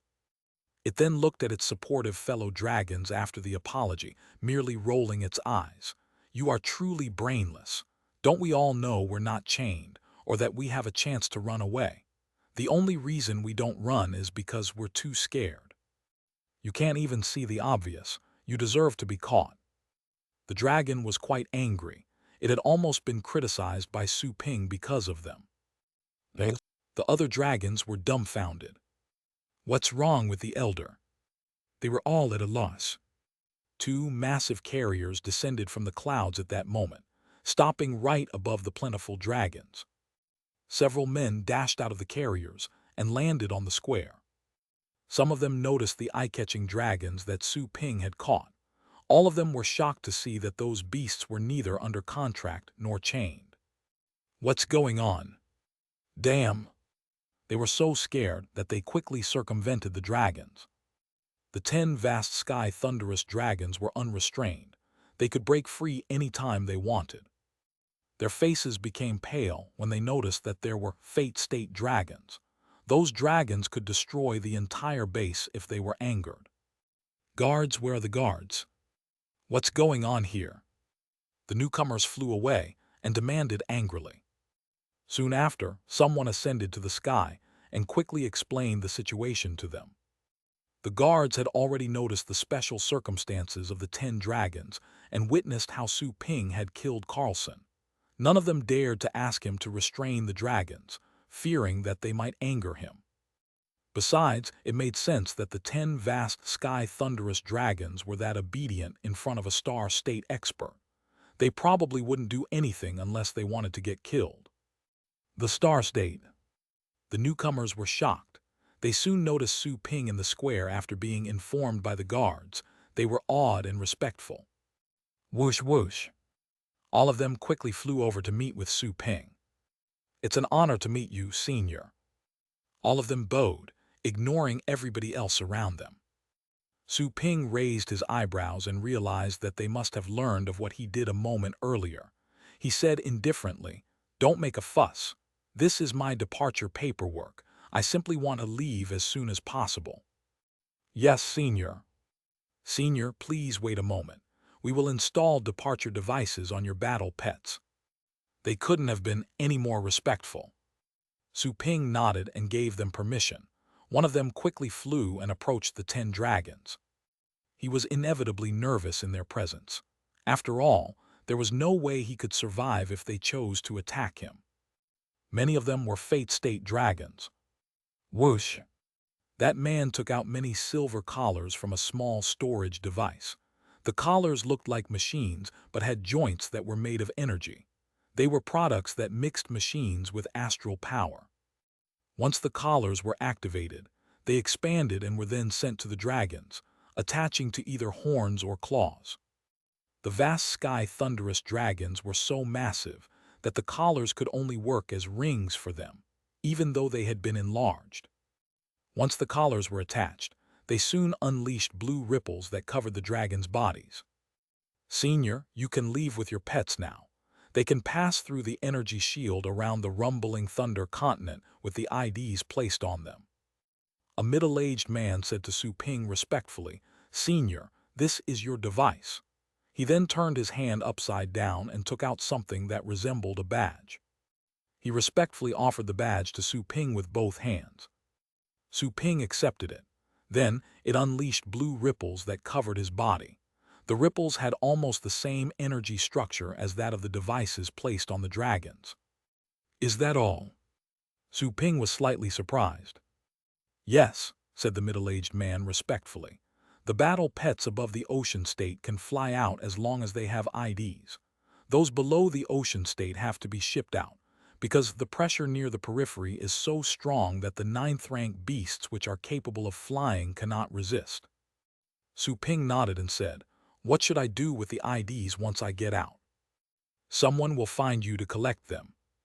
The middle-aged man said with a smile, "There's a tracking system on the IDs. Please go to Crawling Island after you go out. Someone will receive you." Su Ping understood and had no further questions. He simply flew to the head of the old vast sky thunderous dragon and said, "Come on, fly straight up. I'll show you the world beyond the rumbling thunder continent." The 10 vast sky thunderous dragons had glittering eyes after hearing what Su Ping said. But then, they looked back at the rumbling thunder continent affectionately. After all, it was their home. Alas, they couldn't stay. The 10 dragons followed Su Ping's command and soared to the high skis. The travelers were finally relieved after seeing Su Ping off. The last bit of their doubt was gone when they saw Su Ping sit on the wild and unchained elder dragon that was in the advanced phase of the fate state. Who else could have been bold enough to do that except a star state expert? With whoosh, Su Ping ordered the 10 dragons to fly out of the rumbling thunder continent. The IDs helped them to easily pass through the shielding covering the whole continent. Ahead of them was a sunny sky and a vast ocean. Is this the world outside? It was the dragons' first trip out of their hometown. Everything was new and interesting to them. Even the sea and the sky had amazed them, even though they were unadorned. Very soon, Su Ping took them to Crawling Island. As the middle-aged man stated, some staff had soon shown up to retrieve the collars. The arrival of the vast sky thunderous dragons was quite a hit in Crawling Island. Many people moved closer to watch. However, all of them flinched and ran for it when they saw that the dragons were absolutely free from any restraint, fearing that they would go on a rampage and sink the island. There was little Su Ping could do. He couldn't sign contracts with Fate State Pets, nor keep them in his storage space, so he could only let them swagger in reality. Once he escaped from the crowd, Su Ping checked in for the departure trip back to Wafit City. He discovered multiple shipping methods in the waiting hall. One of them was to ship the pets to any place he wanted with a designated plane. However, prices would be quite high depending on the pet's size and level of danger. It was Su Ping's only choice. Flying was banned in all of Ria's cities. He couldn't fly back with the dragons, so he had them transported with the planes. After an evaluation, Su Ping paid 200 million in total to move the 10 vast sky thunderous dragons back to Wafit. He then realized that the rulers of Ria were able to make a great fortune in many ways, with nothing but the rumbling thunder continent. It was quite profitable. Su Ping was finally relieved once the 10 dragons were finally moved to his shop. It had been an exhausting trip. The battles weren't hard, but the complicated procedures during his return were somewhat tiring for him. It had also occurred to him that he was in dire need of a massive storage treasure. His scroll had been destroyed by the tree and couldn't be used anymore. He had to look for another space treasure so that he could stash the beasts he caught inside it and then take a flight back home. That way, all his troubles could be saved. Everyone in the neighborhood became excited when the 10 vast sky thunderous dragons were delivered to his shop. Everybody on Ria was familiar with the look of such dragons. Their arrival caused quite a hit. Su Ping took the 10 dragons into his shop and reduced their sizes through the shop's resizing mechanism. He then asked Joanna to lead them to the pet room first. Many customers followed the vast sky thunderous dragons into the shop. Boss, are the vast sky thunderous dragons available? What's their price? How much are they? Can I pre-order now? Boss, where are the vast sky thunderous dragons? Can we see them? The customers on the entire street had crammed Su Ping's shop, as if a big sale were in progress. Su Ping wasn't too surprised. He had foreseen this when the dragons were being shipped over. He considered the 500 million shipment as in for himself. After all, he was still new to the place. He could attract a lot of customers with the 10 vast sky thunderous dragons. However, the system's rules still stood. He couldn't sell them even if he wanted to. Guys, calm down. Those beasts have just arrived. They can't be sold until they're trained. If you're interested in purchasing, please come again tomorrow, said Su Ping calmly while raising his hand to keep everybody's voice down. All the people in the shop were stunned. Many of them soon realized that the freshly arrived pets had yet to be groomed and evaluated first. There was no way they would be sold directly. Boss, can I pre-order one? I can make the payment first. Several of the purple-haired locals kept on making those extravagant remarks.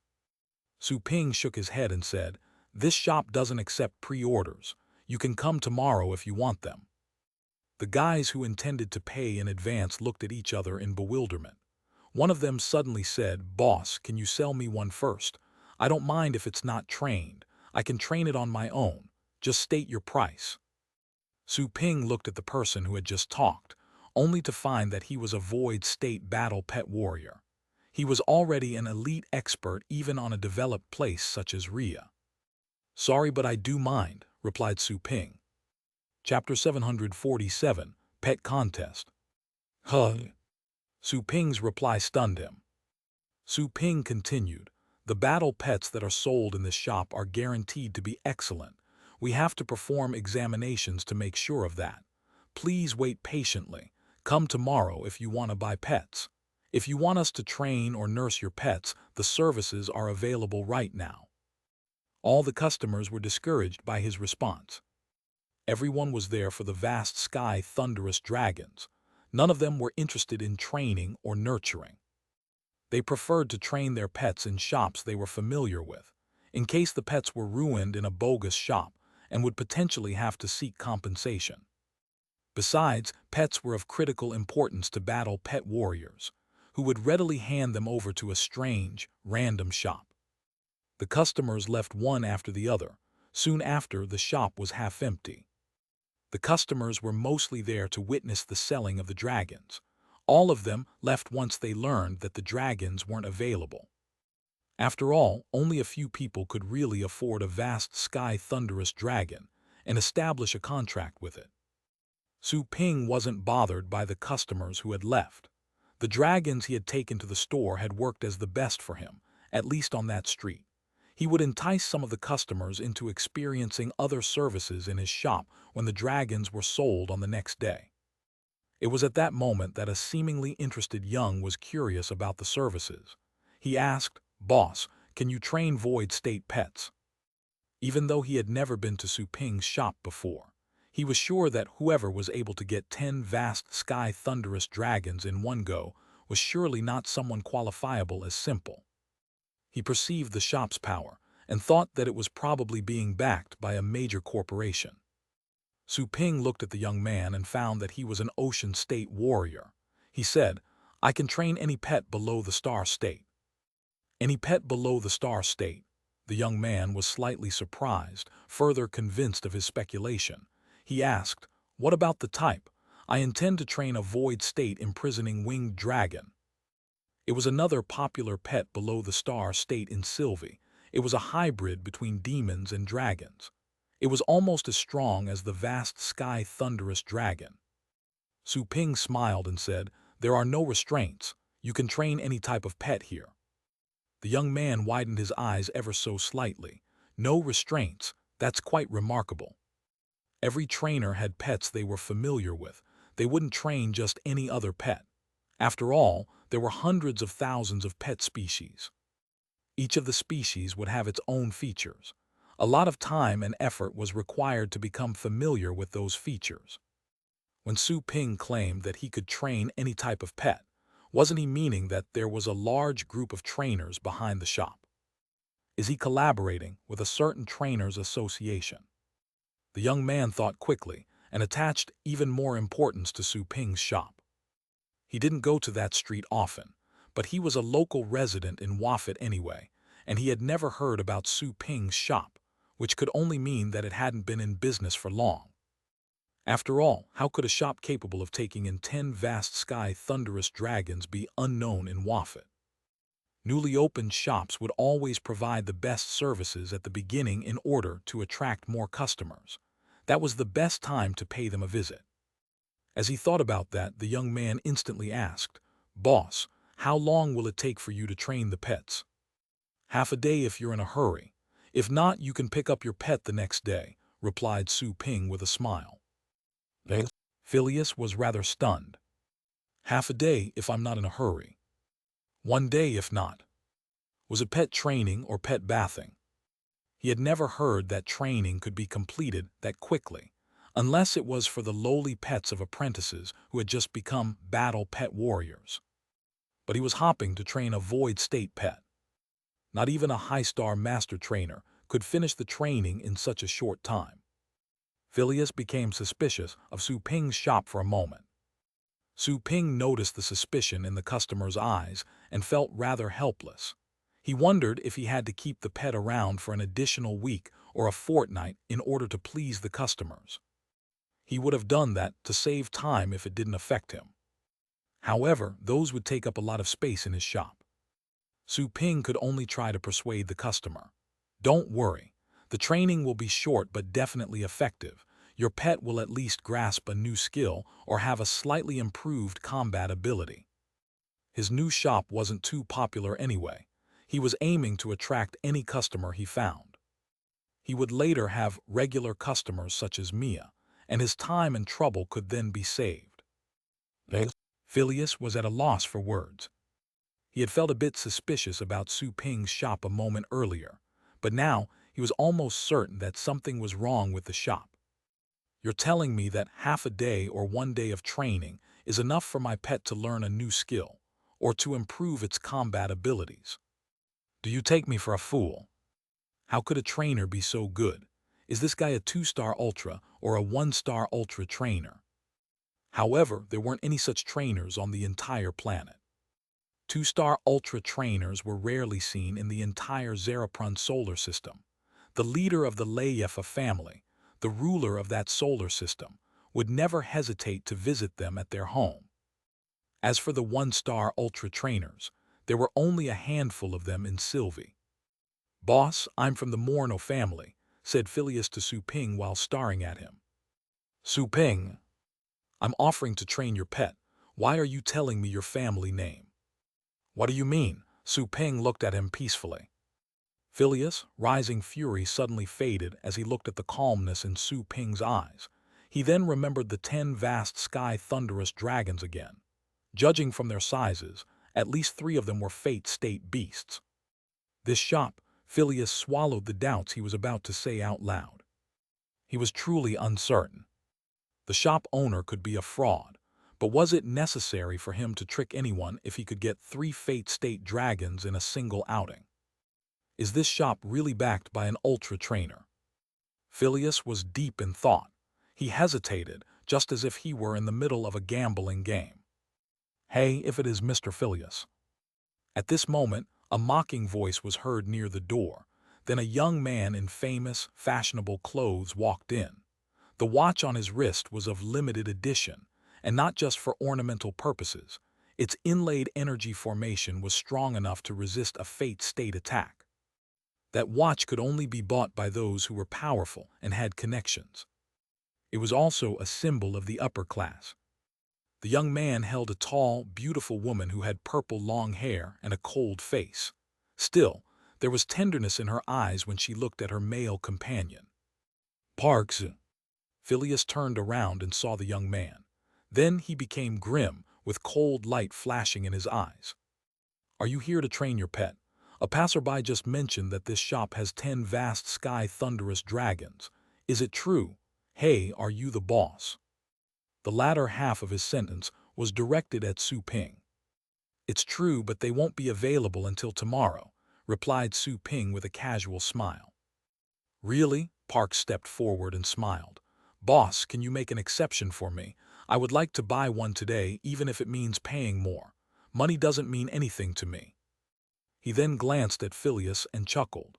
"Are you training your pet here because you want to challenge me at the pet contest?" Phileas said coldly, "My goal is the top of Waffet City, and you're just a stepping stone in my eyes. You don't deserve to be my target." "Ha-ha," Parks laughed and said, "You'll have to beat me first before you can brag about securing the top. What makes you think you can achieve that? You'll be using your imprisoning winged dragon that was defeated by me." Phileas clenched his fists and said coldly, "I was just careless." Losers always have excuses. Hilarious and pathetic. Parks shook his head with a smile and said to the pretty girl next to him, "You see, he's from the Morno family. You should keep a distance from his family, still arrogant despite their declining state. They'll be destroyed soon." The pretty girl looked at Phileas curiously and pursed her lips with a smile after hearing that. She didn't say anything, but her smile made Phileas feel awful. "Boss, how about it? Are you going to sell me one or not?" Parks ignored Phileas and said to Su Ping, "I can pay you another 100 million if you sell it to me today. How does it sound?" Su Ping looked at the 2 customers who were evidently enemies, then said with a smile, "As I said, please come again tomorrow if you want to buy them. Besides, the prices of the pets in this shop are fixed. You can't pay any more or any less. Huh. Parks raised his eyebrows and looked at Su Ping. Boss, that's quite a cocky rule. Su Ping smiled. Rules are rules, and every customer in this shop has to abide by my rules. Parks narrowed his eyes and stared at Su Ping. He eventually chuckled and said, since the boss refuses to earn extra money, so be it. I'll see if I'm in the mood to come here tomorrow. After all, unlike some people, I already have a vast sky thunderous dragon. He turned around as he spoke, walking away while holding the girl. Parks was arrogant but not stupid. The fact that Su Ping's shop had obtained 10 vast sky thunderous dragons suggested that there was a major corporation or family backing him. It would be idiotic to piss off someone whose background was unclear. Being a descendant of a major family, Parks had been taught about those things since childhood. Arrogance alone would not allow him to grow. Su Ping looked at Phileas after Parks left. The young man seemed to be suffering from constipation. He asked him with a smile, "What's the pet contest you mentioned? Are there any prizes?" Phileas seemed to have woken up from a spell of sorrow and fury. He looked at Su Ping and replied with another question. "Boss, is your training really that fast and effective?" Su Ping raised his eyebrows, unbothered by his question being left unanswered. He said, "I don't want to repeat myself. You can give it a go." Phileas gritted his teeth and said, "Okay." Then he finally remembered Su Ping's question and said rather awkwardly, "Sorry, I didn't answer your question. You don't know about the pet contest. It's a gala held on planet Rhea every 3 years. "Is that so? I'm not very familiar with it," said Su Ping, shaking his head. Phileas noticed Su Ping's hair color and appearance. Realizing he was a foreigner, he added, "You must be new to this place, boss. The pet contest, as its name suggests, is a competition for pets. Their owners won't step in. Pets have to fight on their own. The contest is divided into 3 categories: Ocean State, Void State, and Fate State. The top 10 contestants of each level will be awarded in the end. If you can secure the top place in any level, not only will you win a huge prize, you might also get the appreciation of the Star State experts. The Lord of our planet always invites his Star State friends to watch the finals. They tip the contestants generously. More importantly, your pet may become famous after a single battle." Phileas's introduction gave Su Ping a better understanding of the competition. The pets would fight each other without the master's intervention. So wouldn't the pet with the highest strength and aptitude be the winner of each category? Too bad the minimum requirement is the Ocean State. It's impossible for the little skeleton to participate, or they would have definitely had a lot of fun. Su Ping was more or less regretful. However, the little skeleton seemed to be about to break through. If so, it would be possible for it to participate in the Ocean State category. Considering its aptitude, it wouldn't be hard to secure the top place. You can search it on the internet if you want to know more about it. You can receive abundant rewards in the regional and global rankings at every phase of the contest. If your pet is acknowledged as the worldwide best in its level, it will be given a fruit that can activate its power of understanding and raise its aptitude to an even higher level. The pet's owner would also be rewarded. You may get 10 million astral stones, Phileas announced with eager and jealous eyes. He knew it was already an extremely difficult goal for him to secure the top place in Wafat City. Parks, for example, was already a strong opponent. There were also a lot of other local experts. Astral stones, Su Ping was slightly surprised. What were they? But he didn't ask. He would rather search for them with his Lord badge later. He didn't want to come off as an idiot if they were something elementary, scaring off the customer in the process. "Boss, I'd like to train an Ocean State green alligator," said Phileas. He didn't go with his imprisoning winged dragon. After all, Su Ping's claim was too unbelievable. He wanted to try things out first. Su Ping raised his eyebrows after hearing the guy's decision, realizing his purpose. Still, he chose to not comment on it, as it took time to win somebody's trust. Okay, he quickly accepted the task. Phileas learned of the resizing mechanism in Su Ping's shop when he summoned the pet and was slightly surprised by it. He immediately remembered the 10 vast sky thunderous dragons that disappeared in Su Ping's shop, which made him feel more hopeful about the shop. If the training was truly as effective as Su Ping claimed, he could have his pets trained there every day before the pet contest was held. Chapter 748, Joanna's Charm. Su Ping summoned Joanna and asked her to take the green alligator away.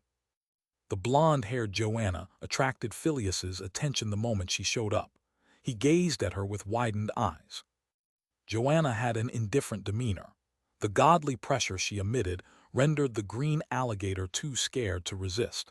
She simply nodded at Su Ping without saying a word. Phileas snapped out of his mesmerized state long after Joanna returned to the pet room. The other customers in the shop were also too stunned to speak. Fantastic. Not the pet but her. They had never seen such a gorgeous woman before. Not even Alice, the most popular star on Rhea, was as naturally impeccable as Joanna. How could there be such an extraordinary woman in this world? Damn! As she is really beautiful. Is she the boss's wife, or is she the actual boss here? The customers whispered to each other in shock. The thought of her being an employee never crossed their minds. She could make tons of money with nothing but her face. Looks were very important in the entire universe. Everybody looked at Su Ping with obvious jealousy. If she wasn't the boss, she could only be the boss's wife, which was even more heartbreaking. She deserves better. Phileas, who had finally realized his pet had been taken away, couldn't help but ask Su Ping, "Boss, is she your wife?" He suddenly envied his green alligator, wishing that Joanna had also taken him away just then. No. Su Ping was never interested in talking about stuff unrelated to his business. He said, "The training price is 100 million per session. Make the payment." 100 million. Phileas shivered and was quickly sobered up. He looked at Su Ping in shock. 100 million wasn't too much for him, but it seemed to be too high a price for one day of training. That was also the price for just one pet. He could make $1 billion every day if he received 10 customers, and $30 billion in a month. That was a horrifying revenue for a pet shop. Even the famous interstellar chains could only achieve such a mind-boggling income when all the branches were counted. None of the branches could earn 100 billion in a month, unless they were located in the best areas and supervised by ultra-trainers. Why? You don't have the money. Su Ping frowned at Phileas's reaction. The man had an ocean state level anyway, and would have been seen as a legendary warrior on the blue planet. Every legendary warrior on the blue planet had tens of billions to their name. Well, I have the money, but isn't the price a bit? Phileas was quite reluctant. 100 million per day was too big an expense for the declining Morno family. He had learned to be thrifty whenever he could. You think it's too expensive? Su Ping raised his eyebrows and said indifferently, "This is too cheap for the improvement the training will produce. Do you think you can go anywhere and pay 100 million to have your pet learn a new skill?" He was quite straightforward. He was also confident of his statement. The prices set by the system were too low. He knew full well that the training in his shop was the cheapest for the effects it gave. Other pet shops would require customers to invest 300 to 500 million for the same effect in a longer time. Phileas was stunned, not expecting Su Ping to act this harshly towards a customer. "I'm a customer." "The customer is king. Do you know what king means?" "Boss, I don't mind paying if the training is really as effective as you claim, but can I see the result of the training first? How about I make a down payment for now?" proposed Phileas. Even though Su Ping's attitude wasn't likable, he didn't want to quit negotiating just yet. After all, the pet contest was about to take place. The blonde girl he saw in Su Ping's shop was Su Ping's wife, so she very likely was the real owner of the shop, or maybe Su Ping's sister. If she was Su Ping's sister, then Su Ping could eventually become his brother-in-law. Phileas was determined to spend more money in that shop for her alone, to hopefully become a VIP so that he could hang around with her more often. You want to pay the rest later. Su Ping looked at the young man. He was quite handsome, and he did seem to be of a reasonably high status. He didn't expect him to be that petty. This shop only accepts full payments. Don't come if you don't have money. You can leave with your pet right now if you think it's too expensive, declared Su Ping coldly. Su Ping had at first thought that the guy was rich. The latter had reported his family name and all, but he turned out to be poor. Even if he wasn't poor, he was still extremely petty. An Ocean State warrior reluctant to pay $100 million for his pet training. Did he even deserve to be a battle pet warrior? Don't, Phileas quickly cried when Su Ping was about to summon his pet. It would be too humiliating. The dazzling lady had taken his pet a moment earlier. What would she think of him if Su Ping asked her to take the pet out? He was quite embarrassed at the mere thought of such a picture. It's just $100 million, I can pay that. I'm just used to paying by installments in other places. Phileas managed to smile, although he was dissatisfied with Su Ping. After all, it was quite natural to make a down payment first and then pay the rest when the training was over. However, Su Ping was being too bossy, simply demanding to be paid in full. Nevertheless, he could think about the blonde woman he was determined to approach and pursue. It was clearly not a good idea to offend Su Ping at this moment. Make the payment then, said Su Ping expressionlessly. Phileas's lips twitched when he saw Su Ping's face. He was spending money as a customer, but it almost seemed that he owed Su Ping a sizable debt. Who was the customer and the king here? That being said, he held himself back for the beautiful woman's sake. Aside from his parents, the things a man could never let go of were battle pets and beautiful women. Phileas almost considered himself to be a loyal man, but he had just fallen in love with another woman moments earlier. Ding! Su Ping received the transfer notification but remained cold. Being a fellow man, he could easily tell what was on Phileas' mind. It was inevitable that a beautiful clerk such as Joanna would be attractive to the customers. It was also one of the benefits of hearing her as his employee. He couldn't stop Joanna from releasing her charm. Still, he could only say that the guy was overthinking. Joanna had seen countless experts and unparalleled geniuses in the Archean divinity. She was too proud to accept those people. Besides being a god, she considered humans as nothing but ants. Who would bother paying attention to ants? Even if that ant was spending money in the shop to show off wealth, it was a matter not worth mentioning to her at all. But Su Ping would certainly not point that out. Joanna was making contributions as an employee by attracting customers such as that guy. I can only say goodbye if there's nothing else I can help you with. Come fetch your pet tomorrow, said Su Ping casually. Okay. Phileas nodded. Then he thought of something and said, Boss, aren't you forgetting the receipt?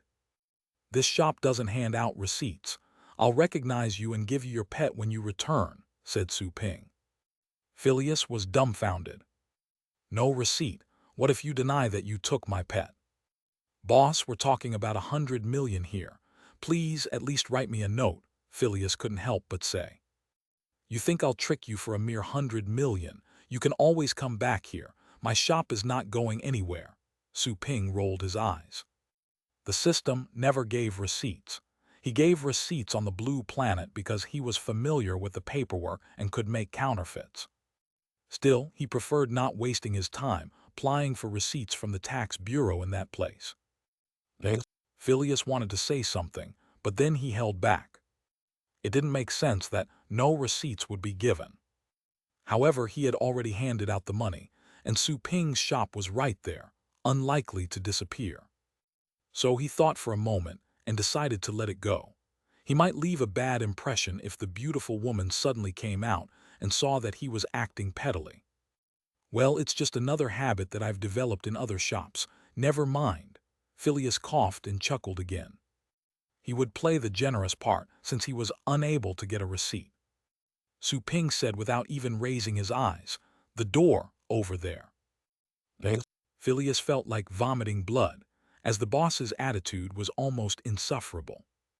He secretly gritted his teeth, determined to argue with Su Ping right in front of the gorgeous woman the next day if the training turned out to be unsatisfactory. Then he wouldn't demand any compensation. He would eventually let it go to show that he was handsome and forgiving. When was a man most handsome? When he didn't care about money. He sneered at the thought, then left. Su Ping couldn't care less about what the latter thought. He looked at the rest of the customers and asked, "Do you need anything?" The three customers looked at each other in bewilderment. They were also battle pet warriors too, but unlike Phileas, they didn't belong to any major families. While the Morno family behind Phileas was declining in Wafit, it was still very powerful. Only a descendant from such a family could afford pursuing a hot girl with 100 million. As for them, they would rather save their money and buy the vast sky thunderous dragons the next day. Considering the flow of the day's events, many customers would definitely join the bidding. They would regret it if someone else beat them to the punch because they were short by several 100 million. Soon after, the three customers said goodbye to Su Ping and promised that they would be there the next day. Su Ping saw them out. Right when he was about to shut the door, more customers showed up to inquire about the vast sky thunderous dragons. They also had to leave after learning that the dragons wouldn't be available until the next day. Once he saw that there were no more customers, Su Ping simply closed the shop for the day. The main goal was certainly not to train Phileas' pet. He was considering how to upgrade the services in his shop, plus strengthening the little skeleton and his other pets. He was also planning to make use of the pet aptitude book he had just acquired. King-level battle pets ranging from Ocean to Fate State can only go through regular training. To unlock the professional training option, I have to develop an Ocean State battle pet with high aptitude first. However, to develop a high aptitude battle pet is difficult and time-consuming. It would be a huge waste of time if I were to develop a customer's pet, unless they paid enough money. It'll be much better if I can improve the little skeleton and my other pets to reach the Ocean State and then train them. After all, I won't suffer any losses no matter how much I invest on my own pets. Chapter 749, The Dark Dragon Hound's Tribulation. Su Ping looked at his battle pets as he pondered. The little skeleton was in the advanced phase of the 9th rank. The Inferno Dragon was still in the middle phase. The Dark Dragon Hound had also improved from the mid-phase of the 9th rank to the advanced phase after being cornered by the Lord of the Deep Caves. As for the Purple Python, it was still in the 6th rank. Although it did have an Ocean State combat ability and high aptitude, it was still far away from the Ocean State. Su Ping didn't intend to improve its level either. After all, the lower the level, the easier the training. He intended to train the battle pet with the highest aptitude to unlock more system businesses. It's time to unlock the dragon heritage that has been sealed in the Dark Dragon Hound's body, Su Ping thought. Of course, he was still unable to unlock it in its entirety. There were 9 seals inside the Dark Dragon Hound. It could break through all the way to the top of the Fate State if all of them were lifted. However, a rapid increase of level could hardly be transformed into combat ability without proper wetting and polishing. It was one of the reasons why Su Ping didn't remove the seals during the war against the Deep Caves uprising. Plus, he was only a 9th rank warrior back then, and even if he had lifted the seals, the Hound would have only reached the advanced phase of the Ocean State. The mere improvement of 1 level wouldn't have been significant on the battlefield. Unlike him, the Dark Dragon Hound would have only had 10 times more energy after reaching the Ocean State. It would have been easily manipulated by their Fate State enemies. You will be my first king-level battle pet. Su Ping approached the Dark Dragon Hound and laid his hand on it. The Dark Dragon Hound was confused. The dragon soul's power hidden in its body was pulled out. It emanated a golden light which also radiated the aura of a dragon. Break, break, break. Su Ping broke 4 seals in a row. An abundant surge of energy was suddenly radiated by the pet's body. Its fur became soft and smooth, as if soaked in water. Patches of fur were glowing from underneath, turning into gold. That was the awakening of the heaven expansion, dragon bloodline in its body. The dark dragon hound became increasingly stronger when the seals were removed, soon breaking the limits and quickly rising up to the peak of the ocean state. The dark dragon hound's eyes became brilliantly golden, as if they contained stars. There was also a minor confusion in its eyes. Not only was the hidden dragon bloodline awakened when the seals were broken, some of the hereditary information was also transmitted to the hound's mind. It was the legacy of the heaven expansion dragons that were surprisingly flying on an ancient desert. The memory was deeply etched into the dark dragon hound's head, making it feel as if it were a real heaven expansion dragon. It began to radiate the intimidating pressure of a dragon, and even made the inferno dragon lower its head and look at its playmate. The air of dragons exuded by the dark dragon hound seemed even nobler than that of the inferno dragon. The inferno dragon would have been awed and scared by this if they didn't share an owner, having fought together for such a long time. The little skeleton glanced at the dog, but showed no reaction. The purple python also looked curiously. Still, it had seen too many horrifying creatures since it started following Su Ping.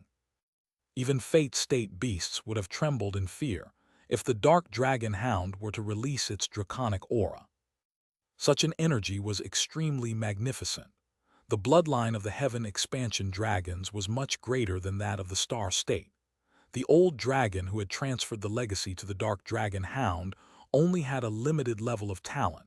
It hadn't yet activated all its potential, only reaching the star state in the end. Not bad. Su Ping nodded in satisfaction as he looked at the dark dragon hound's changes. He looked at his pet stats again. Property, dragon family, 1/7 of demon bloodline. Rank, peak of the ocean state. Combat strength, 34.2. Aptitude, mid-high. Talent skill, elementary agility talent. Bloodline skills, heaven expansion roar mid-level phantoming void fire. Skills, wind protection, frost protection, fire protection, earth protection, thunder god's armor, dozens more. Its combat ability rose from 26 to 34. That's an 8-point improvement. Su Ping was slightly surprised, but then found it understandable. After all, ascending from the advanced phase of the 9th rank to that of the ocean state would inevitably strengthen it. Maybe the pet can become stronger after digesting the legacy. The hound's previous combat ability was only normal in the void state. After all, it was already remarkable enough to fight void state creatures. Void state beasts weren't a threat at all, unless they also had a high aptitude, including the ability to fight beyond their level. The mid-level phantoming can turn its body into a phantom, so that it'll be immune to any physical or energy attacks. Su Ping was amazed by the dark dragon hound's skill. The 3 bloodline abilities were powerful, and the hound had yet to become accustomed to the new power after the release of those seals. It would become an ultra-fate state pet once it fully grasped the legacy. However, Su Ping could only sign contracts with void state beasts at the moment. He would have to terminate the contract if he removed the rest of the seals. Now is the time for practicing and polishing. It has to digest the new power. Plus, I can teach my new skills to the pets, Su Ping thought. He had only imparted the elementary agility talent. He had done that with the enlightening guide to activate their talents. Su Ping currently had a middle-rank acceleration guide, which was also an enlightening guide which could awaken a second talent. The middle-rank acceleration guide and the elementary agility talent were both about speed, but they were based on different mechanisms. So they could perform both skills like Su Ping did. Su Ping suddenly realized something. Why didn't the dark dragon hound cause a tribulation? The breakthrough to the ocean state would cause a heavenly tribulation. One had to go through it in order to reach the ocean state. However, the dark dragon hound had just reached the ocean state without enduring any tribulation. The tribulation will be temporarily nullified if you make a breakthrough in this shop, said the system indifferently. Su Ping didn't know what to say. He was again awed by the almighty system. It could even nullify the heavens test. That was unimaginable. Su Ping couldn't help but ask, will the dark dragon hound cause a heavenly tribulation if I let it walk out of the shop? The system said casually, yes, but you need to consider whether or not it's allowed for the tribulation to happen in public, let alone being in a business area. Su Ping was at a loss for words. It was true that heavenly tribulations were banned in Wafet. Besides, nobody would do that even if they were. Anyone trespassing the tribulation range would inadvertently double its power. Whoever was undergoing the test could get killed because of it. Then, can I at least go to one of the cultivation sites? Su Ping could only say. The system didn't disapprove of the plan, so it was clearly optional. Without a word, Su Ping summoned all his battle pets and then signed a temporary contract with Phileas's green alligator in the pet room. He then asked Joanna to tag along. Let's go. Hardly had they reached the demigod burial and landed on a mountain when Su Ping detected the familiar scent of the heavenly tribulation. Boom tilde. Dark clouds and glittering lightning bolts began to gather above their heads. A heavenly tribulation. Joanna was stunned, and then noticed that the dark dragon hound had risen to the ocean state. She was shocked when she realized what had happened. Su Ping's pet had the same level back in the shop, yet no tribulation had been invoked. Why was it triggered here? The pet broke through to the ocean state, without having gone through a tribulation. She was quite shocked, as it suggested that Su Ping had somehow blocked the heavenly tribulation. How could someone block a tribulation? It meant that Su Ping had tricked the heavens in his world. Joanna's amazement grew. Not even the superior gods in the demigod burial had ever reached the heaven level.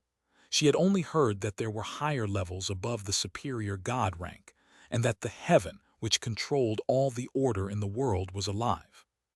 The beings that were as strong as the very heavens were already unimaginable to them. Joanna looked forward to going to the Archean divinity as Su Ping had promised her, but she had only felt assured until that moment. Su Ping had a backer able to trick the heavens. Going to the Archean divinity didn't seem as far-fetched now. Let the dark dragon hound take care of it. Su Ping then opened his mouth and asked the little skeleton and Joanna to retreat. He could revive the hound even if it was killed by the lightning strikes. It was unnecessary to help it. Joanna raised her head and saw the dark dragon hound high in the sky. Its golden fur was growing and its tail was lengthening. It was covered in a hazy golden light that looked like an illusionary dragon. The dark clouds above the dark dragon hound's head were massive. Joanna was quite shocked by what she was seeing. The clouds almost covered a radius spanning through 100 kilometers. And they were still expanding. 5 minutes later, the radius was already reaching 150 kilometers. The clouds were even broader than what Joanna's reincarnation had caused, when she had gone through the heavenly tribulation to attain the ocean state.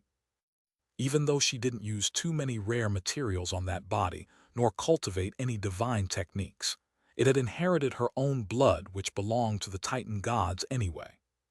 The blood of the Titan gods alone was enough to raise her aptitude to the peak and cause the formation of clouds with a radius of 100 kilometers. Even so, Su Ping's dog had surpassed her in terms of tribulation magnitude. The range of the clouds was an indicator that the dog had the slight potential to become a major god. What were the major gods? They were the top experts even in the demigod burial. Major gods were only second to the gods of rule and the superior gods.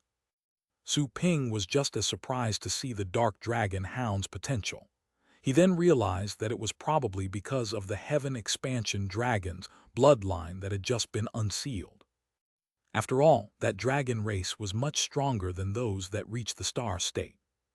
If the hound was fully unsealed and well-trained to awaken all its bloodline power, it could possibly surpass the star state and become a star lord. It even had a chance to reach the ascendant state. Boom! The clouds were soon completely gathered, and the lightning bolts struck down, enveloping the dark dragon hound. Su Ping observed with narrowed eyes from a distance, carefully examining the hazy air of judgment in the heavenly tribulation. Chapter 750, Combat Ability Beyond 100 Points. Soon, the Dark Dragon Hound's heavenly tribulation was over. The Dark Dragon Hound weathered through the whole process without Su Ping's help. Its combat ability was then further increased to 39 points. The hound's appearance was a mixture between a dragon and a dog.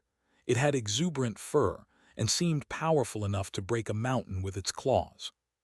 Su Ping was quite satisfied to see that his pet had managed to pass the tribulation on its own.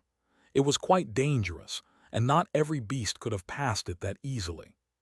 The more talented a beast was, the more powerful and dangerous a heavenly tribulation would be. There seemed to be laws of judgment during the heavenly tribulation. Su Ping looked at the dispersing clouds, deep in thought. He had understood something while observing the trial happen. He would keep the memory of what he had understood. There could be a chance to somehow apply it in the future. At the same time, the green alligator and the white-scaled vast sky thunderous dragon, the one that Su Ping had brought back from the rumbling thunder continent, were staring at the Dark Dragon Hound. The heavenly tribulation had truly left them stupefied. Their own tribulations weren't worth mentioning at all when compared to what they had just seen. It's time I passed knowledge to them. Su Ping summoned the Inferno Dragon and the Dark Dragon Hound to get closer. As for the green alligator, it was merely his customer's pet. Being the selfish guy he was, Su Ping only intended to give it the regular training menu. He wouldn't pass knowledge to it. No knowledge should be given easily. Su Ping was going to pass his own understanding to the pets. "You're really going to do that?" Joanna was quite surprised to hear that. She said, "They're just your battle pets. They would later be total strangers if you someday terminate the contract because they can't keep up with you or for some other reason. I won't terminate their contracts as long as I'm alive. As to keeping up with me, I'll make sure they can by training them. I also hope they can all surpass me and become stronger than me," said Su Ping. There was the affection of an old father in his eyes. The Inferno Dragon and the Dark Dragon Hound had been through life-and-death battles with him. How could he not repay their loyalty? Joanna stared at him but didn't say anything. Those pets could keep him company for a long time, considering their bloodlines and aptitudes. It wouldn't be considered a loss to pass knowledge to them. However, it was just Joanna's perspective. Su Ping had never considered if there was any loss. Like he said, he simply wanted his pets to grow in strength and even surpass him. He had never been afraid of being attacked by his pets. He considered the Inferno Dragon and the Dark Dragon Hound as partners, both children and comrades. He trusted them more than anybody else. Su Ping asked the Inferno Dragon to be the first. The Inferno Dragon obediently walked and stood in front of Su Ping, making the earth rumble as it walked. The pet looked intimidating, but was in fact quite docile. Su Ping smiled and laid his hand on the dragon's leg. The next moment, he closed his eyes and transferred the sets of comprehension in his head. The knowledge of annihilation, the knowledge of lightning, the middle-rank acceleration guide. They were the top abilities in Su Ping's possession. 2 of them even involved laws. He shared them with the Inferno Dragon without hesitation. Su Ping let go of his hand half an hour later. A clear and sharp golden light flashed in his eyes. He looked at the Inferno Dragon and checked its specs. Property, Dragon Family, 1/4 of Demon Bloodline. Rank, Intermediate phase of the 9th rank. Combat Strength, 106. Aptitude, High. Talent Skills, Elementary Agility Talent, Elementary Strength Talent, Mid-Level Acceleration Talent. Bloodline Abilities, Inferno Flames, Thunder Dragon's Body, Void Impact. Laws Mastered, Lightning Class Boom, Darkness Class Annihilation. Skills, Lightning Prison, Hellfire, Lava Ocean, Dragon Smash, Lightning Strike, Dragon Clone, Thunderous Tornado. A combat ability of 106 points.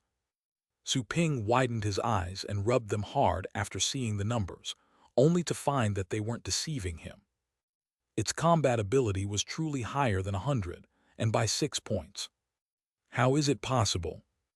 The combat ability threshold for the star state was 100 points, according to the system's metrics.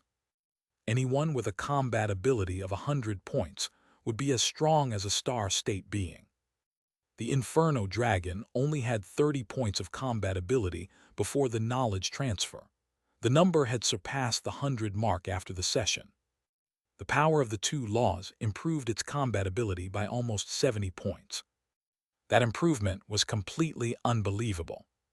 Su Ping was so shocked, he only realized what was happening a few minutes later. The power of laws was a star state power. Even some star state experts had barely mastered one law. The power of laws was the reason why star state warriors could easily kill those at the fate state. All the fancy skills meant nothing in front of the power of laws, unless the skills were extremely rare bloodline abilities. The Inferno Dragon had just mastered the power of two laws.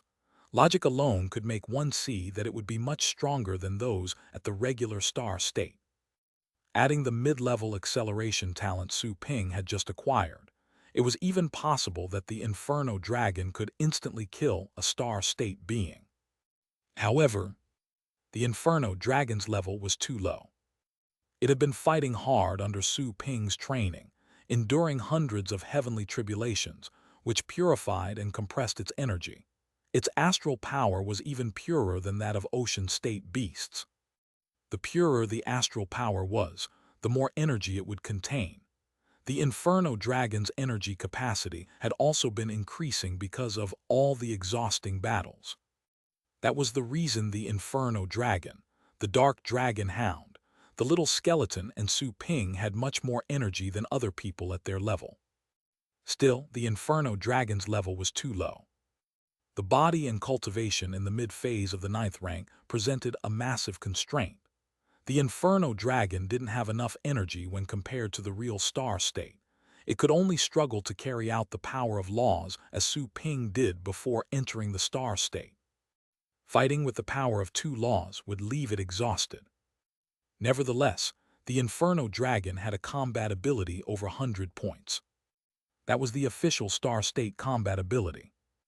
If they ever met the Lord of the Deep Caves again, even the little skeleton could deal with it. After all, even though the Lord of the Deep Caves was a star state beast, it was limited to the blue planet and only had Beast King's methods. It only knew the power of laws. It had not perceived other star state skills. The mid-phase of the 9th rank versus the star state. That was exactly the Inferno Dragon's unbelievable combat ability and aptitude. Su Ping was quite excited to see the high aptitude displayed on the profile stats. It was the best aptitude rating that he had ever seen. One step further, and it would become the Ultra level. Above the Ultra level was the Chaos Multiverse ranking. The names on that list were from all the unparalleled geniuses at the top of the world. While feeling a rush of excitement, Su Ping couldn't help but ask the system, the Inferno Dragon is only at the mid-phase of the 9th rank and as strong as the star state, and yet its aptitude is only high. Then, what's the Ultra level? Can they fight the Star Lords when they're in the advanced phase of the 9th rank? He was also shocked as he formulated the question. Could there really be such a horrifying being? That was beyond the description of a genius. It was more like a monster. It never occurred to Su Ping that the Inferno Dragon's aptitude would have already shocked a lot of people if it went out. Aptitude depends on bloodline, species, level, and many other factors. Level isn't the only criterion, the system said casually. If it's not a dragon but a lowborn rat, then it will have ultra aptitude for its star state combat ability in the middle phase of the 9th rank. However, it's a dragon. Even though it's not a dragon with a noble bloodline, some dragons that have the same bloodline have been born with greater talent in countless eons and worlds. If it's able to fight against a Star Lord, its aptitude will surpass the Ultra level and it'll appear on the Chaos Multiverse ranking. However, it will be only at the end of the rank, with 1,000,000 beasts ahead of it. What the system added almost made Su Ping vomit blood. A beast as strong as a Star Lord, when it was merely in the mid-phase of the 9th rank, could only be behind the millionth place in the Chaos Multiverse ranking. How many horrifying monsters were out there in the world? Su Ping didn't think it was possible. If the news were to spread out, all the Federation's denizens would probably be dumbfounded. So only those who can compare to the Ascendant State can be considered to be at the top, asked Su Ping, not entirely convinced. He thought that it was too hard, if possible at all. He couldn't even think about it. No matter how talented a beast was, how strong could they be when their level was so low? Nothing is impossible, the system said indifferently. During the passage of countless worlds and eons, some extraordinary beings had been born with rare opportunities. I'm telling you this because I want you to know that you're still poor at training and there's a long road ahead. I hope you can develop a pet that's listed on the Chaos Multiverse ranking. I'll give you a huge reward when that happens. Su Ping felt like vomiting blood. Am I really poor at training? It was true that nothing was remarkable in the eyes of the system. His rising pride was instantly shattered. The pets sold on the streets of the Federation were probably all garbage according to the system's standards. However, once you considered how the system rated them, they really did seem like garbage. All of them were lowly and inferior. Damn it! Su Ping was at a loss for words. The system's standards were too high. He heaved a sigh and shook his head. Anyway, there's still a long road up ahead. Even though the energy boost won't be no different from before, my real combat ability will probably soar if I merge with the Inferno Dragon right now, all thanks to releasing the power of laws. The vast sky thunderous Dragon King would never have a chance to escape if I ever encountered it. Su Ping thought to himself. The Inferno Dragon had mastered the power of 2 laws. The old dragon would definitely end up crushed if the former and Su Ping combined their powers. Su Ping was excited by the prospect. He summoned the Dark Dragon Hound and transferred knowledge to it. The process was soon over, and the Dark Dragon Hound's combat ability was also above the 100-point mark.